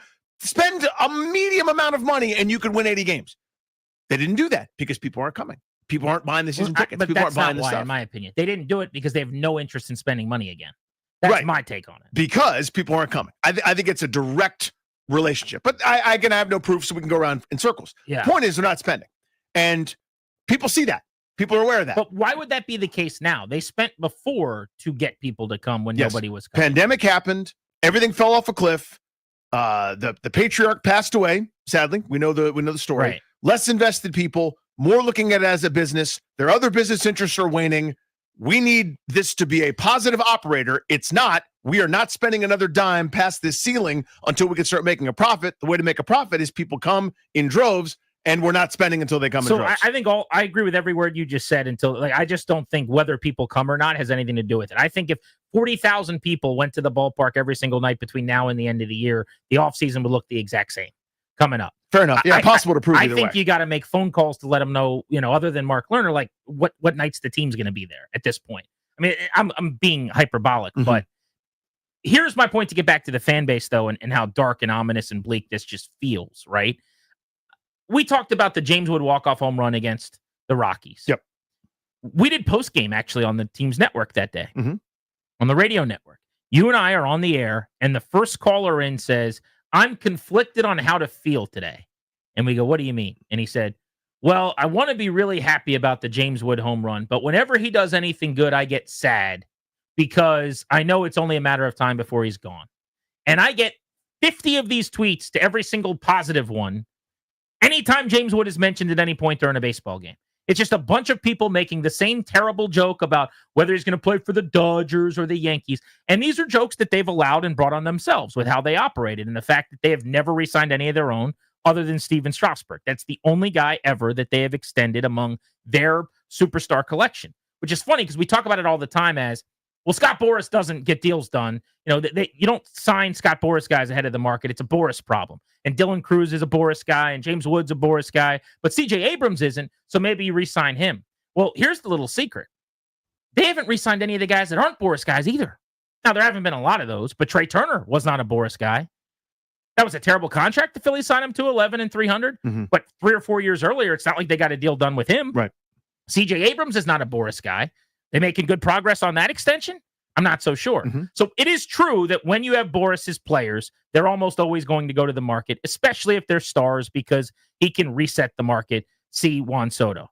And you can offer him whatever you want to, and short of just handing Boras a blank check, you're not going to get a deal done. But until they lock up an Abrams or go get in your time machine, a Trey Turner or whoever it might be, it's not just a Boras problem. There have been some non-Boras players you would have wanted to re-sign that also didn't get re-signed. But it's just so cancerous with the fan base. It's so unhealthy. And I promise this is not supposed to be, I hope it doesn't sound this way.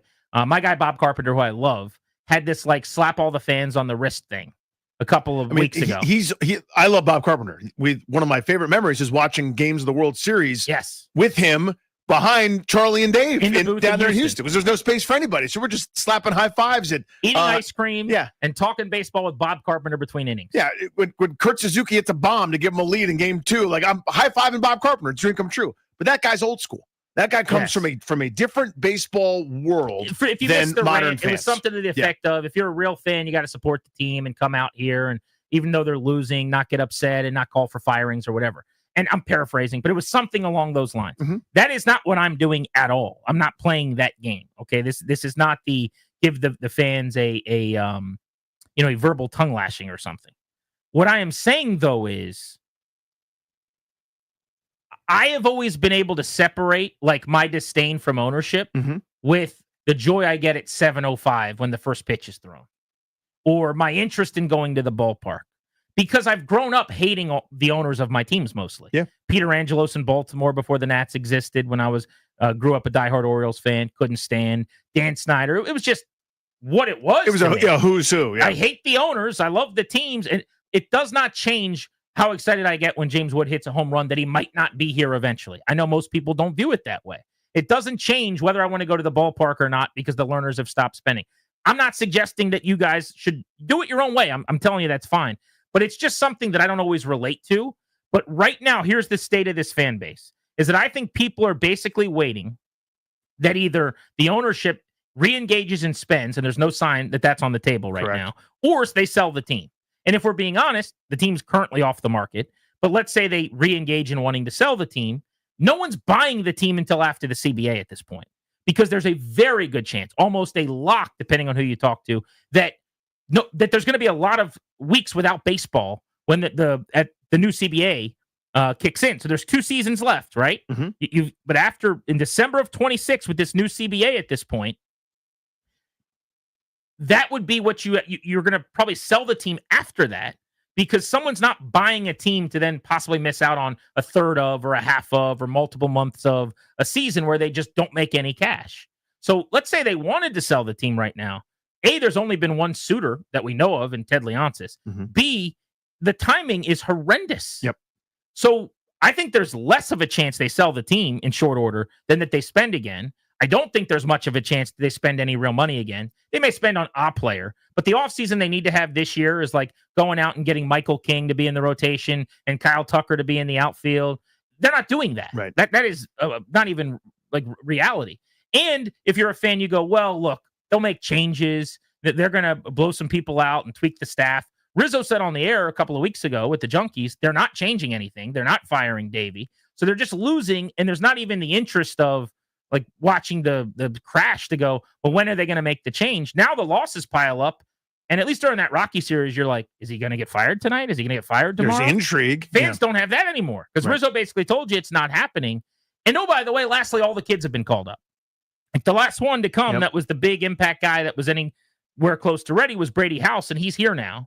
So you've got Cruz coming back from injury with Wood, with House. I mean, Cade Cavalli, if you want to count him, will be up next month. That'll be cool to see again. But otherwise, that's the end for the season of the call-ups and the promotions that matter. So, like, it's going to be a grind the rest of the way for this fan base. Yeah, it's bleak. I mean, I don't know what else to say about it other than that. Something dramatic has to change, and that was my point. Is like you're worried about apathy setting in. Stop worrying. It has set in. This is what it looks like. It looks like this, where there's no carrot to dangle. There's no light at the end of the tunnel. At least for a while during this rebuild, you could go, all right, you could squint. You could see these months that Abrams is putting together, where what if he puts together a whole season similar to that? Then he's an all-star. What if James Wood is good? What if Robert Hassel comes back from injury and is the real deal? What if one of these guys that they pick high turns out to be a quality major leaguer, this pitcher, that? So some of the core, you can go, okay, I could see it down the line. And it's fine we're losing 95 games. Yeah. Now they're here. Now there's no more end of the tunnel stuff because all the kids are up, and you have offseason after offseason, and you're still doing the Nelson Cruz deal. You're still doing the Nick Senzel You're deal. lucky if your Nelson Cruz was $15 million. Well, they that haven't was too signed much. anybody for that much since. I was picking up a guy they're trying to spin at the deadline. But you're still doing Nick Senzel. $2 million. That's what they've been doing Right? the last 3 and years. deferring them over 5 years. Right. That's what you're doing now. You're doing bargain basement, hoping he's okay, trade him for a middling prospect. I'd be doing cartwheels for Nelson Cruz deals. It's been 4 years since they've done one of those. I guess my point is, in summation, that it's not your fault, fans. It's not. But when James Wood has the half that he's had and he finishes 9th in balloting, and then he's on a road trip where he sees 40,000 plus at Dodger Stadium going nuts, and he sees 40,000 plus in San Diego going nuts, and it's just a vicious cycle. You're mad that guys aren't signing here forever. Why would anyone want to be here for 15 years? at this point. You see what I'm saying? Of course I do. I go on the road and I see twice as many people that care way more. And oh, by the way, I'm maybe the best player at my position in the sport, and I'm barely top 10 in fan balloting. Where do I sign up to not go anywhere else? I mean, I'm not blaming anybody. It's all part of a vicious circle right now, but it's reality, and it stinks. Grant and Danny on the Fan. Charles Allen, D.C. council member, talking stadium with us live next.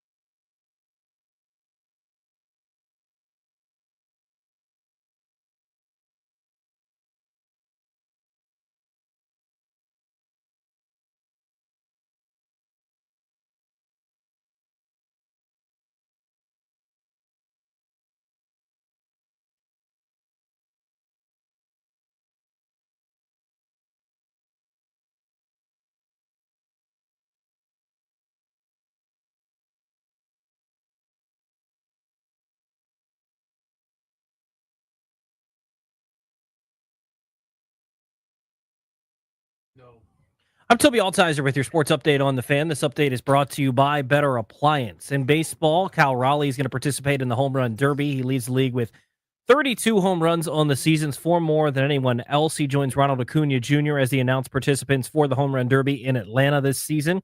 In baseball, the Nationals taking on the Angels tonight, 9:38 first pitch. Can hear the game right here on the Fan. Jake Irvin takes the hill for the Nationals. He is 6-3 on the season with a 4.18 ERA. He'll take on Jose Soriano, who is 5-5 on the year with a 3.39 ERA. In the NBA, Masai Ujiri is out as the vice chairman and president of the Toronto Raptors, and the Wizards' summer league schedule has been announced. They'll begin on July 11th and take on the Phoenix Suns and come on Maluwatch. Appliances on the fritz or need a handyman to fix the odds and ends in your home? Contact Better Appliance for all your appliance and handyman needs. Serving Maryland and D.C., family owned and operated for 80 years, betterappliance.com. That's BETTAR appliance.com. From the Crop Metcalf 5-Star Sports Desk, I'm Toby Altizer on the Fan.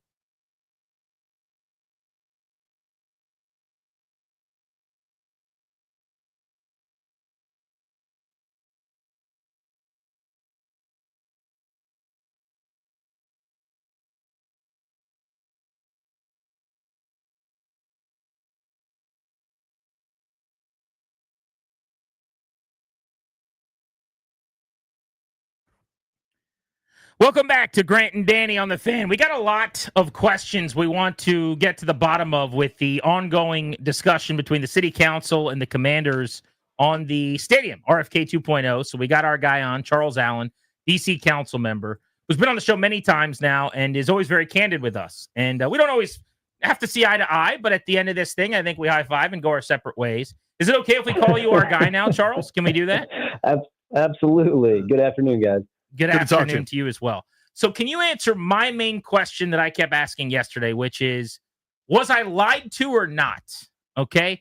Mendelsohn said that there's a quote from him where he said that they're not going to be taking the funding out of the budget. And then the DC Examiner report came out and said that they're trying to take the stadium out of the budget. Is this semantics where he's saying it's still in the budget but being set aside? Or did he change his mind? I'm never going to try to speak for another council member, but here's what I know happened.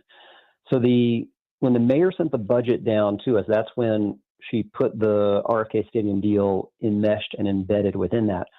What I understand the chairman to be doing is essentially drawing a circle around the money that would be involved in a stadium deal, putting that off to the side, and then the legislative language so that we can deal with the stadium as a standalone piece of legislation. So the funding is all still there and kind of a circle drawn around it so nobody can kind of go touch it for the moment.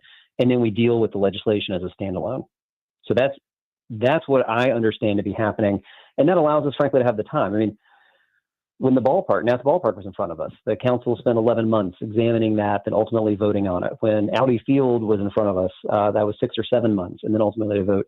I think we're on a much faster timeline than that actually here, but we were hired to do a job, and so we're not going to rush our way through it. We got to make sure we spend the time to examine this, and it's not a good deal that's in front of us. And so there's a lot of us that say if it's going to happen, it's got to get a lot better.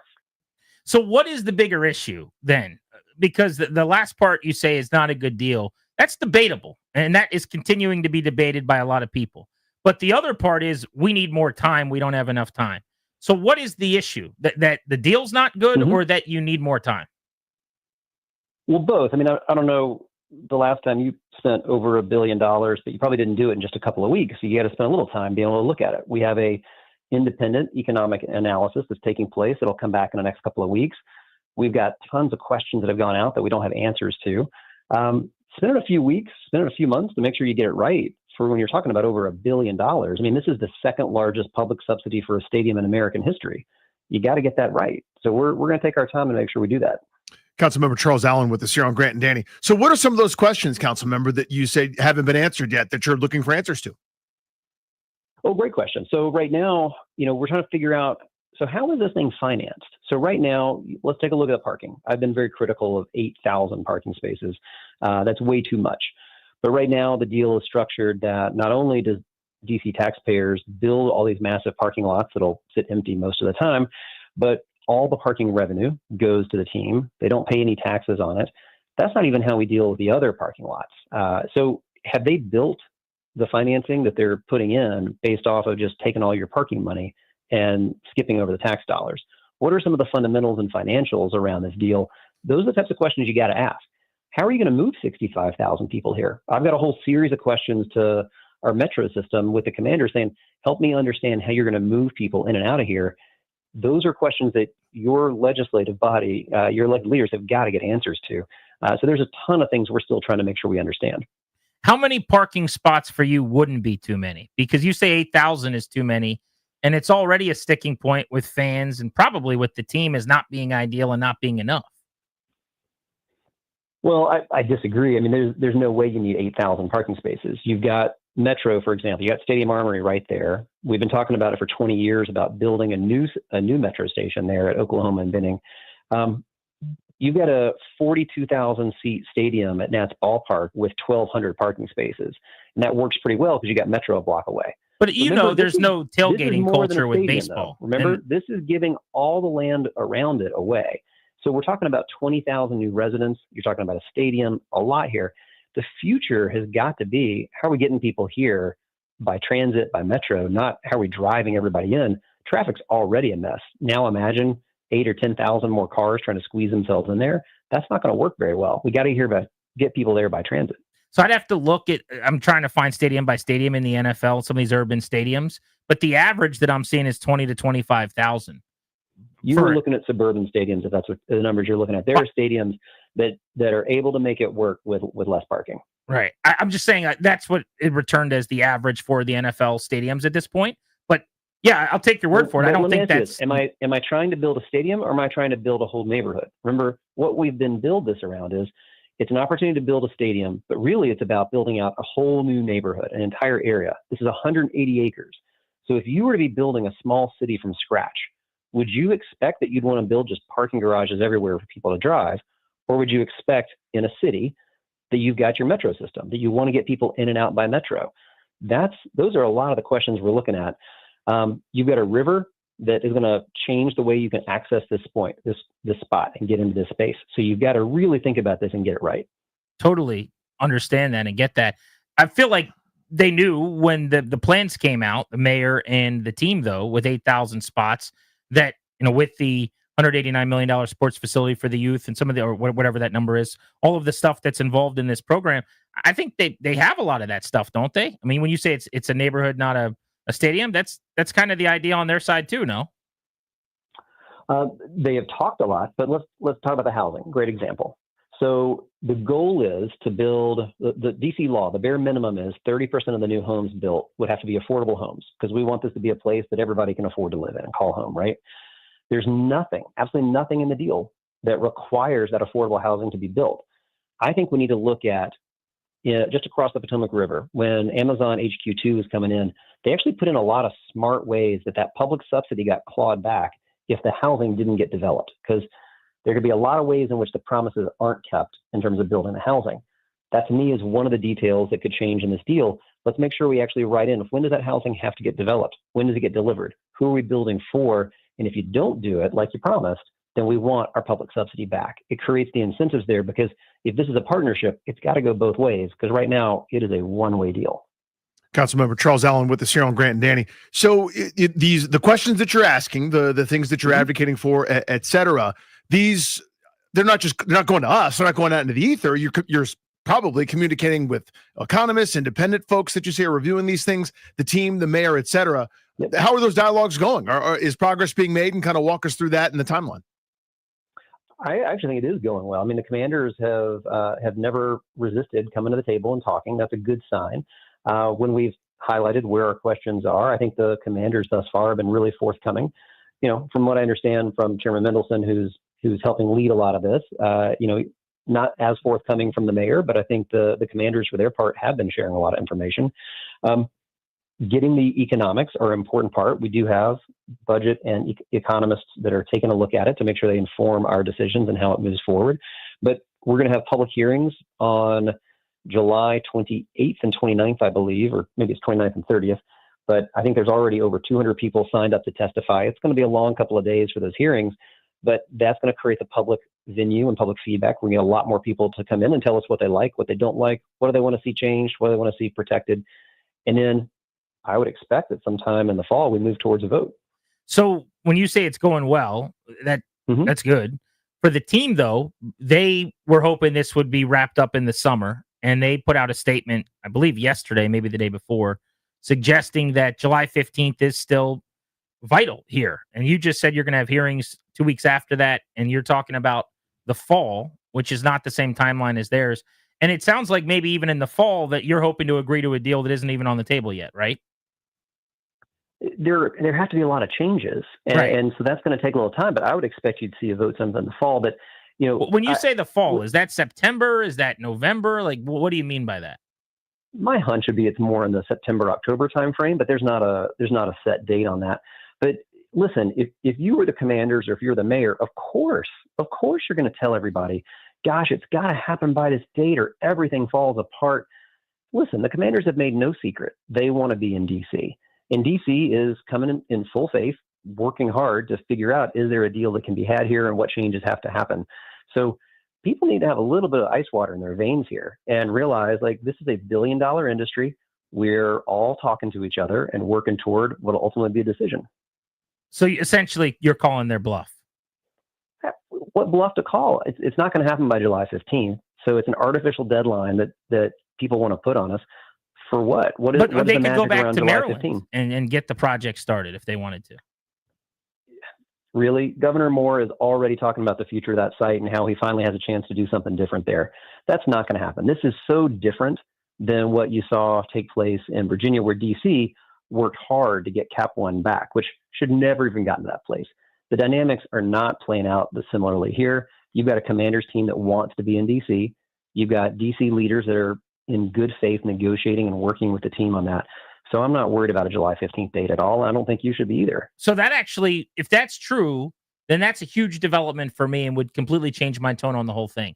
You don't think there's a chance that they pivot back to Maryland and say, we can't keep waiting? Because I know from talking to them, they say 2030 opening of the stadium, both for the events that they can host in it, and because that is their plan and the commitment they've made to their fans to get out of their current terrible stadium, that they're working back from that date.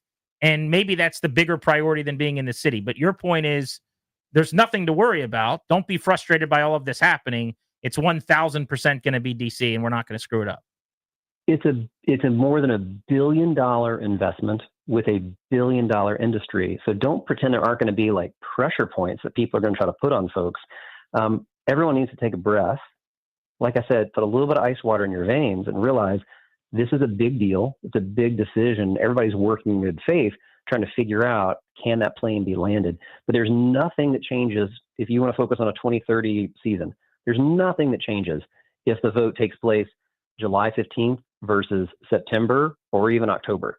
I think the one piece that I've seen folks throw out is, gosh, we don't want to miss out on the FIFA World Cup 2031 bid. Those bids aren't due until the end of November. So when people try to convince you that there's some magic in July, that's just not true. And I've talked with folks with U.S. Soccer. They're like, as long as you have a decision made by the end of November so your bid comes in, you're fine. So everyone needs to take a breath here and make sure we get a good deal, because this is a decision we live with for the next 50 to 75 years. It's going to outlast you and me. We've got to make sure we make the right decision for the future of our city, for the future of this part of our city, and make sure that it's the right deal for DC taxpayers. Because right now, it's not a good deal. But there is an opportunity to make it a good one, and that's what people should be working toward. Councilmember, my last one for you along those lines is, how amenable is everybody to getting that good deal, right? That satisfies enough parties. I imagine everyone in different wards might have different things they bring to the table, different asks, which makes sense to me. You're representing, a different neighborhood, a different subsection of people. How close are we to that? How amenable are all the different parties to make those compromises? I've been talking with a bunch of my colleagues, and I think there's a lot of shared vision and shared goals about the changes that we need to see. That's everything from the economics. I mean, to have the Commanders not pay rent or property taxes is just a non-starter, right? So there's economics that happen. Seeing sales tax, it just goes back into the stadium rather than all the sales tax that everyone wants to talk about. Why would you not want to see that invested in your schools and public safety and housing? Investing in Metro rather than on parking lots. I'm working with my colleagues. I think there's a lot of shared consensus around how we're going to be able to land this plane and come up with a very solid set of the changes I think we all need to see. Did you like the Nats Park deal when it was struck? I mean, there's parts of it, yes, parts of it, no. But I think that it's one been a that smashing worked by and success, large. right? Well, yeah, but as you and I have talked before, we're talking about a ballpark where you have 200 plus events per Understood. year versus 20 to 25 at a stadium. So they're fundamentally different. I But agree. I just saw the news though that it paid off 10 years early, and that between that Capital One Arena and Audi no. Field. Let me actually. I'm glad you brought that up because I want to note that Yes. There's nothing about the ballpark why the bonds are being paid off early. That's 2/3 of the ballpark fee that go into that come from taxes around the rest of the city. That's a choice that the city's making to free up our ability to finance this deal. And we have to actually pay a penalty to do it. So paying off the bonds at the ballpark has nothing to do with, hey, isn't it been successful? Because 2/3 of the money that go into the ballpark fee come from other places all over the city. And we're actually going to have to pay a penalty to pay that off. So we're paying more. That's all about freeing up debt cap space so that we can do financing for another deal. Gotcha. No, that's good to know. I still would say it's a success sitting in the Navy Yard right now. I don't disagree. And we wouldn't have been doing that otherwise. But yeah, I don't disagree with you. That part's been very successful. But in terms of paying off the bonds early, that's not a link you can make around the success around the ballpark. Creating a venue that has more than 200 events per year, big major events, that drives success. That's why you heard me early on arguing for the arena, locking down the Nats to get a renewed lease. But a football stadium with 20 to 25 events is a fundamentally different thing than something that happens all year long. Yeah, we've talked about that many, many times. All right, last one. You see why we like having Charles Allen on. Answers every question we've got for him. Goes back and forth with us. You're going to ask me who we should draft first with the Nats? No, but I would like to ask you that. Love your input there, actually. You could come on Bustin' Loose Baseball with me and Toby Altizer. Kate Anderson has got to be your number one pick. Like, that's just a no-brainer. I'm a Kate Anderson guy. My co-host wants Ethan Holiday. He wants to have the regional rivalry with the Orioles. Here's my question. Mark Seagraves floated this today on our station. He said, when RFK was first built, it was built by the federal government. Plan B could be an end around of the D.C. government and go into the federal government. Your reaction to that? I think what you're going to see is, kind of scare tactics like that, trying to create pressure campaigns, right? I mean, you could say that about just about every single thing in D.C. right now, that somehow Donald Trump and the federal government wants to take over this, that, or the other. The reality on the ground is the commanders are at the table. The city's at the table. People are talking. People are working. So I don't lose a wink of sleep over the fact that people are in good faith trying to figure out what has to change to make this a better deal and a fair deal for DC and DC taxpayers. Can we get there? Can we land the plane? There's a lot of cool heads in the room. Let's not get too distracted by the higher temperatures that might be somewhere else. Charles Allen, boys and girls, you're my guy. I just need you to get this done and not screw this up for me. Let's have a football stadium. DC, nation's capital. We should have a football stadium. Let's do it. Let's do this thing together. Well, you're going to tell, and I'm sure you're telling the commanders as well, that why would they not move their headquarters in DC? If they say this is their spiritual home, if they say this is the place they want to be, why are they so afraid to put their headquarters here? They'd be the only franchise in DC, not headquartered in DC. Tell me how that makes any sense. I will pass that along to them when I talk to them tomorrow. There you go. All right. I got both sides of this. We're doing this, Charles. Thank you, sir. We're going to get this deal done on this radio show one way or the other. We're bringing everybody one to the way table. or the other. All right. Have fun with the bananas tonight. Appreciate man. Take care. There's Charles Allen on Grant and Danny. Always like having him on the program. He answers everything. Yes, he does. He's great to have on, so we appreciate him. You are listening to The Fan. Let's talk to the head coach of the Wizards next.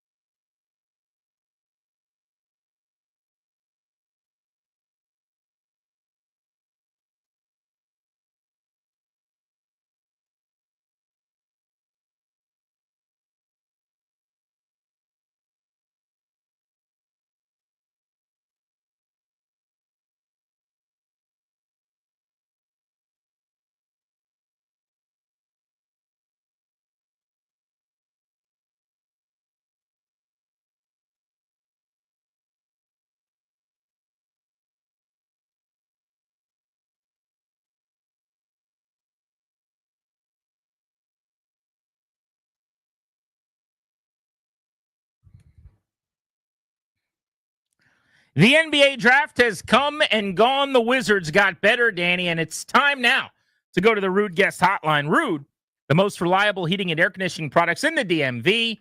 Talk to the head coach of the Washington Wizards, Brian Keefe, who's got some new players to coach up after what was a productive couple of nights. Coach, how are you? Great. How you guys doing? We're very, very well. Tell us about your first-round pick, Trey Johnson. It oozes bucket getting. Yeah, really thrilled to add Trey to our group, to our organization. First of all, a guy who loves basketball, who loves his craft, who is a gym rat, who works. And from all that work is the guy who's really obviously the shooting numbers and how he shoots the ball. But it's a little bit more than that too. Is underrated playmaker, seeing the game, but it's really his pursuit of his craft that was really drawn to us, and how he really is intentional about how he wants to be and how he gets better. And that was the things that stood out to us about Trey. We're really excited to have him. How much time did you spend around or working on evaluating him personally? Personally, more after the season for me. We obviously have a great staff who's watching these kids for years. We have a grassroots program, and we're watching these kids come up through the system. And for me specifically, I'm obviously focused about our team. And once we get after it, I start watching film and diving into that stuff. But like I said, we have a great staff who unearths everything we can about these kids that put us in the best position to draft the people that we think they're going to fit in our building. And we want high character guys who love the game. And all three guys we've added are all about that. Coach, how was it? And I'm trying to ask this the right way. You're in terms of minutes, right? For some of these kids, like just me as a fan, I'm all in, all on board with the way you guys are doing it, developing these young players, kind of turning the keys over to them as they kind of continue to earn things. What's your philosophy on minutes for young guys, knowing maybe they might not do the right thing for a while, knowing that they may not make the right decision, the right rotation, the right play here and there? How do you balance that with development and then also kind of saying, hey, maybe this one wasn't okay, so you got to learn a certain way? What's your philosophy there? I think you learn by doing. Like, I think you probably saw from how we coached the team last year and how I coached. Like, our guys led the league for rookies in minutes. I mean, I think they played almost 7,000 minutes. It was like 6,900 minutes. Like, that was like 2,000 more than anybody else. We just, me and the organization have had experience with working with guys that when they get opportunities, there's going to be some learning curves, which is normal for any player. But as you can saw with some of our guys this year, Alex and Bub and Keyshawn and obviously Bilal from the year before, how much they improved by the end of the year. They were like almost different players. And I think it was a lot of it, the opportunity, but they deserved the opportunity. They weren't just given that. Like, those guys deserved the chance to play, and then they performed and got better as the season was long. So that's how we look at this, is that we want to give these guys opportunities to grow, but how do you do that? You need to play in the games. So we're excited about that with these guys. Wizards head coach Brian Keefe is with us on Grant and Danny. The Jordan Poole trade right before the draft, how much of that move was to free up minutes to run the show and run the point for Bub Carrington? I think, all those things, that's probably more of a Will and Michael question than for me. I loved Jordan, and he, really grew tremendously here, but that's the nature of the NBA. Things are going to change and evolve. And, does that give more opportunities for other guys? Jordan was a great producer for us last year, so someone's going to have to step in that role. Bub will be one of those guys, but it'll also be other guys we have on the roster too. Like, you don't just do that with one person, but it does give some opportunities from guys to step up, and we're excited about that. Coach, tell us about Will Riley. Great feel for the game. Again, similar, all three, I'm going to say the same guy who really loves the game, wants to work, wants to be in the gym. These are like a big thing for us. It's really important. Size, versatility, sees the game really well. Good passer, good processor. Those things really stood out to us in the process of the evaluation. Jamir Watkins, the pick last night from Florida State, 6'5", another wing. Is that someone that you think, just based on what you've studied, could help you guys this year? Or is he more of a developmental piece, you think? All those things will be determined, right, as we go. But we're excited about him and what he brings. Physicality, a defense, his activity, something that really stood out in this process for us. So we were thrilled when we were able to get him in the second round like that. It was something we really valued. We didn't have a pick originally, but then obviously with some of the movement we had, we got a pick in the second round, and we got someone we really liked. So that one was really exciting for us. He's something that brings great value to our organization in terms of who he is as a person and what he brings. We're excited about Jamir. Coach, great insight as always. Enjoy the offseason and really appreciate the time with us. Thanks, guys. Look forward to talking again soon. Sounds good, Coach. Thanks. Thank you. There's Brian Keefe, head coach of the Wizards. Big week for Wizards basketball, led by the selection of Trey Johnson. Let's get to the Beltway Blitz next on Grant and Danny.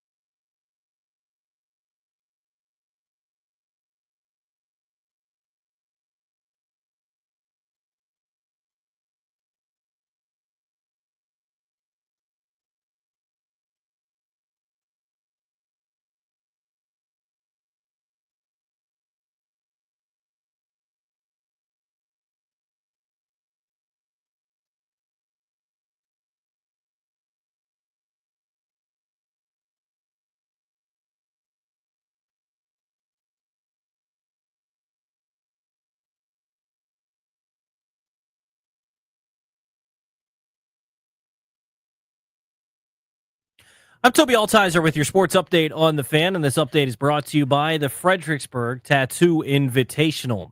In baseball, Cal Raleigh is going to participate in the Home Run Derby. He leads the league with home runs with 32 of them. He joins Ronald Acuna Jr. as the announced participants for the Home Run Derby in Atlanta with the upcoming All-Star break in baseball. Also in baseball, Mets starting pitcher Griffin Canning left the game early last night with an injury, appears to be a torn Achilles, another added to the torn Achilles injuries recently. And the Nationals begin a 3-game series in Anaheim against the Angels tonight. 9:38 first pitch. Can hear the game right here on the Fan. Jake Irvin takes the hill for the Nationals. He's 6-3 on the season with a 4.18 ERA. He'll take on Jose Soriano, who is 5-5 with a 3.39 ERA. 9:38 first pitch tonight for the Nationals and the Angels. First of 3 in Anaheim before they wrap up their 9-game West Coast road trip. They'll be back home on July 1st against the Tigers. In the NBA, Wizards Summer League schedule has been announced.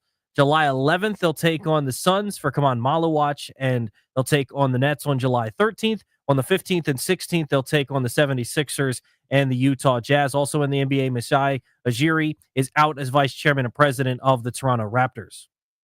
Mark your calendar. It's the Fredericksburg Tattoo Invitational, June 27th through the 29th at the Fredericksburg Convention Center, hosted by Black Horse Tattoo Studio. Live tattooing, contests, and family-friendly fun. Get your tickets at fxbgtattooinvitational.com. From the Crop Metcalf 5-Star Sports Desk, I'm Toby Altizer on the Fan.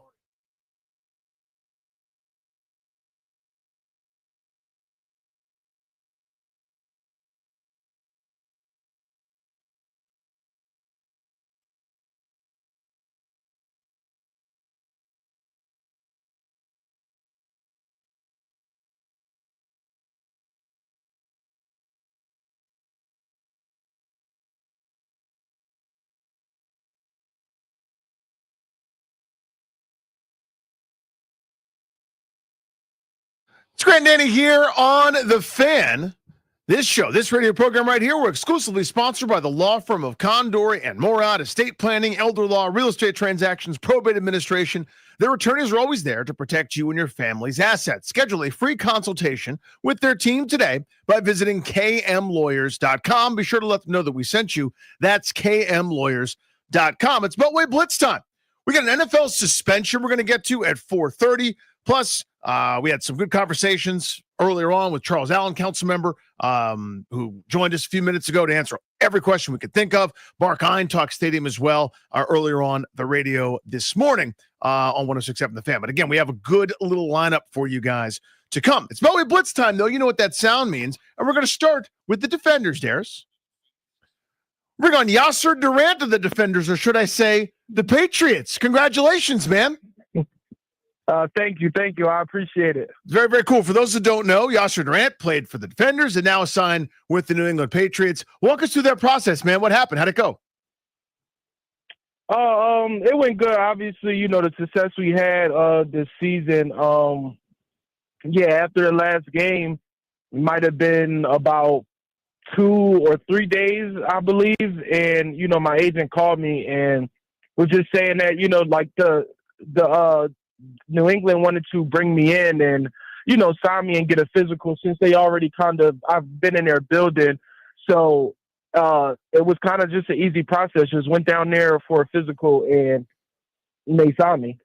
This is one of those really, really cool things. It's kind of I think it's always something that's double-edged, right? Where it's hard for a league where the goal sometimes for individual players is to not be in that league anymore. You're trying to graduate, and you guys did such a good job this year of doing that, of getting guys a chance to shine, as evidenced by, what you're going through, but also staying together and playing as a team. I'd love for you to tell me about that balance that you guys were able to strike during this really successful season for you guys. Yeah, I think that, we all kind of came together in the beginning of the season. It all started in training camp to, was able to push each other in the right way and, just a lot of competition and, knowing the end goal of this is to ultimately get back to the NFL or go to the NFL if that's your first time. And, we all knew the end goal, but we knew that we couldn't, achieve that until we achieve stuff as a team, achieve stuff in the USL. And, we wanted to be the ones that posted that trophy at the end, and that's what we did. Have you had guys from the Patriots reach out to you? Guys on the team to this point? Yeah, I spoke to some of the guys when I was there.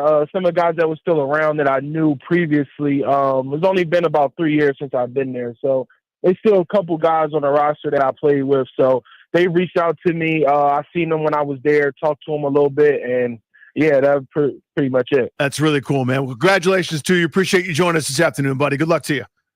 Yeah, thank you. There he goes. That is Yaser Durant of now the New England Patriots, formerly of your DC Defenders. Let's talk about some puck, please, Darius. Bringing our pal Sammy Silver covers the Capitals to talk about the Capitals. Sammy, it looks like a transaction today. What do we know about the Caps' new player?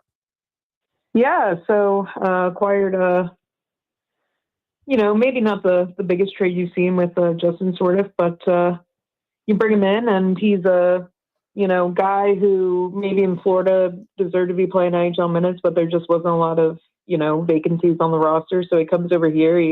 He's a 23-year-old kid with, great hands, great skating ability. He has a great shot, and he can get to the front of the net and get to the dangerous areas. So, you look at a guy like that, and you look at the vacancies that Washington will, see maybe in the bottom six going into next season.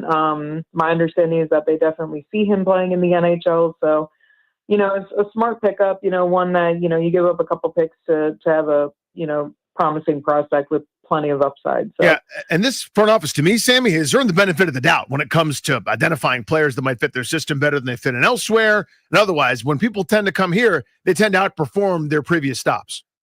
Yeah, I think so. And I think, with the Carberry connection, he can definitely, you've seen what he's been able to do for, Alexei Protas and Connor McMichael and young players. So it'll be exciting to see what he can add to the mix. And, management rarely gets it wrong. And, the scouts that the Capitals have are, top of the line. So I think it's a good pickup. Sammy, the NHL draft looms. The Capitals on the clock, end of the first round. Give us a little breakdown on the draft key headlines and what we need to know about Washington in round one. Yeah, I think there's a couple of interesting things, that you can look out for with that pick. I think, Washington, if the right deal presents itself, remains open to potentially moving it, or packaging it. They're still in the hunt for they want a, top scoring winger. So, if you can bundle a package together and use that pick as leverage, that's an option. But, if you hold on to that pick, there are several, decent options. The Caps are always going to go with the best player available. They're not going to draft, by, okay, which position are we weaker in or what we need. They're going to draft the best player available. So, there's a couple names like Blake Sidler is a pretty good right-hand defenseman who's available. Milton Gastrin, Bill Zonin. There's quite a few names that the Caps could definitely look at 27 if they hold on to that pick. Who do we expect leaps forward from? Last year it was the Alexei Protas. I'm almost going to call this the Protas corollary or the Protas Award, a guy that went from, hey, the guy looks like he's got some good tools to, wow, this guy's a huge difference maker. Who do we expect a leap like that from anybody currently on the roster? Yeah, I think it's tough, right? Because there's a number of forwards, that are leaving. And then you also saw, so many of the guys besides Protas, also had career years. You can look at a guy like McMichael and be like, oh, but he took it to the next level. Mm-hmm. So I think looking at it, if Anthony Beauvillier ends up sticking around, I could see him having, a career year that he's never had before with another team. I think, you look on defense and I think you see a lot more production from Rasmus Sandin next season. He had a great year this past year and he's still finding his game. And I think he's a guy you look out for as well. So definitely a lot of options already on the roster, but it'll be interesting to see who ends up sticking around. Last one on the Caps really quickly. Do you expect them to be aggressive in going out and getting a top six scorer? They've talked a lot about that. So I guess, number one, is that reality that you think they bring that guy in? And then secondly, what did you make of the Marchand rumors, which could be related to that question? Yeah, I think it's Washington, has the assets to be aggressive, right? They have the first round pick. They have some good, very impressive prospect pool. I know at the trade deadline, they got calls on their prospects and they didn't really do anything because they didn't really want to part way with any of those names. But I think you look at the current roster, you look at, Ovechkin and how much time he has left, and then transitioning to the future, eventually you're going to have to prepare for life without him, right? So I think, you have the assets to be aggressive this offseason. Do you have to? You don't necessarily have to. I think Washington is definitely, a playoff team without being aggressive, but it could certainly be a, difference maker. As for the Marchand rumors, I heard a low rumblings. I don't think it's likely he ends up leaving Florida, but it's a veteran guy who, he's a versatile player. He gets under people's skin. Just imagine him and Tom Wilson on the same team, right? Like it'd be pretty great. But yeah, I mean, it's something Washington's looking for, but at the same time they're looking to get younger. So maybe not the best fit from that standpoint, but would be somebody who can bring quite a bit. I need one of those same sick buckets I get for my kids when they have the flu. If there was a Marchand signing, I just don't know that I could handle it. I would have to get over it though if he was productive for my roster.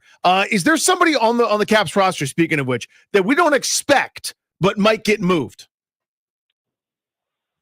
That's a good question. I haven't heard anybody specifically on the block. I am very interested to see what they end up doing with Hendrix Lapierre. He's a restricted free agent. I think you look at this past season, it's maybe not what he wanted and what management wanted. And I think obviously they were very pleased with, how he was able to bounce back in Hershey, but he just wasn't able to find that consistency at the start of the year. And then just looking at the role in the future and, obviously I think that third line center role is Connor McMichael's to lose at this point, and then you're pretty deep at center, right? So it's a question of, okay, do we keep him in the system? Is he going to be able to come into camp and make noise? Can he play on the wing?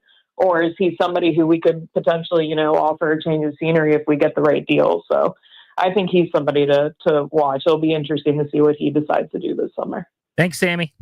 Of course. Thanks, guys. Thanks, Sammy. Good hockey week, NHL draft this weekend. All right, let's get to hoops. Keith Smith joins us from Spot Track. Want to get to the Wizards draft in a moment with you, Keith, but let's start first with the Jordan Poole trade.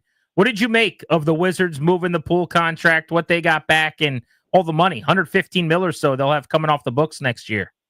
Yeah, that's the big part. It's that big part there at the end is what feels really important for the Wizards, that they are now going to be major players of some sort next offseason. I don't know that it is start signing free agents and all that, but having that kind of cap space puts them in position to eat contracts, do all sorts of things. So that was really good. And they pick up a couple of helpful veterans that'll help the kids along the way. They got some draft assets in the deal as well. And I would not be surprised if when they turn around and trade those guys, maybe by the trade deadline, they turn around and get even more draft assets. It's no surprise they were pulling a page out of the Oklahoma City playbook, given who runs the team now in Washington. What do you expect them to do with CJ McCollum? Have him be a good vet on the roster before trade deadline, buy him out beforehand, let the deal expire? What do you think? Yeah, I think there's no real reason to buy him out. They're not trying to be a player any other way, unless he was really like, hey guys, I don't really want to be here. But then you try to work with him on a trade before you would buy him out. So I think we're going to see them, both him and Olynyk, much like Chris Middleton and Marcus Smart. Those four guys will help a roster that otherwise trends very, very young in Washington. And those guys will be helpful for those guys, much like Valanciunas and Brogdon were last year for some of the young guys. That's what these guys will do. And then, you evaluate the trade options going into the year and all the way up to the trade deadline. And if post-trade deadline they're still around and it's like, we couldn't find a deal and you want to go catch on with a contender, you try to figure out maybe a buyout situation then. Ace Bailey, how's this going to end? It's going to end with him playing for the Utah Jazz. I don't know how many people have ever won a staring contest with the Angels, but I'm going to guess it's a pretty short list of people. I get it. If he doesn't want to be in Utah, that's one thing, but you're in Utah. There's really no other realistic options. A lot of people are like, so he just, goes and plays in Europe for a year. If he plays anywhere professionally, the Jazz will hold his draft rights, and then he still belongs to them. The only way he can get out of this, if he really wants out free and clear without forcing them to trade him, which I don't know that they're going to do, is if he just doesn't play at all next year. Then he can re-enter the draft then I think it'd be pretty funny if Utah turned around and drafted him right again, because there's nothing that would stop that. So he's going to have to show up and report. My guess is we'll hear news by the end of the weekend that he's shown up to Utah, and we start moving forward like that. What did you make of the Wizards draft haul? Yeah, I thought they did pretty well, given the disaster that the lottery was, moving back to the 6th pick. I think getting Trey Johnson there is really good. I said he is one of the more, audacious players in this draft, and I mean that as a compliment. He walks on the floor and he's like, I'm the best guy out here. Let's go. And it's not in a bad way. It's just in an extremely confident way. He's a shot maker. I think he's going to be really good for them, giving them a little bit of a different look from some of their other young talent that they have. And then I think the trade was pretty good value. Getting Will Riley in the door there, I think that's going to be pretty helpful. I think Jamir Watkins, who they picked in the 2nd round, is another guy who can also play some too. And I think all around this has been a pretty good week for the Wizards, continuing to add young talent and then clearing up even more cap flexibility moving forward into the offseason. Good week all around. Keith, we like hearing that. Thank you for the time. We appreciate you. I appreciate it. Thanks so much for having me. Talking hoops with Keith Smith of Spot Track. Next, Justin Tucker suspended for 10 games. Is this the end for him, or would a team actually sit through that suspension to get him on the field at some point? Next on The Fan.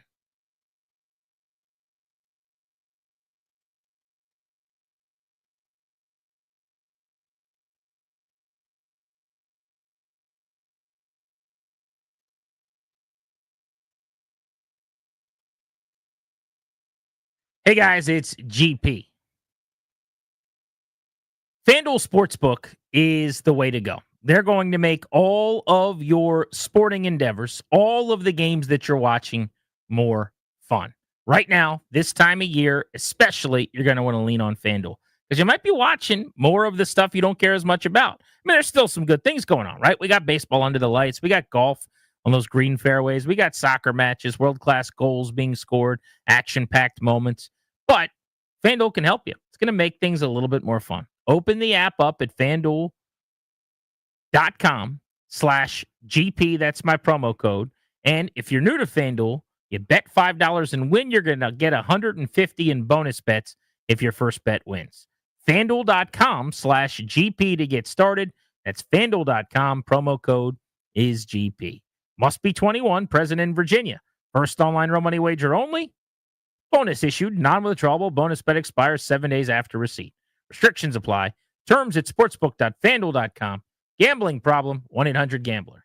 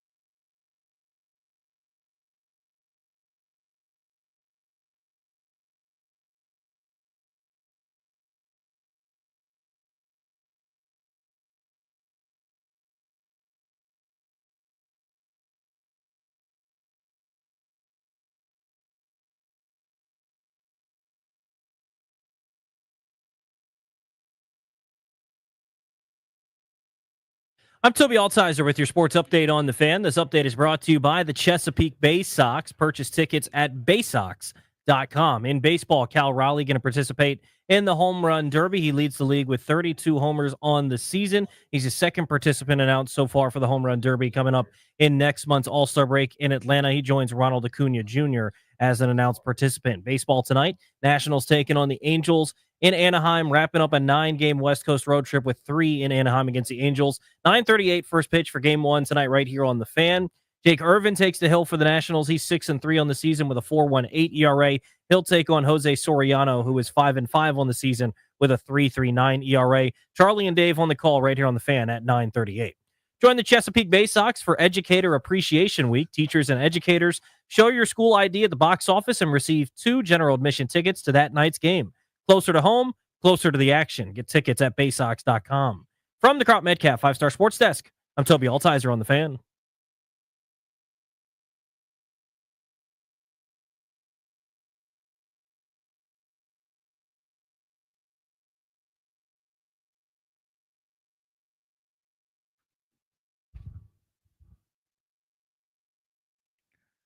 Taking you up to 6:30 tonight. We're Grant and Danny. You are listening to the Fan. Justin Tucker found out yesterday that he was going to be suspended by the National Football League.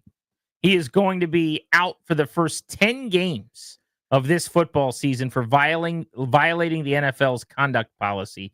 So, Danny, I ask you, you're a kicker. You're late in your career, who's coming off of your worst season in a long time. By far his worst season. Missed 8 kicks, right? Was 60 for 62 on extra points, which is not a given for a lot of guys. Still automatic there. But he missed 8 field goals. As the year went on, he got a little better, but he really struggled. And he's 35. He's going to turn 36 in season. So it stands to reason when you have a down year that people are going to question, is this the end of the road? Is this Father Time catching up? His first non-Pro Bowl season since 2015. Last year, he went from the most accurate kicker in league history, right around 90%, to 73%, which has never happened for him before. So now if I'm signing you, I'm betting that you can bounce back. Mm-hmm. I'm betting that you can return to form after your worst career year at the age of 36. But also, I have to sit you out for 10 games. This is what's complicated, I think, for him. When you sign a kicker generally, you know, what Washington just did with Matt Gay, he comes in here, he's going to be your place kicker. And there's kind of a binary, right? There's like a 1 or a 0. Either it's a guy who's like a franchise kicker, if we want to use that phrase, that it doesn't have to look over his shoulder, or it's a guy who, like, you miss a couple kicks, you could be on the street. Right, yeah. That's the way I think of it. Are you allowed to miss a couple kicks? Yeah. Or not? If it's not, then it's like, get another person in here immediately. If it's Justin Tucker for years, forget last year, you go, the dude was 6 for 6 last year from 50 plus. So here's my, you know what I only mean? thought. It's allowed. The only path maybe to him being able to sign with someone and actually kick this season and have a career moving forward, maybe a team who's in the bucket of, let's try this guy out. If your kicker is Zane Gonzalez, if your kicker is Cade York, if you're in that tier where you know this guy might miss 2 or 3 field goals and I cut him, maybe you also have Justin Tucker on your roster and you allow him to just be suspended for 10 games as your second kicker, so to speak, knowing that when he sits out the 10 games, come the stretch run of the season, he's back. If you really like the workout or you think he's going to be very, very good again. The problem with that is you're carrying 2 kickers on your 53-man roster. Yeah. I mean, for someone to sign him, you have to pay him, and I guess he's suspended, so you don't have to worry about paying him up front, but you have to pay him good kicker money, and then he's got to sit there unavailable to you for the better part of 3 months when you count a bye week and all the other stuff. So to me, this could be the end of Justin Tucker's career. Which is wild when you think about that, but you're right, that's the quandary. So somebody would have to, because this, you don't just get to be, as far as I understand it, you can tell me if I'm wrong here, you can't just be suspended and not on a roster, right? Doesn't the suspension clock start when you're on somebody's team? That's how I see it, right? Like you don't just go, I sign in game 11 because I've served my suspension. I think it's you got to be on somebody's roster. So you have to walk this tightrope if you're one of these teams where you'd go, I'm just making this up, in New England where they had Joey Sly. We eventually think Justin Tucker will be the better kicker, but so we'll just wait until November to have him to be able to come practice with us to see? I don't know. I don't see the solution there. Well, here's what I've got to look up. So when he's suspended, he's still on your roster, right? So what that's you don't just get to serve. While he's suspended, it wouldn't make sense that I could just stash him on a practice squad or something. Non-football suspended list, where now I only have one kicker that I'm paying, to your point, and now Justin Tucker doesn't count against me. I think he would have to be one of 2 kickers, which basically means you're operating 52 against 53 against everybody else. Which is prohibitive, as far as I can tell. Well, I mean, that just means nobody would do that. Right. If that is the case, then he's cooked. Now, if somebody can sign him, stash him while he's suspended, and he doesn't actually count against the roster, then there's actually a much better chance that he has some career moving forward. Because as a kicker, especially, like, you may not want to do that with a wide receiver. I need the guy on the field. Like, it hurts. With a kicker, it's basically just like dealing with him having a calf injury or a groin or something. He'll be back in a couple of months. You just set him to the side. You let him go through with the suspension, and then you get him back. But in a very quick time, he's gone from best kicker in the NFL to hot water in a very serious story with a bunch of allegations of sexual harassment and potential assault and other things that he has denied. And now the Ravens have released him. They drafted a kicker. That's another question. Did they cut him based on football, like they said, or did they cut him based on this? I think they cut him because of the story in the Baltimore Banner. You know, I don't think they would have drafted a kicker after a 1-down season for Tucker at 35 years old if everything was on the up and up. They knew this was coming, so they got ahead of it and went and got the next franchise kicker. I think it's a combination. I don't know what's the bigger piece of the pie, but okay, let's say this. If he had the exact same year last season that he had 2 years ago or 3 years ago, and he's the best kicker in the NFL, and that story comes out, do they move on from him? I don't know. So I know it's not a great opinion. My thought is no. Kickers are discardable. Like, even the best kicker is not a wide receiver or a cornerback. Yeah, I mean, this is the way that they talked about him up there, like a Ring of Fame player for them. Like, he's the guy that's underappreciated. Like, it's the Baltimore way, right? When you think of the guys that they're huge fans of, or the way the media works up there, like, we want the guy, we love the guy that has the angle that nobody else sees. Like, give us John Harbaugh, the special teams guy who's now our head coach, who's better than everybody else at it. Like, that's the Baltimore way. We want that. You guys don't care about kicker. We got the best one. Like, he's a hero to them before all this, right? So I don't know that they would have just cut him. I think the fact that both happened at the exact same time, where over the last 2 seasons, he went from, if you're within 65 yards, you've got at least 3 points. It gives you a lot of confidence as a coach and as a team. He went 1-5 from 50 plus in 2023, 6 of 11 in 2024. He fell off in that way. The dude that was automatic from deep stopped being automatic even from 40 plus. He fell off a cliff while this is all happening. It became a much easier decision to make. So I think if he did the same years he had a couple years before, where he led the league in kicking in terms of accuracy, most made, most attempted, most from super far away, I think he'd still be a Raven. I do too. And I don't think he's going to kick in the league this year, and I think his career is probably over. What I'll be interested in is, do we see him working in the league in some capacity ever, analyst or otherwise? Because he was such a popular media darling. Yeah, beloved. Like, and to use a wrestling term, he was over in a big, big way. People couldn't get enough of Justin Tucker. He sings opera. He does this. He's got the well-manicured beard. He's on our pregame show for some reason, even though he's a kicker. And now I think he's going to be persona non grata. And I just wonder, if you're him, if you can't get back in the league, like, I would do anything I can, scratch and claw, to make sure you kick in the NFL again, because there's a very thin line, but once you cross it, you're just back in. You know, some guys, they're gone forever. Something like this happens and we never hear from them again, and they're not allowed to be in the club again, and we just discard them. There's other guys that do terrible things and are alleged to have done awful things, and for whatever reason, they get another shot, and it's like a footnote in their career. I don't know the secret sauce of getting back into the mix if you're Justin Tucker, but like Brandon McManus. Right. And again, nothing was proven. Washington ends up releasing him on solely an allegation, ends up being that maybe, just maybe, not all of it was on the up and up. He kicks last season. It's a complete afterthought. I don't know if that's what's going to happen with Justin Tucker or not. But if you don't ever kick again and you don't work in football again, then we've seen you for the final time and you're probably in big, big trouble in terms of your reputation. Yeah, long term. one would think. I mean, this was a Hall of Fame kicker in waiting. That's what was happening, right? That's the course he was on. At a minimum, Ring of Fame in Baltimore, where, as you said, he was a hero. Like this is one of the favorite sons. And you know, he was going to have some pretty gaudy totals when he was all said and done in terms of the all-time ranks for kickers. Like, accuracy you already mentioned, but the number of 60+ yard kicks made, just the way that he sort of changed things there, the way like the expectations now for a kicker. He was great for a long, long time. A lot of bold ink on his page in terms of accuracy, most field goals made in a given season, extra points made in a given year. Really, really, really excellent kicker for a long time, and seems to be over. All right, this will be a fun little game for us here. The game's going to be, we're going to do something a little off the beaten path we normally wouldn't do, and it's going to be, was it worth it? So I've got a guy here who's been tweeting me a bunch who really wants to tell us his winning off the field. And he called in constantly when we weren't doing winning off the field. Yeah.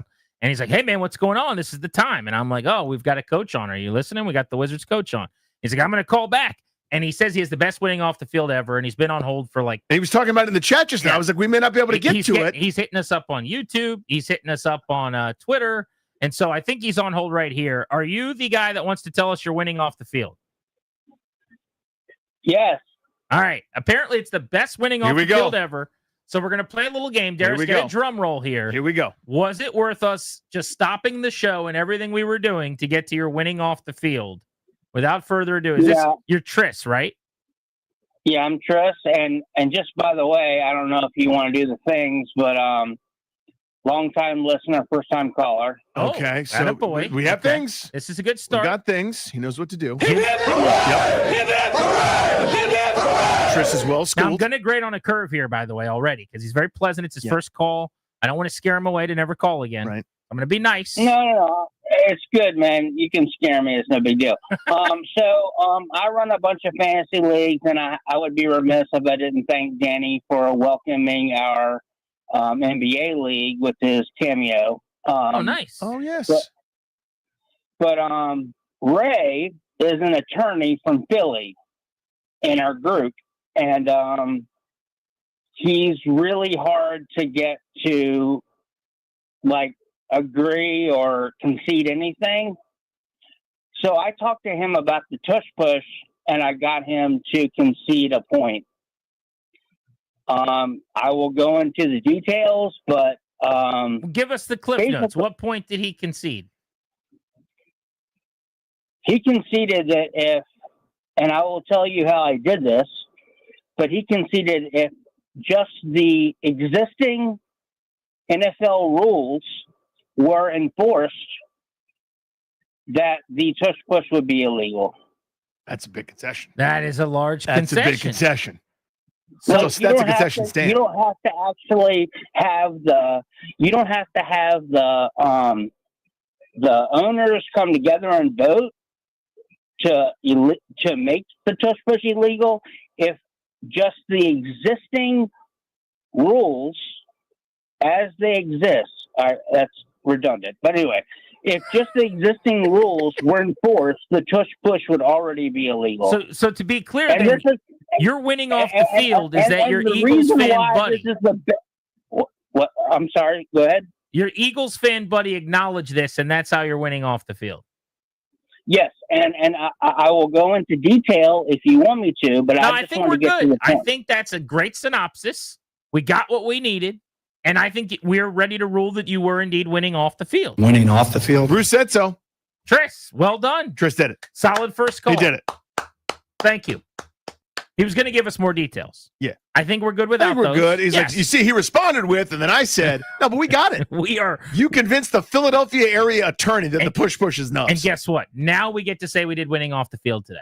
Oh, yeah. Because we weren't going to be able to say that because we talked to Brian Keefe during winning off the field. Right. I also liked it. I mean, he was like, all systems are go. You got a social media feed. It is look for him. He is telling you he wants to get through to winning off the field. field. You didn't watch The Office, right? Or did you? You ever watch The American Office? Of course. You big did. Office guy. So when Ryan Howard on the show came up with whoop, which is every mode of communication to like go to contact somebody, pager, fax, email, phone, whatever. He did a whoop to us. Like everywhere you can get in touch with us, he did. That was before he hit 382 big league home runs. Thank you. For the Philadelphia Phillies. I got a game for Danny to play next. And also, very bad news for Danny as well. No. Two different things. A game and news that will ruin Danny's night on the Fan.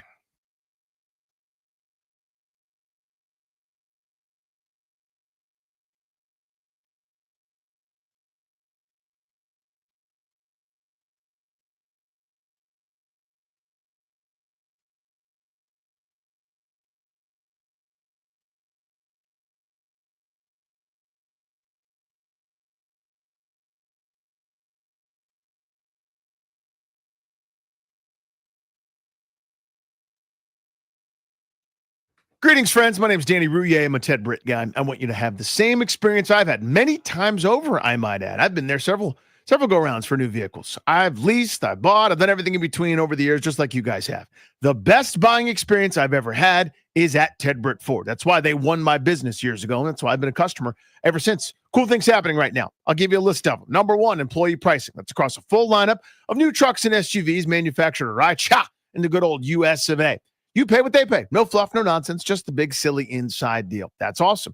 I got some more for you, too. You want to hear them? Great. Here they are. 2024 F-150 XLT from Ted Britt. The F-150 HQ in Fairfax and Chantilly. How about almost $14,000 off the MSRP? No payments, 90 days. $9,000 off the MSRP on a tough new 2024 Bronco. Again, no payments, 90 days. 25 Ford Explorer, Beach Ready Bronco Sport, both over $6,000 off the MSRP with no payments again for 90 days. You can see the theme there, right? Really good value on vehicles, great buying experience. Go see my pals at Ted Britt Ford, please. Tell them Danny sent you.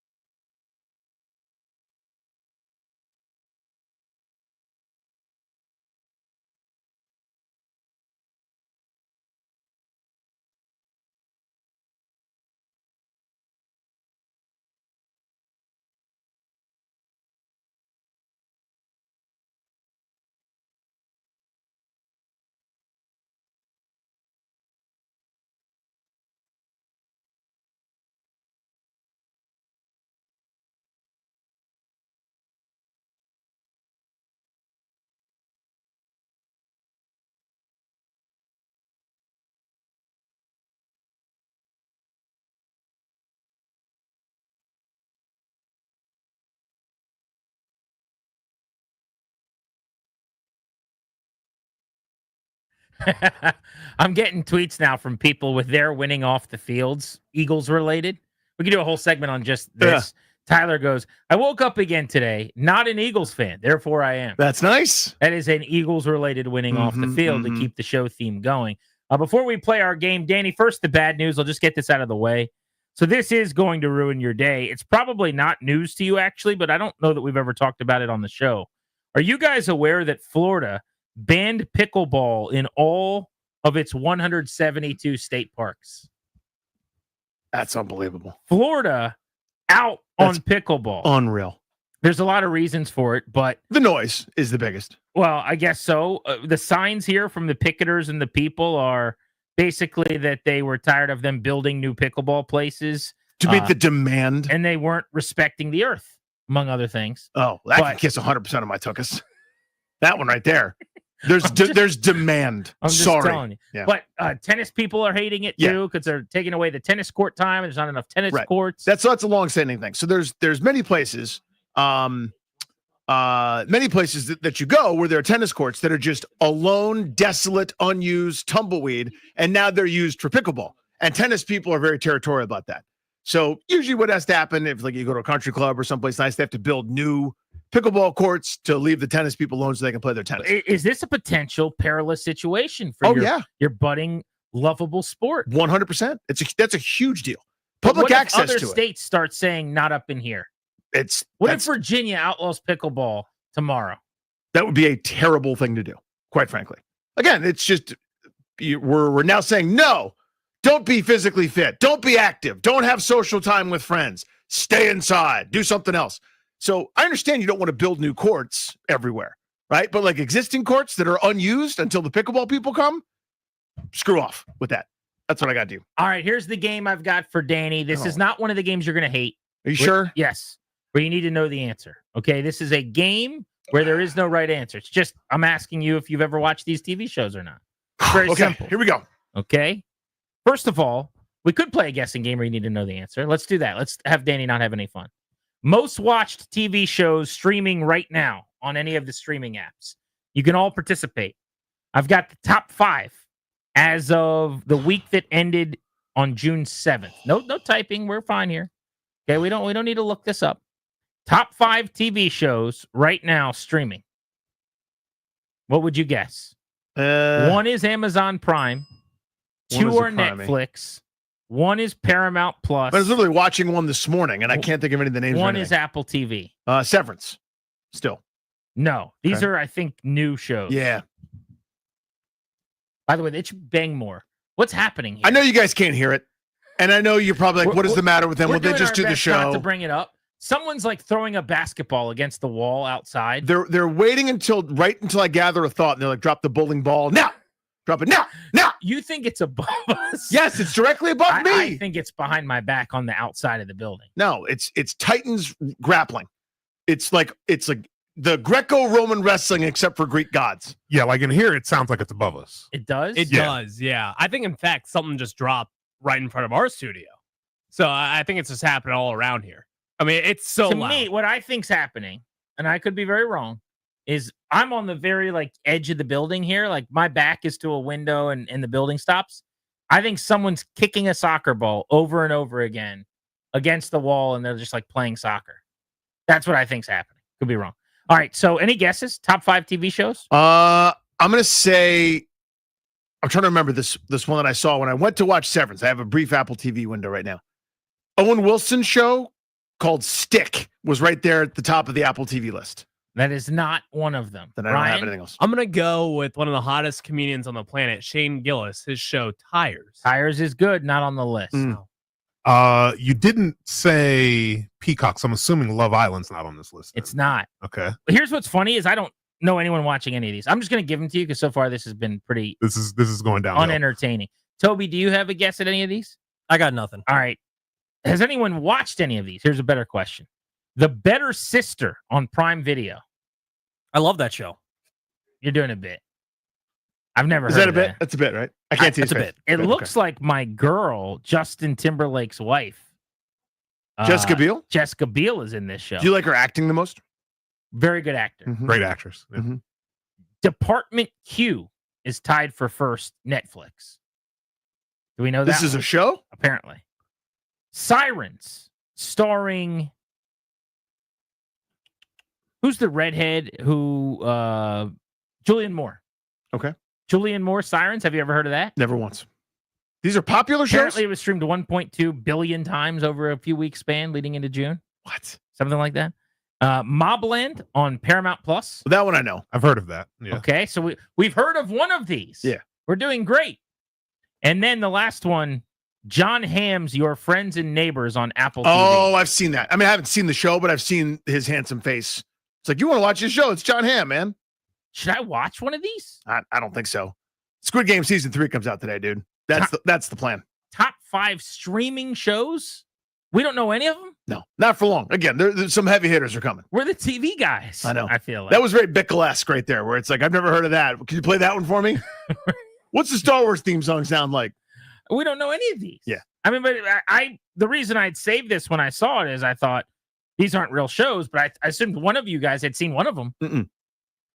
Giant gap. So there has to be better TV than that then. There is. So my point is that's for everybody that's consumed everything.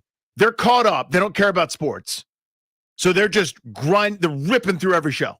So they've seen every Better Call Saul, Breaking Bad, Squid Game, Yellowstone, everything that you can watch, and they're up to date on the new thing.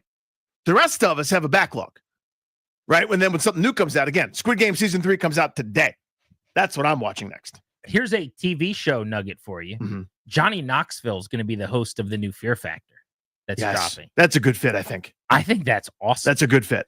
Because you kind of wonder with a guy like Johnny Knoxville, you're too old for Jackass. You can't be jumping off of things anymore. You can't do the bumps anymore. Like, where do you go?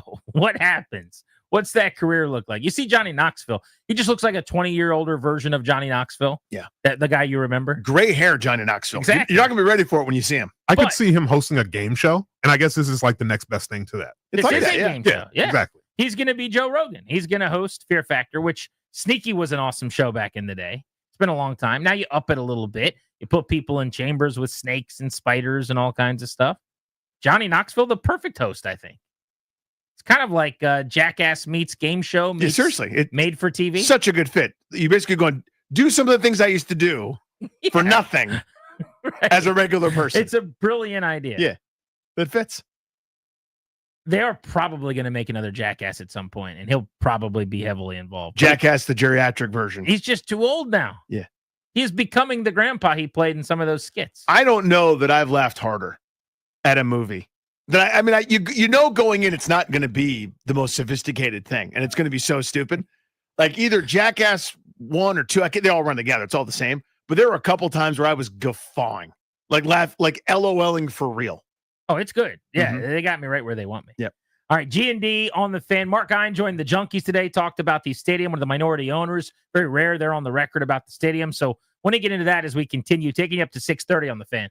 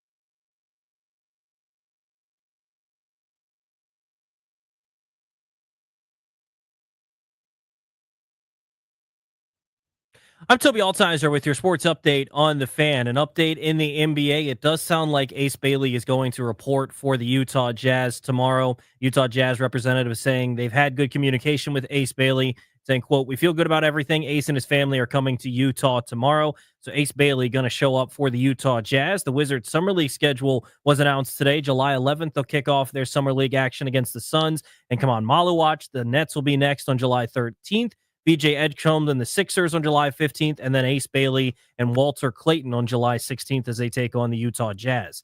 In baseball, Cal Raleigh said today that he's going to participate in the Home Run Derby. He leads the league in homers with 32 on the season. He joins Ronald Acuna Jr. as the announced participant so far for the Home Run Derby coming up in Atlanta in a couple of weeks. Mets starting pitcher Griffin Canning is confirmed to have a ruptured left Achilles, so he's going to be done for the rest of the season. Nationals and Angels tonight, 9:38, first pitch right here on the Fan. Final series of a 9-game West Coast road trip for the Nationals. Jake Irvin takes the hill for the Nationals. He's 6-3 with a 4.18 ERA. He'll take on Jose Soriano, who is 5-5 on the season with a 3.39 ERA. Appliances on the fritz or need a handyman to fix the odds and ends in your home? Contact Better Appliance for all your appliance and handyman needs. Serving Maryland and D.C., family owned and operated for 80 years. BetterAppliance.com. That's BETTAR Appliance.com. From the Crop Metcalf 5-Star Sports Desk, I'm Toby Altizer on the Fan.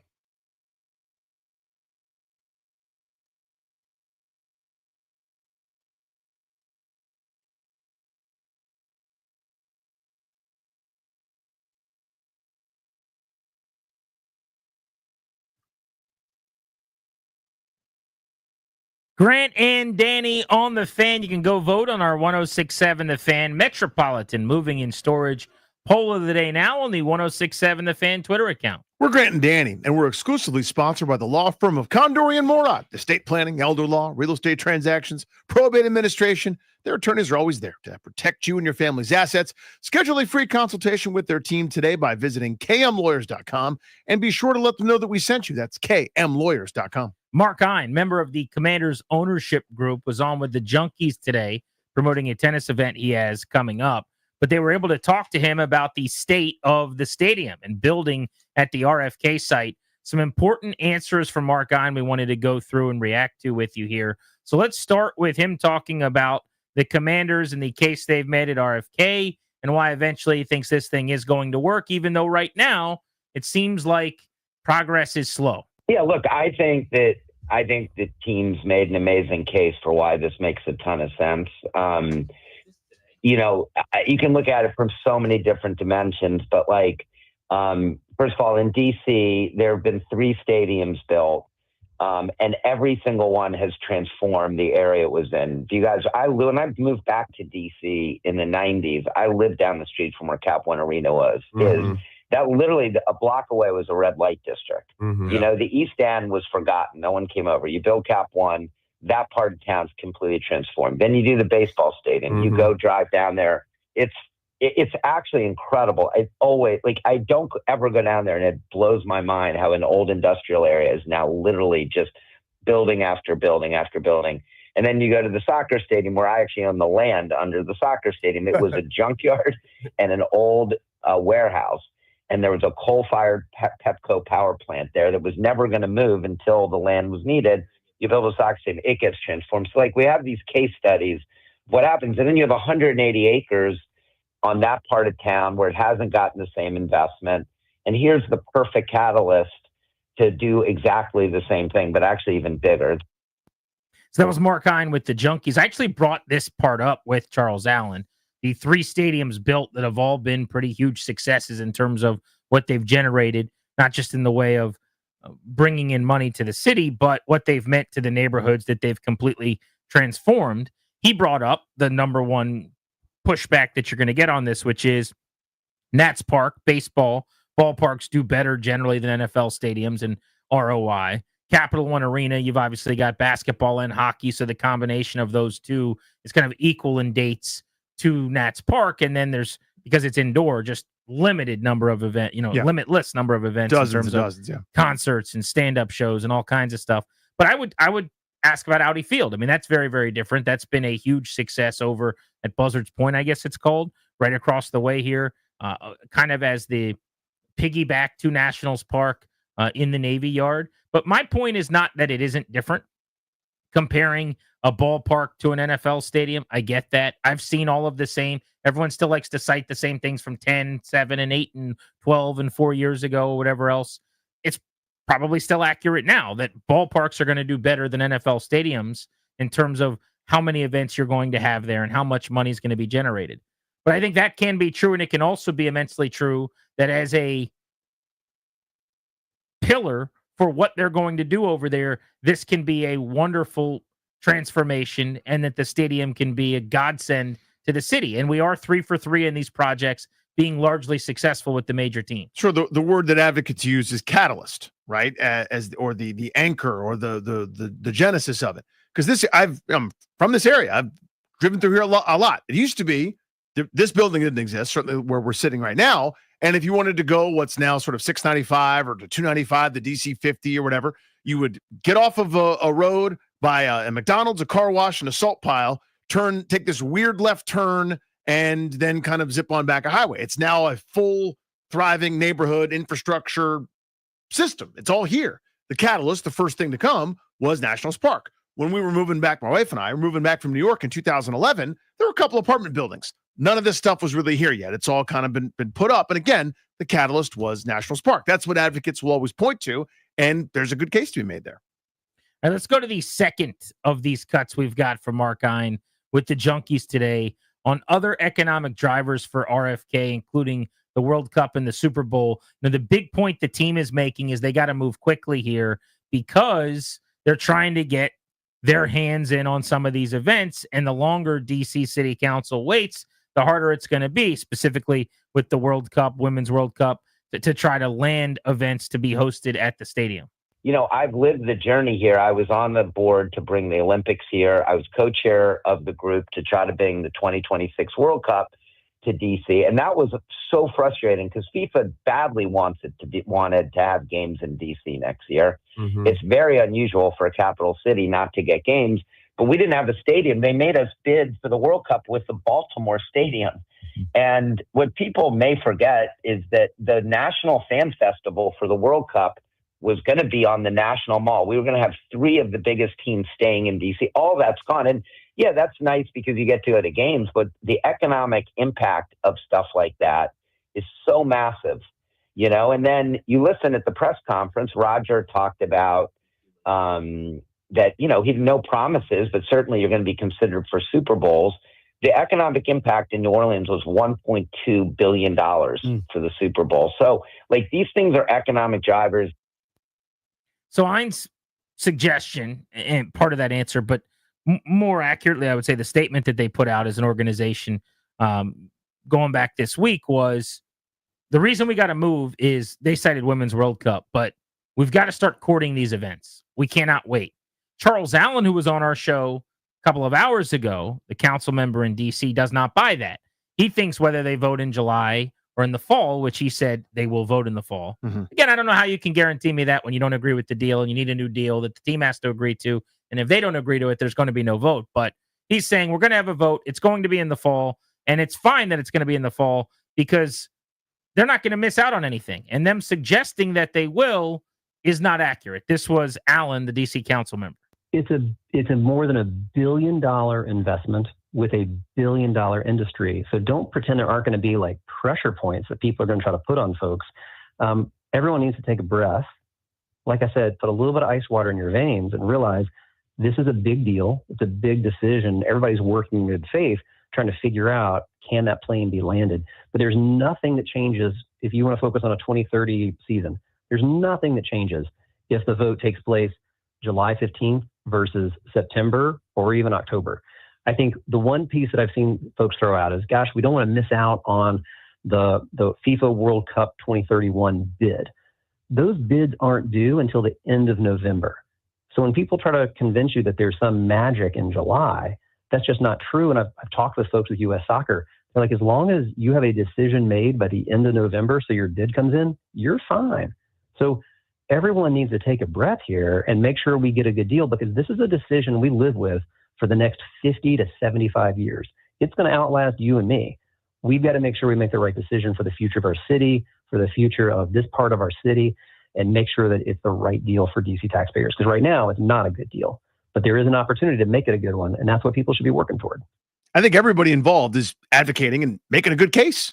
So, let's say I'm now the team. I have a team hat on. I'd like to get this stadium done as soon as possible.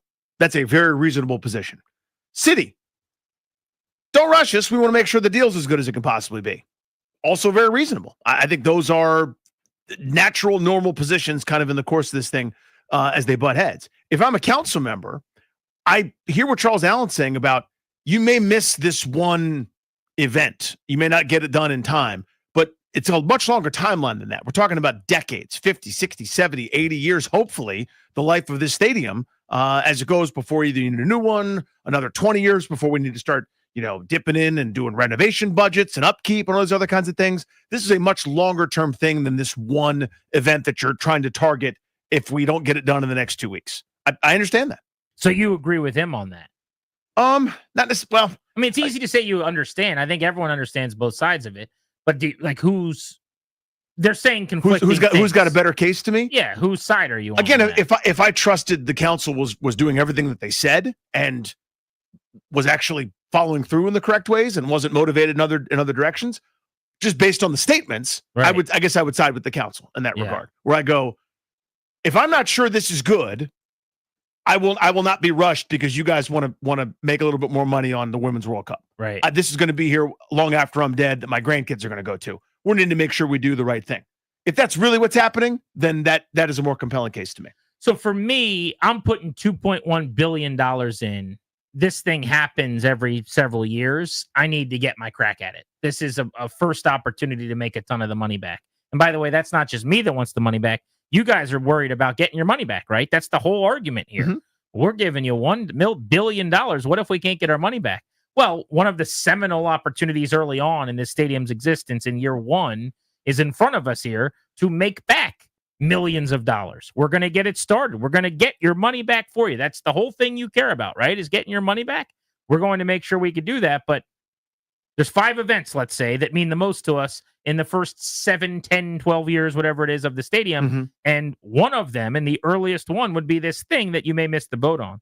Now, I don't know, because they're also conflicting on whether or not they actually miss out. He's saying we can wait till November and still get it. And the team is going, no, we can't. We need to get this thing done now and know that we're going to have a stadium in D.C. so that we can make the pitch. So I don't know who's right and who's wrong there either. But as has been the case, that's part of my frustration, by the way, is that each of these council members will come on and say, we want the stadium. We're going to get the stadium. Like, be calmer. The stadium's going to come here. Don't worry. This is going to happen. It's just going to happen in the fall. But how can you possibly say that when you're telling me that this deal's terrible, you don't want anything to do with this deal, and you want something to do with a very different deal that isn't on the table at all? The team's not right now suggesting that they're willing to do another deal. So forgive my skepticism of how awesome this is going to go in the fall. You're saying, and by the way, I disagree with him, obviously, but he keeps saying it's a bad deal. It's a bad deal. It's a bad deal. Okay, well, this is the deal. So, and you're also in the same sentence telling me we're going to get a deal in the fall. How do you know that? How could you possibly be so confident? They think this is a good deal. You think it's a terrible deal. What about the next deal when they think it's good and you think it's bad? Like, it's just the patting me on the head and telling me to calm down and sit back and let the adults handle it, as if they didn't screw up sports betting in DC and so many other things. That's the frustration I have. Which I understand completely. The confidence may come from the dialogue that he said was ongoing, talking about Charles Allen, where I asked, was like, hey, you're not just shooting these complaints off into the ethosphere. You're not doing what's the guy's name? Yosemite Sam. I complain, boo, boo, boo. Like, you're actually talking to people about it. And he, to his credit, he said, yes, the team is talking, the mayor is talking, everybody's sitting down and addressing the concerns. So maybe based on that dialogue, there's a confidence. I'm with you, though, in this regard. That's awesome.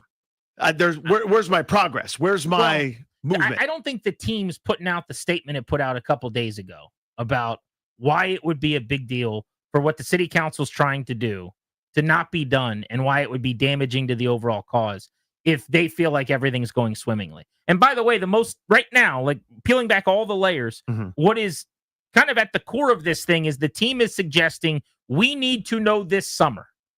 whether or not they are going to be in. And the city council members, one by one that have come on here, other than the original 4 yeses who are still yeses, one by one, the city council people have come on and said, there's no way we're going to be able to vote on this thing in the summer. And the team keeps saying, we need to know by the summer. So that's a big difference. It is. And by the way, it's the only thing that matters. So again, it sounds like I'm like Team Charles Allen here. I'm not. I'm mad at everybody. So his point though about they've tipped their hand. This is what they want. I don't. It sounds like several members of the council are going, you're not really going to leave. Now, maybe 100% they're saying that. Maybe you push them to the point that they do. Well, I asked him point blank. So if you guys missed the interview, he basically said they're not going anywhere. They're not leaving. They're not going back to Maryland. And I said, so you're calling their bluff. And he basically said there's no bluff to call. His suggestion is Maryland is irrelevant now. Maryland doesn't matter now. Wes Moore has moved on. By the way, I think if they called Wes Moore today and said, hey, we want to build a stadium, I'll bet you he'd pick up the phone call and start talking to them. But that was, to put words in his mouth, essentially what he said. Let's grab that, Darius. That was cut 9 here. So this is July 15th deadline is artificial. Doesn't think Maryland's still in play. So essentially, you're calling their bluff. What bluff to call? It's not going to happen by July 15th. So it's an artificial deadline that people want to put on us. For what? What is they could go back to July Maryland 15th? and get the project started if they wanted to. Really? Governor Moore is already talking about the future of that site and how he finally has a chance to do something different there. That's not going to happen. This is so different than what you saw take place in Virginia, where D.C. worked hard to get Cap 1 back, which should never even gotten to that place. The dynamics are not playing out similarly here. You've got a commander's team that wants to be in D.C.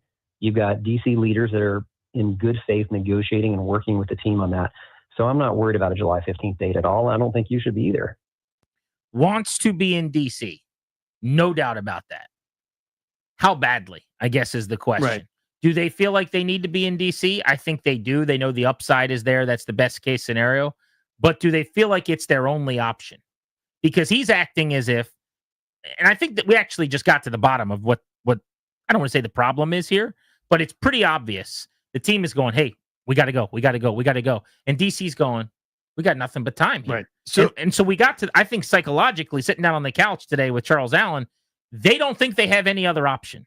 They don't think there is another plan B. And they're going, we'll get to it whenever we're ready to get to it, and you'll like it. Yeah. Or they don't think 3 months is a big deal. Whereas both are true. Right. But like, so it's not 10 years. It's not, hey, we'll let you know in 6 months if there's another 6 months or another year. This is like, if we don't get this certified and ratified until 3 months from now, everything's fine. Everything's on course. And the teams go, no, because they're doing public pressure. Of course. Because that's what they want to do. But Danny, I would have 100% agreed with you before the interview. In the interview, you just heard it. Mm-hmm. He does not think they have another option. Right. He thinks they have, as you said, tipped their hand. I like that phrase. Mm-hmm. He thinks they have kind of made it clear they want to be in D.C. to the extent that there's no going back now. I disagree with that. Maybe that's an interesting question to bring up. I mean, do people think that if this were to go sideways, they would actually go back to Maryland? Or do you think they've made it apparent at this point that it's D.C. or bust? And they will end up waiting. They're just trying to strong arm the city council into doing it sooner. But eventually it's going to be D.C. So if the city council makes them wait it out till October, November, December, or 7 months after that, that it's RFK 2.0, and that's the only vision that they've got. Well, I think it gets back to the argument that you and I have had 7 billion times, I think, on this show, about you think it's viable. I think it's not. So which part? Going to FedEx 2.0. I think they know that. I think they're too smart to go back there. So I think they've tipped their hand. And again, in that way, I agree with Allen that it's now so DC you don't or think bust. they would build another stadium there?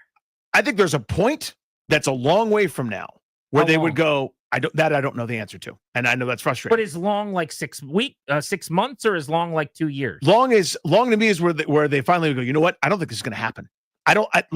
We've been told 2 more weeks. We've been told another month. We've been told 2 months, 3 months. Now we're going to delay to this. Now we'll delay to that. If it finally gets to the point where you go, you know what?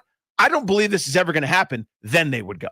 I think they want to be in a new stadium in 2030. I think they'd like that too. And they want it to be in D.C. But if it gets to a point where it's not going to be in D.C., then they'll build in Maryland and have a new stadium in 2030. I don't think it's going to get there, for the record. I think in the fall, the city council will vote and the team will allow, basically just have no choice but to allow that to be the timeline, and they'll be unhappy about it. But then they'll have a big press conference like Leonsis did with the mayor, where it's like anything. Everybody congratulates themselves. Before that doesn't matter.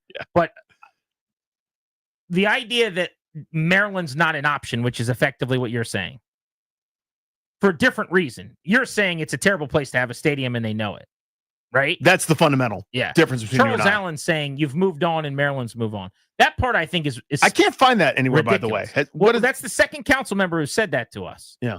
That basically Westmore is happy to not have the stadium now and they just can't wait to use that real estate for something else. Really? I bet you that's not quite true. I'll bet you next time he's picking the Texans against the Chiefs for B Mitch and Finley, let's ask him about that. Is it true that you don't want the stadium? You don't want the Commanders anymore? Because I bet you he would say otherwise. But let's open up the phones on this. 800-636-1067 is the number. 800-636-1067 if you want to hop in on Grant and Danny. The question for you guys is, do you think Maryland would be an option if this goes sideways? It's pretty clear the city council doesn't think that's real. And Charles Allen today suggested Maryland is off the table. There's no way that they will leave the RFK site to go back there, essentially no matter how long the city council takes. Do you agree with that or not? Grant and Danny on the Fan.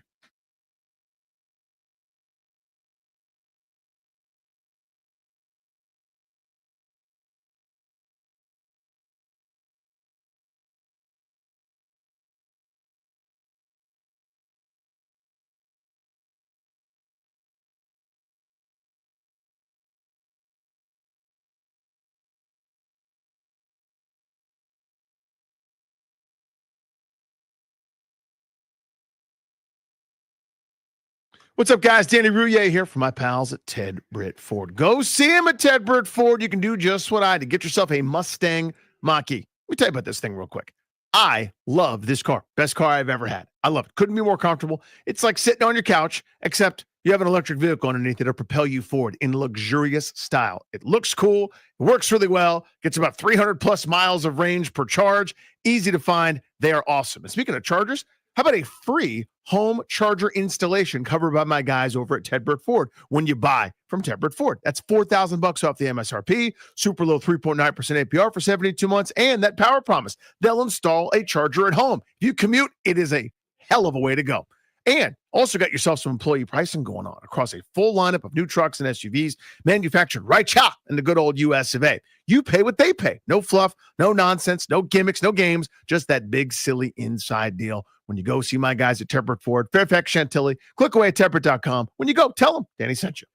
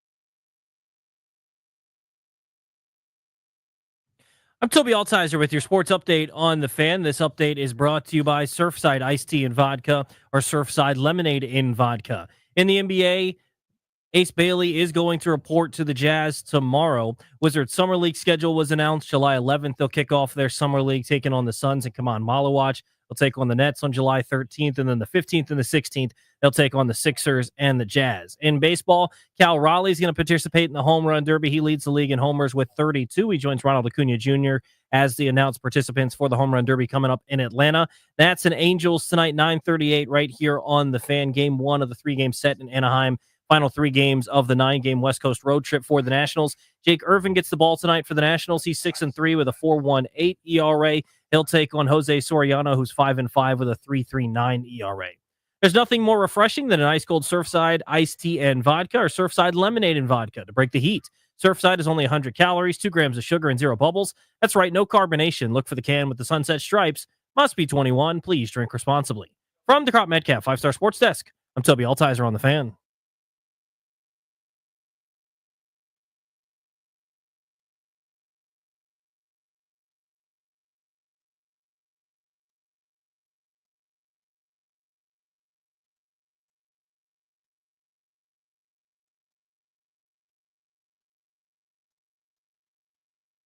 Mark Ein was on the show today with the Junkies here on the Fan, and we just had council member Charles Allen on with us when juxtaposing some of the audio of the two sides here, Commanders ownership and a member of city council. You know, both seem to say nothing but positive things about the other side.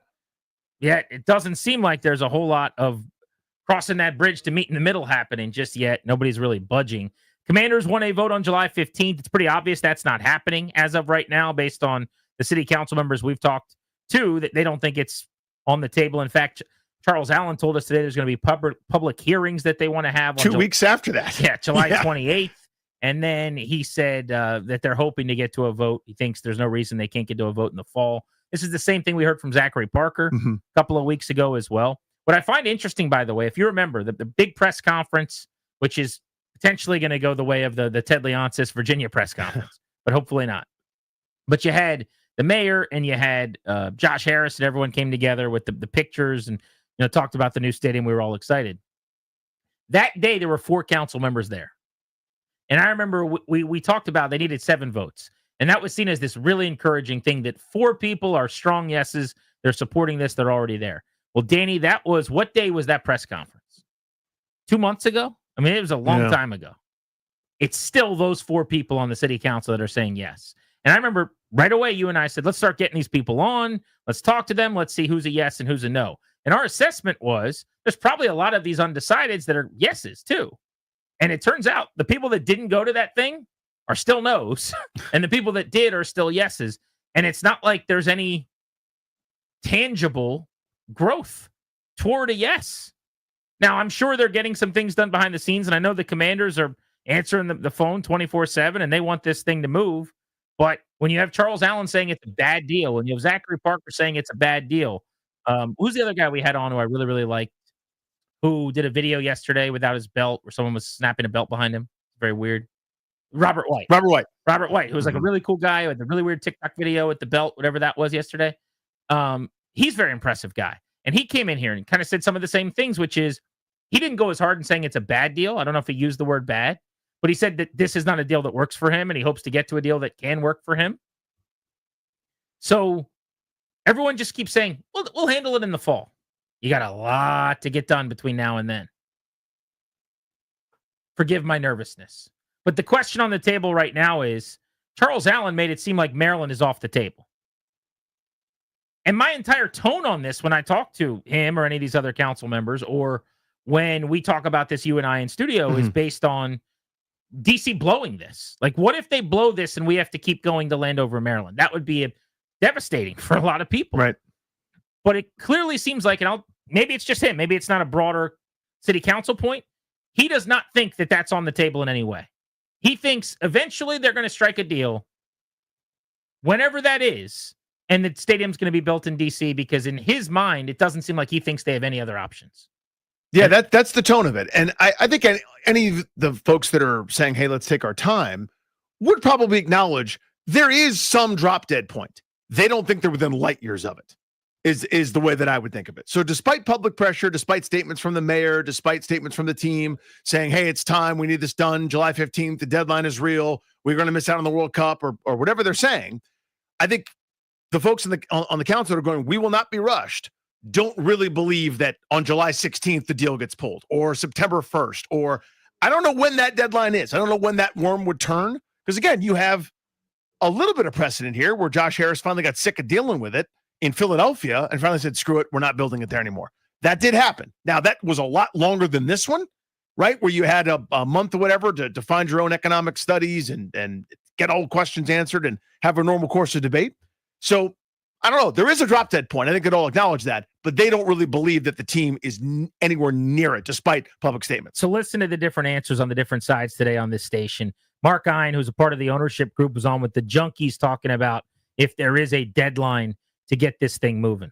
I don't want to get into that stuff. I do legitimately believe everyone is working towards getting this done and getting it done so it can open in 2030, and that's what we're certainly hoping is going to happen. So you're not at this point, you're not sweating it. I honestly think that the right thing's going to happen. I think it's pretty clear, and I also think if you listen to people aren't saying they're against it. They just want to make sure that we run a good process. I really believe it's going to happen. So I can't underscore this enough. I spoke to somebody with the team this week, and that was the entire tenor messaging. Mm-hmm. I'll say that was their messaging, was basically, we're going to be in a new stadium in 2030 and it's going to be in DC. And I'm going, but you're saying that you need to break ground in 2026 to do that. And they go, yes. And I'm going, well, what if you can't? And they go, we think we're going to be able to. But what if you can't? We think we're going to be able to. But what's more important, new stadium in 2030 or being in DC? And to me, that is the billion-dollar question. Mm-hmm. And that's where, take your guesses, but I would say the way they mentioned 2030, they're certainly putting out that vibe that that's more important than being in DC. Now, again, the council member says they'll call their bluff on that. This was Alan when asked about that July 15th deadline. There have to be a lot of changes, and so that's going to take a little time. But I would expect you'd see a vote sometime in the fall. But when you say the fall, is that September? Is that November? Like, what do you mean by that? My hunch would be it's more in the September-October timeframe, but there's not a set date on that. But listen, if you were the Commanders or if you're the mayor, of course you're going to tell everybody, gosh, it's got to happen by this date or everything falls apart. Listen, the Commanders have made no secret. They want to be in D.C. And D.C. is coming in full faith, working hard to figure out, is there a deal that can be had here and what changes have to happen? So people need to have a little bit of ice water in their veins here and realize, like, this is a billion-dollar industry. We're all talking to each other and working toward what will ultimately be a decision. Ice water in the veins was a good line. Yeah. Everybody calm down. It's going to happen. Do you trust them to do it and get it done and land the plane? Let's go to Melvin in Centerville on Grant and Danny here on the Fan. What's up, buddy? How are you? Melvin, are you there? Oh, hey, man. yes. Hey, how we doing today? Good, buddy. Good. Great show. Always love your content. Have to start off with that. Appreciate you. One of the things that Charles Allen has not been paying attention to, if he believes that there is no other option but DC, is that Hogg owns the land in Landover. I'm going to throw you on hold just because the phone's crackling really bad. And it's very thunderstormy there where you are or something. It's hard to track it. So we'll see if we can get a better sounding phone for you. Let's go to Rick in Germantown. What's up, Rick? Good afternoon, gentlemen. All is well, hopefully, with you. I think this thing is not going to go back to Maryland. And for optic purposes, if Mayor Bowser would have brought Mendelson in on the photo opportunity, he would have been put in the corner and would have got this deal done. But now he can play the politician's game. I mean, you think that the frustration between the council and the mayor outside of the stadium deal is negatively affecting the stadium deal, it sounds like. I think so, too. If Mendelson was in that photo op, he would have felt proud of himself and taken credit for it. But how do you get him in the photo op when he doesn't want the stadium deal? In other words, all of the council members were probably invited to that press conference. The ones that don't want it didn't show up. True, that is true, but a good politician would have found a way to bring him in that photo op just for optic purposes. Listen, I couldn't speak to it, honestly. That's as good a theory as any. Serious, in all sincerity, I have no idea.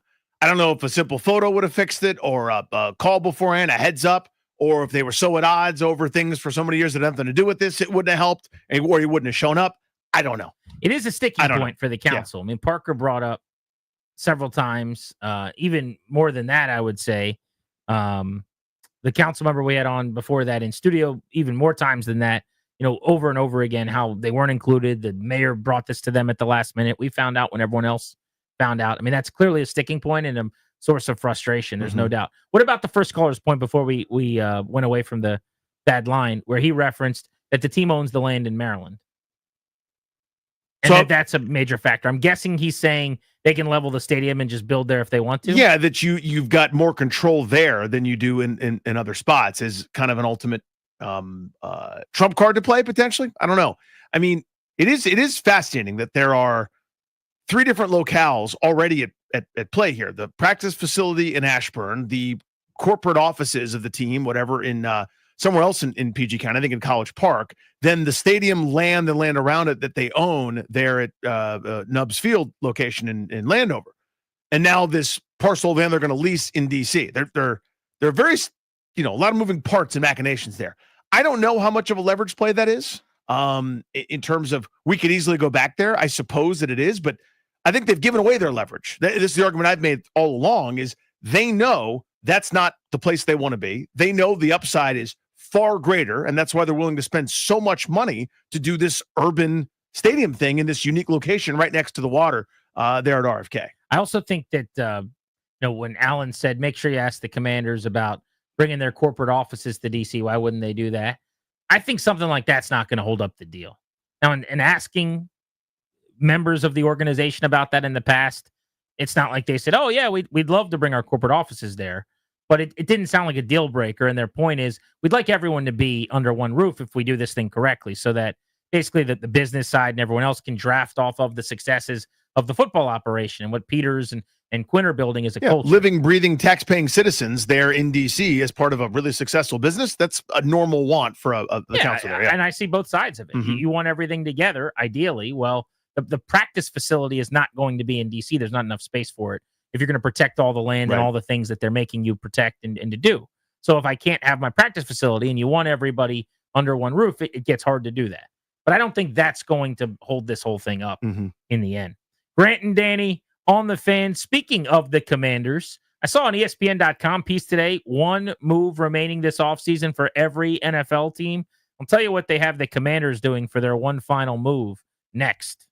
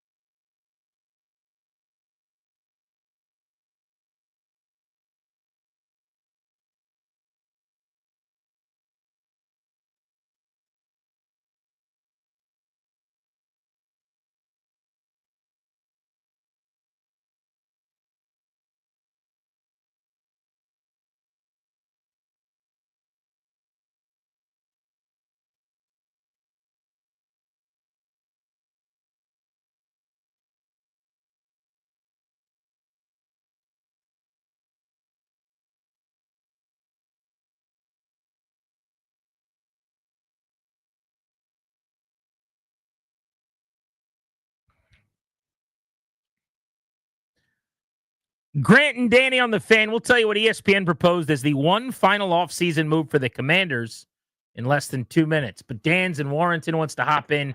We've been talking about the stadium negotiation that's ongoing. Dan, you had a thought on Council Member Allen suggesting there's no way that the Commanders would go back to Maryland. They've already showed their hand, and they're going to be in D.C. no matter how long it takes. Yeah, to your point, I think Westmore and the folks there at PG County, I believe they've had I forget the young lady's name, a new council member or the county executive. I think they would jump at the chance, given the economic drivers that would be involved in doing something at Old Nubs Field, because they see what's happened in Baltimore with M&T and Camden Yards. And I think the D.C. Council now, it's kind of like Tony Soprano's entered a chat, right? They're like, oh, wow, we know you want to be here. You're going to be here. So let's see what we can milk out of you to get this done. Yeah, that's essentially how the negotiation's going to work, is they're going to squeeze everything they can out of the Commanders. And it would stand to reason, Danny, that the less leverage they think Washington has, or the more locked in they think this ownership group is to being on the mall in D.C. or over at the RFK site, rather. Yeah. Then the more chicken they're going to play, the more demands they're going to make. The better the deal gets for D.C., the worse it gets for the owner. Sure, and again, I think that's reasonable. That's what every negotiation in the history of mankind is supposed to be, right? You try to get as much as you can, and so does the other guy. Leverage or don't you? Yeah, so does the other guy. So I don't know. I mean, the M&T comp, I understand the point in general, but they want to do something over there because there's nothing there. They're like, Westmore's prioritized or has said, I want to do something in that area. Stadium, no stadium, whatever. It's an empty shell. It's a nothing. We'd like to make it something. And they have a plan now that they think is going to return them just as much financially as the stadium currently does. Now, it's got to be acknowledged that the current stadium is basically 12 events a year or whatever it is, right? It's 8, well, I guess it'd be 10 football games, and then they have a few concerts and a few soccer games. But you're talking about a dozen to 20 max legitimate events. A new stadium with a roof in the city, not in Landover, Maryland, in a pristine, state-of-the-art facility is going to have way more events and do way better. Just as an example, they were not willing to hold a World Cup game at Northwest Nub Stadium. So the World Cup, when it's in the United States of America, is going to have, rather than its host city in the capital city, they're going to do a lot of the stuff that would have been done in D.C. in the Baltimore area. And then they're going to have a game in Baltimore. That's embarrassing that we cannot have a soccer game in the number one, by the way, TV market in the United States of America for international soccer and the World Cup every 4 years. But they wouldn't have it at that stadium because the stadium's so run down and terrible. At a new stadium, they would. So my point is, there's so much fewer events there now that it is actually really easy to make up the money that they make at that stadium. And more people went this year, but in the past, it hasn't even been full for the football games. So they think that the plan they've got for that land when they knock down the stadium and do the things they're going to build with Washington's help financially is actually going to be every bit as good for them. I understand why they're okay with them leaving in that regard, because they're not getting a stadium. But as soon as the Commanders call again, it's like saying, hey, no problem. Like, you picked another host. You said you didn't want to work with me. I'm not going to go embarrass myself sending a bunch of tweets. I'm going to say, hey, man, have a good show. Enjoy it. I hope you guys have success. If you called me back and were like, hey, let's get the band back together, my tone might change. You have made a decision to leave. Of course, I'm okay with you leaving. What am I supposed to do? Yeah, I got to figure out a plan B here. Wrap my hands around your legs and, like my son when I leave for the 4-day trip and get dragged across the kitchen? No, Westmore is saying, fare thee well. But as soon as they pick up the phone and go, you guys are back in the mix, DC is not doing what we need him to do, my guess is he's willing to have a conversation. Yeah, the tone might change there, and understandably so, because right now I think, just from what I'm seeing, and somebody could tell me that I'm wrong, but they basically are starting not contingency plans, the next phase, which is, we don't have this stadium anymore. What are we going to do with it? It's the everybody's favorite term, mixed-use developments and more this, more affordable that, and more places to live and more cool things and all this other wonderful stuff that they're planning on doing.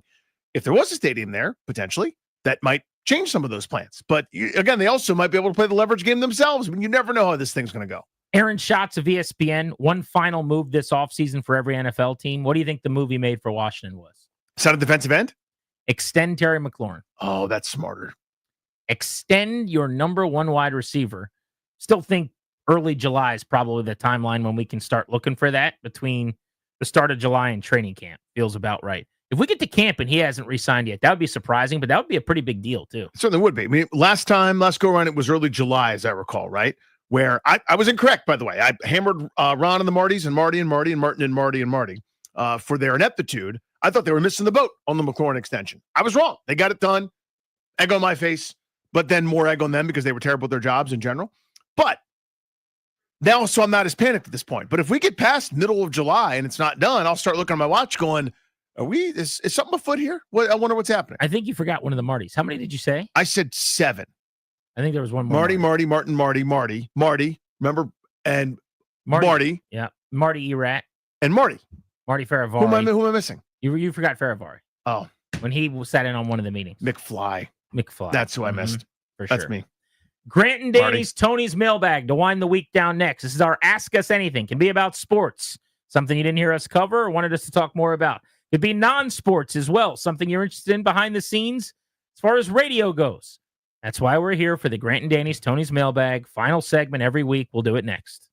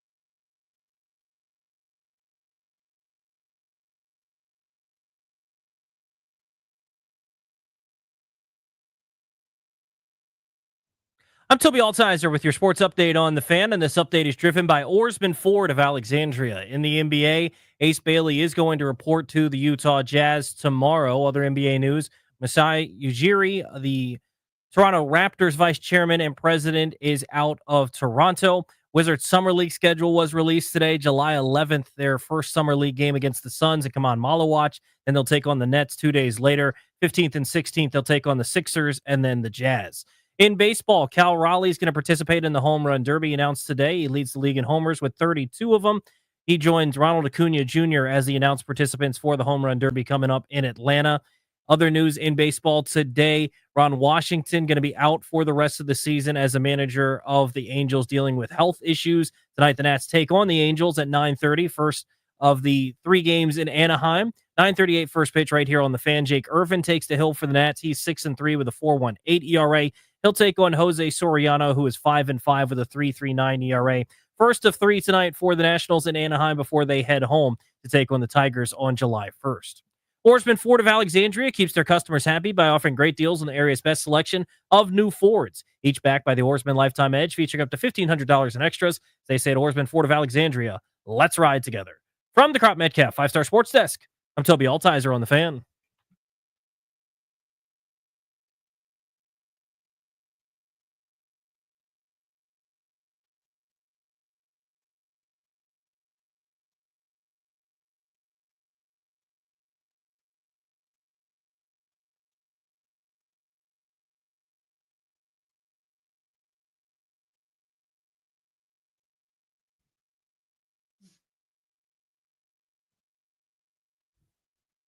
Stretch run of Grant and Danny on the Fan. Thank you for making the show part of your day. It means a lot. We know you've got options. We'll take you up to 6:30. The Nats play late night baseball tonight out west. This is game 7 of their 9-game, 10-day, 3-city road trip. They come back to D.C. for 2 series starting on Tuesday against the Detroit Tigers, and then the Boston Red Sox are in town. Part of that series is going to be the 4th of July game, which I get fired up for. It's awesome. By the way, it's the best tradition the Nats have going. They play an 11:05 a.m. game on the 4th of July. And the idea is get people in and out of the city before the fireworks, before everyone's getting down to the National Mall, so traffic's not terrible. And on top of that, it's kind of as a nice side effect to that, the players, the organization, the front office, the coaches, they all have some time with their families to go cook out and actually have a 4th of July, which is rare in baseball. It's a really neat game day tradition thing that they've done that just, I don't know how they stumbled into it for the first time. I don't know whose idea it was, but bravo. It's awesome. And because it's DC, I think they now have kind of laid claim to it, where 4th of July in the nation's capital, the Nats are going to be home playing at 11:05 a.m. Fits. I wish we had more stuff like that, but you got to build it over time, and it's a slow slog, so to speak, when you're a team in your infancy like they are. They should also, I think, be home on Memorial Day every year, but that's kind of another thing. And they could do something cool with that where they did. Agreed. I think they could do like an 11:05 start. Like I always thought about the Boston Red Sox have their marathon day. Patriots Day. The thing. Yeah. And they have an 11 a.m. game. And it's kind of crazy, but it's fun. It's like this annual thing where you turn on the TV early and the Red Sox are already playing. It's like hotcakes and Red Sox, and it's fun. Yeah. Yeah. So a couple of those a year can't hurt. They're actually playing one more game before noon this year, or at noon maybe. This Roku game coming up in August. They've got like a random, I want to say it's like an 11:35 a.m. start at Nats Park. Something wild like that. Because they do these, it's a very rare like one-off game Sunday or Saturday afternoon sometimes. And they have an early start time with exclusivity. So there'll be a few of those this summer. But it is time right now, as we wind down all of our week's worth of shows, for the Grant and Danny's Tony's Mailbag. This is a segment that nobody had ever done before. And we said, well, it's kind of weird that no one had tried to just do a mailbag segment where you get mail from and read questions from people, and then you answer it on the radio. Yeah. So we called it the Grant and Danny's Tony's Mailbag, and our producer, Darius, MCs it for us with his beautiful pipes.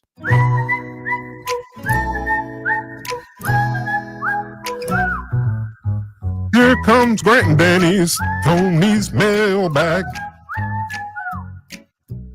Here comes Grant and Danny's Tony's Mailbag. We'll start here, non-sports. Sure. Yeah. John's got a question. He says, what was your favorite vacation of all time? That is John, that question. Oh, man, that's a good one. Probably when I was 6, 7 years old, and it's something my family did every year, but it was just the exact right time for me. When we went to the Outer Banks, and we were in Kitty Hawk, or maybe Cordova Hills, not important which one, but that's where we were. And I could swim. So it was the first time like I was trusted to be able to go in the ocean kind of without supervision. You know what I mean? They're not like my parents were just going, okay, have a good time in the ocean, buddy. See you when you get home. But meaning like I didn't have to hold anybody's hand. I didn't have to like wade out and like look back up and see if it was fine. I could just go dive it into the water and do whatever I wanted. That feeling, that summer, that the vacation, it was probably, we were there for a week, but it seemed like it was a month and a half to me. Just because I spent all day, every day out on the beach and sanding off and building castles and the weather was perfect. That, for whatever reason, was just the perfect vacation for me when I was a little kid. Yeah, I would go Topsail Island as a kid with my siblings and my parents, just because, now you're in your 30s, you look back, like you'd kill to just have one more week like that with your family. And we would go on go-karts at night. We'd go out and eat hush puppies at some, seafood place or whatever.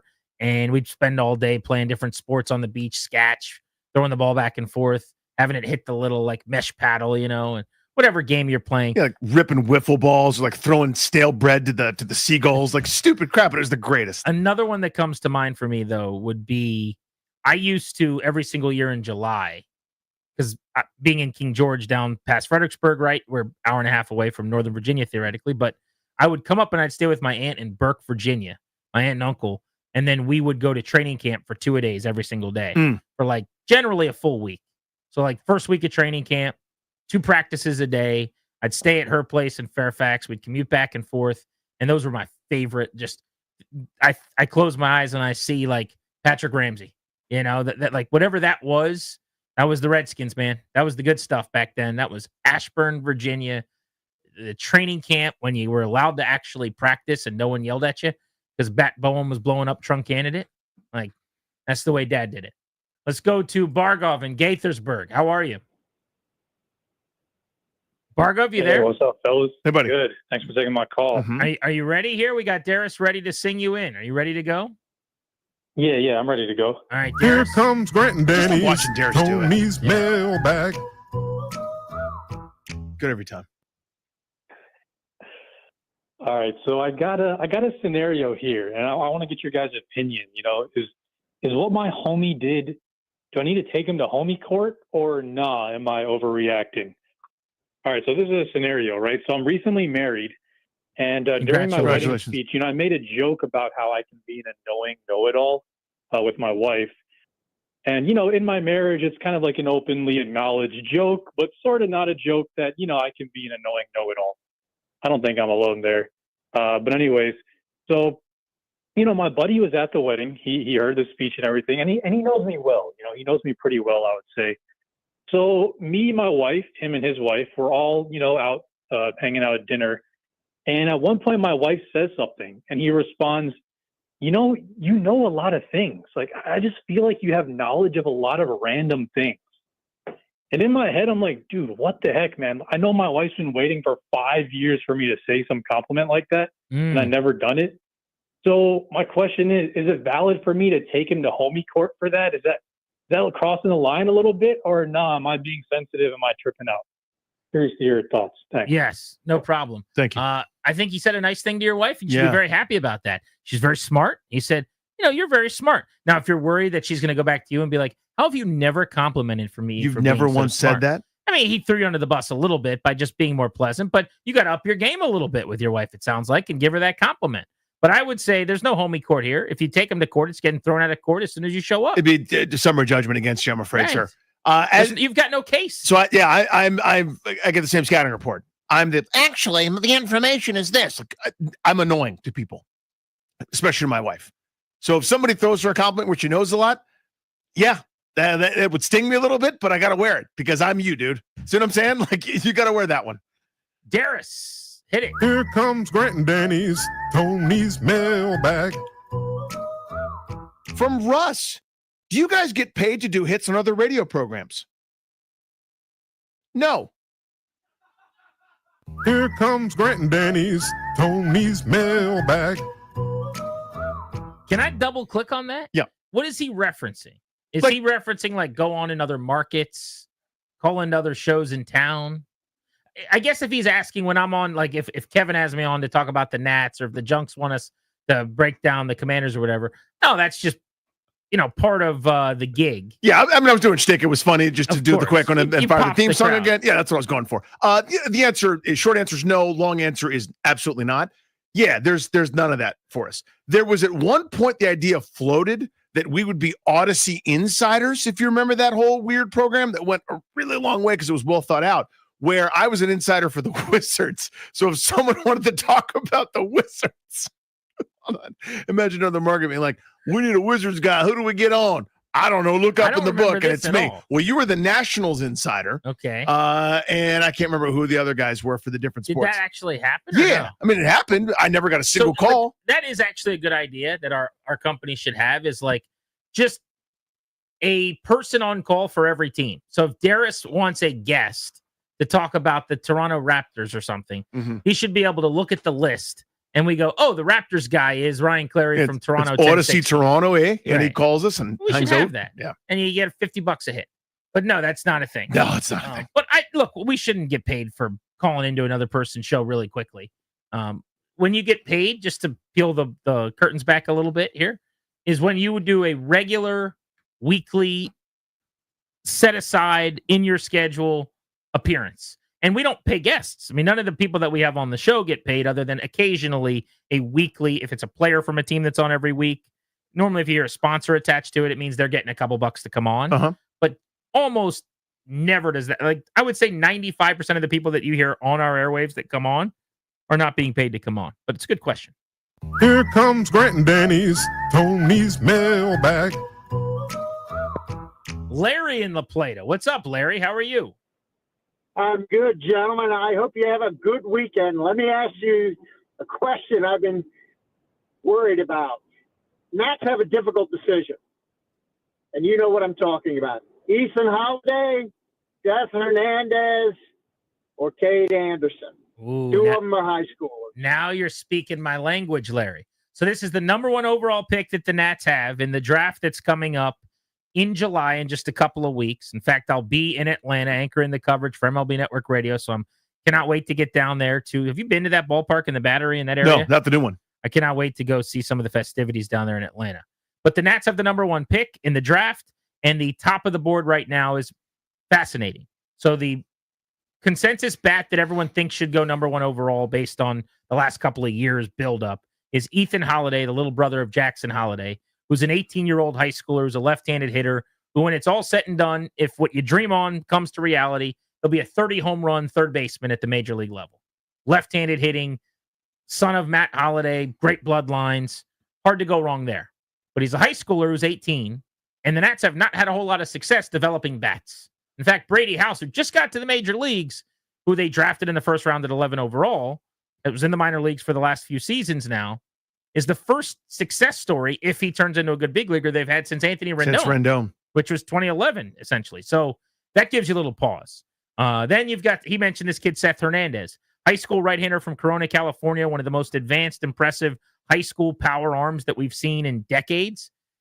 Do you know that a high school right-handed pitcher has never gone first overall in the draft? And the reason for that is risk for injury. Yep. Projectability with those arms is big because you can kind of guess what they'll be in a few years, but there's just so much more risk and development necessary that you'd rather almost take a college arm who's done it at a higher level, who you've got more Carfax on, more build up too. Yeah. Which is where Cade Anderson enters the chat, who's the lefty from Louisiana State, the LSU product, who just had a masterpiece in the College World Series and pitched his team to a title, and who's my favorite pitcher in this draft class and who I've loved throughout the season. There are some other names. Jamie Arnold, lefty from Florida State, is an option, I suppose. Eli Willits is a guy I've heard the Nats are high on, who's another high school bat, who's just 17 years old, switch hitter, who's a better hitter than Ethan Holiday is in terms of hit tool, but doesn't have the power. And he's actually like more of a smaller guy, athlete, middle infield type. So those are the names that they're debating between. But oftentimes, Danny, because we're not scouts and we don't get to watch these guys a ton, a little bit different with college players than high school players who we get to see on TV. I kind of think of it more from like a process or kind of like what their idea is when they take a player, not who they're taking. And the debate comes down to, do they trust themselves? Do you trust them to draft a high schooler and develop that player over a few years? Does it make sense with their timeline to do that? CJ Abrams has 3 seasons left after this before possibly walking. Mackenzie Gore has 2 seasons left after this before possibly walking.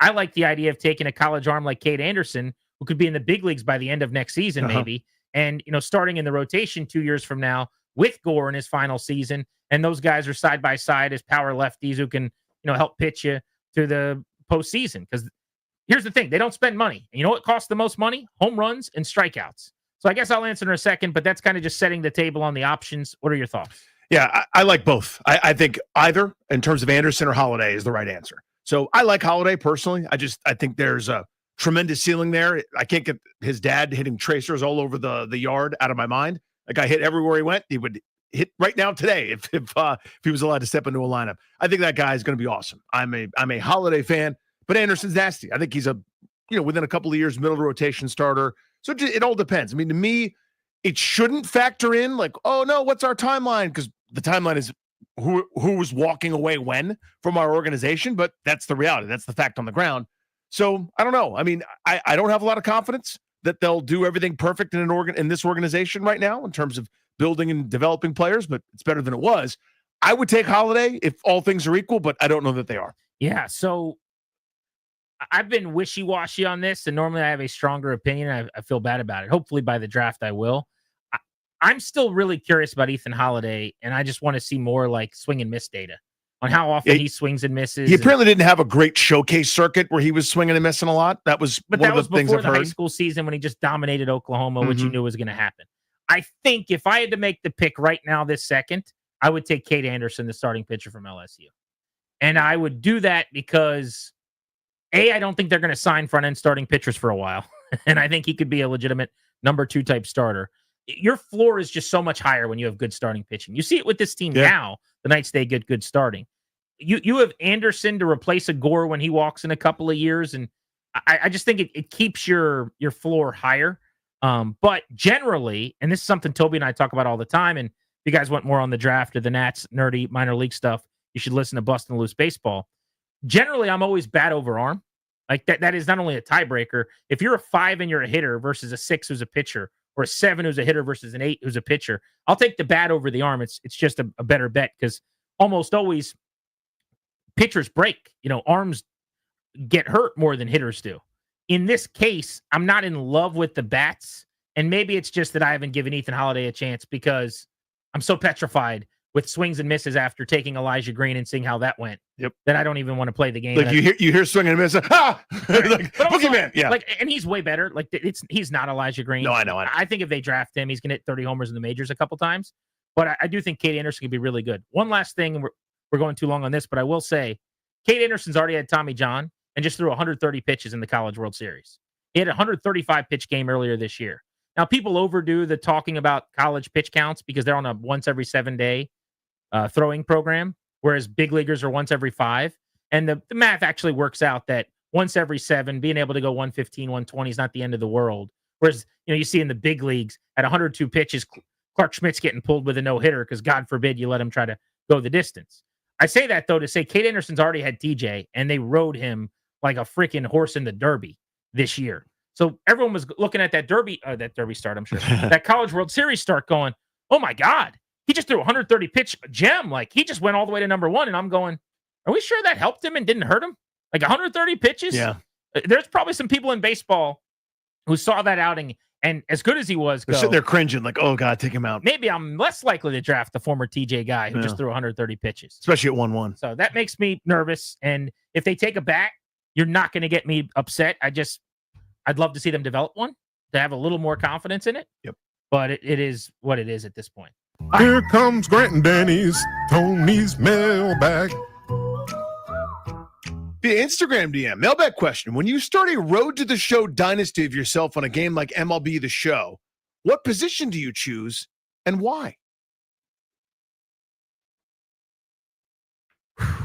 So like you're doing creative player. Sport? Yeah. So I used to do it in Madden back in the day. You do creative player. I haven't done it in a long time. That's a great bit. Is that a great question? Great question. If we're doing NFL, I was normally a linebacker or a tight end. In Major League Baseball, I'm always an infielder. So second base or shortstop. Or, it'd be fun as a starting pitcher. But I'll go football, tight end, baseball, shortstop. Hockey, I'm going to be a center. Basketball, I'm going to be a two-guard. Just filling it up from the outside. Brent Kispert. Well, I'm not going to take you off the bounce. No, I understand that. Yeah, if you throw me the basketball and I'm behind the three-point line, catch and shoot, I can hit it. So I obviously was never a big leaguer or super pro at anything. But skill set wise, I always make myself what I was not. So for basketball, I make myself a 7-footer. Do you know what I mean? I'm a shot blocking, rim running, alley-oop catching. I basically make myself DeAndre Jordan. Just bricks, but I'm here to dunk. I love it. And swat shots.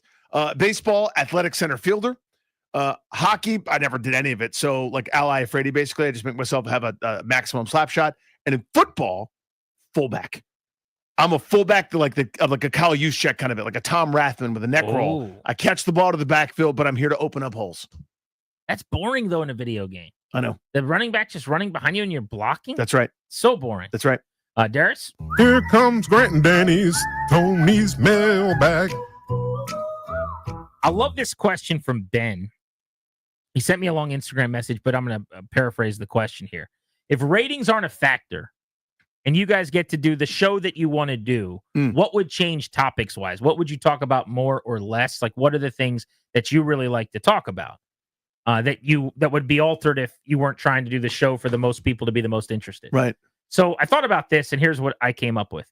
It is very much seasonal. Like in the fall, from August to early February, we would still do probably 90% football because I love the NFL.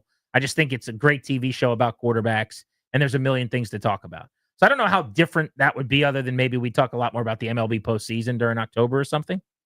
But generally, like you just heard us go nerd out on the draft a little bit.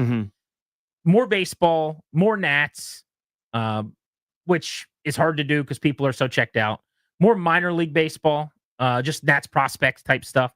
Basically, busting loose baseball. We would do that, but, on the show more often. And then I would say more caps during the hockey season. I'd like to break down a hockey game the day after it happened and just go through like who had good, like we do for the playoffs, right? But for game 43, maybe more defenders like the Monday after a game. Again, it's all based on, was I there the day before? Did I watch the game? Like being able to talk about it. And then lastly, non-sports, I would say more movie stuff. I love talking about movies coming out, trailers that I saw. It would be a lot of that. Yeah, for me, similar answers. Like what I'd like to be able to do is, just making this up, David Martinez calls for a sack bunt down 2 in the 6th inning with the 8-hitter up. I want to be able to talk about that the next day. And I think we should. We can't, by the way. It would never work.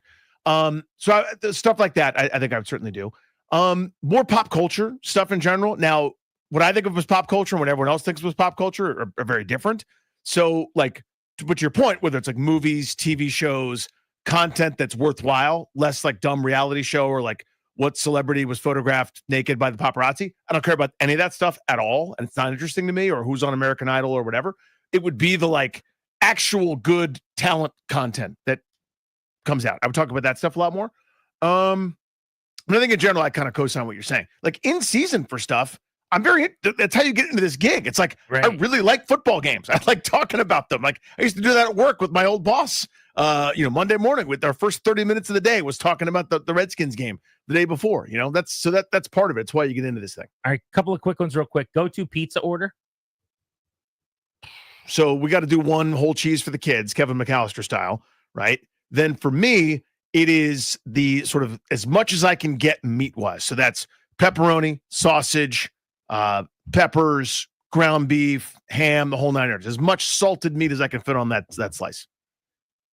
For me, it's meat lovers, but I would just say traditionally, if I'm keeping it simple, pepperoni pizza is always going to be a good go-to. And then lastly, somebody wants to know our aspirations for the new uniforms. I mean, what we said we heard is kind of what I want, which is they're going to look like the old 91 Super Bowl team uniforms. And they're going to sounds like they're going to wear them as throwback uniforms this year from what I've gathered. But eventually those are going to be the more regular uniforms as they go away from some of the stuff they changed to. Yeah, that plus I want them to wear white at home, like Joe Gibbs used to do. You're big on the white at home thing. Yep, that's if it's good enough for Joe Gibbs, good enough for me. I love a good burgundy on white, burgundy jerseys.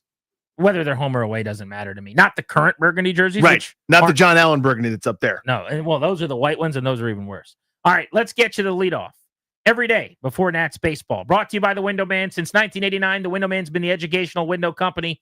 Get your free in-home estimate or visit thewindowman.com's all-new Fairfax showroom. Behind Jake Irvin, leading off, playing shortstop. Jake Abrams batting second in left field. That's James Wood. Batting third at second base, Luis Garcia Jr. He's batting fourth. He's playing first, Nathaniel Lowe. Batting fifth, your DH, Josh Bell. Batting sixth at third base, Brady House. Batting seventh at right field, Dalen Lyle. Batting eighth, doing the catching, Riley Adams. And batting ninth in center field, that's Jacob Young. The Nats play in Anaheim tonight. Little interleague intrigue at the Angels' sneaky, underrated ballpark. First pitch is set for 9:35, which means Linnell Willingham has overtime until 9 o'clock for the next 3.5 hours right here on The Fan. Thanks so much for hanging out with us. Until we chat with you next Monday at 2 o'clock, enjoy yourselves. Enjoy some DC sports. Thanks for hanging out. Ladies and gentlemen, the weekend.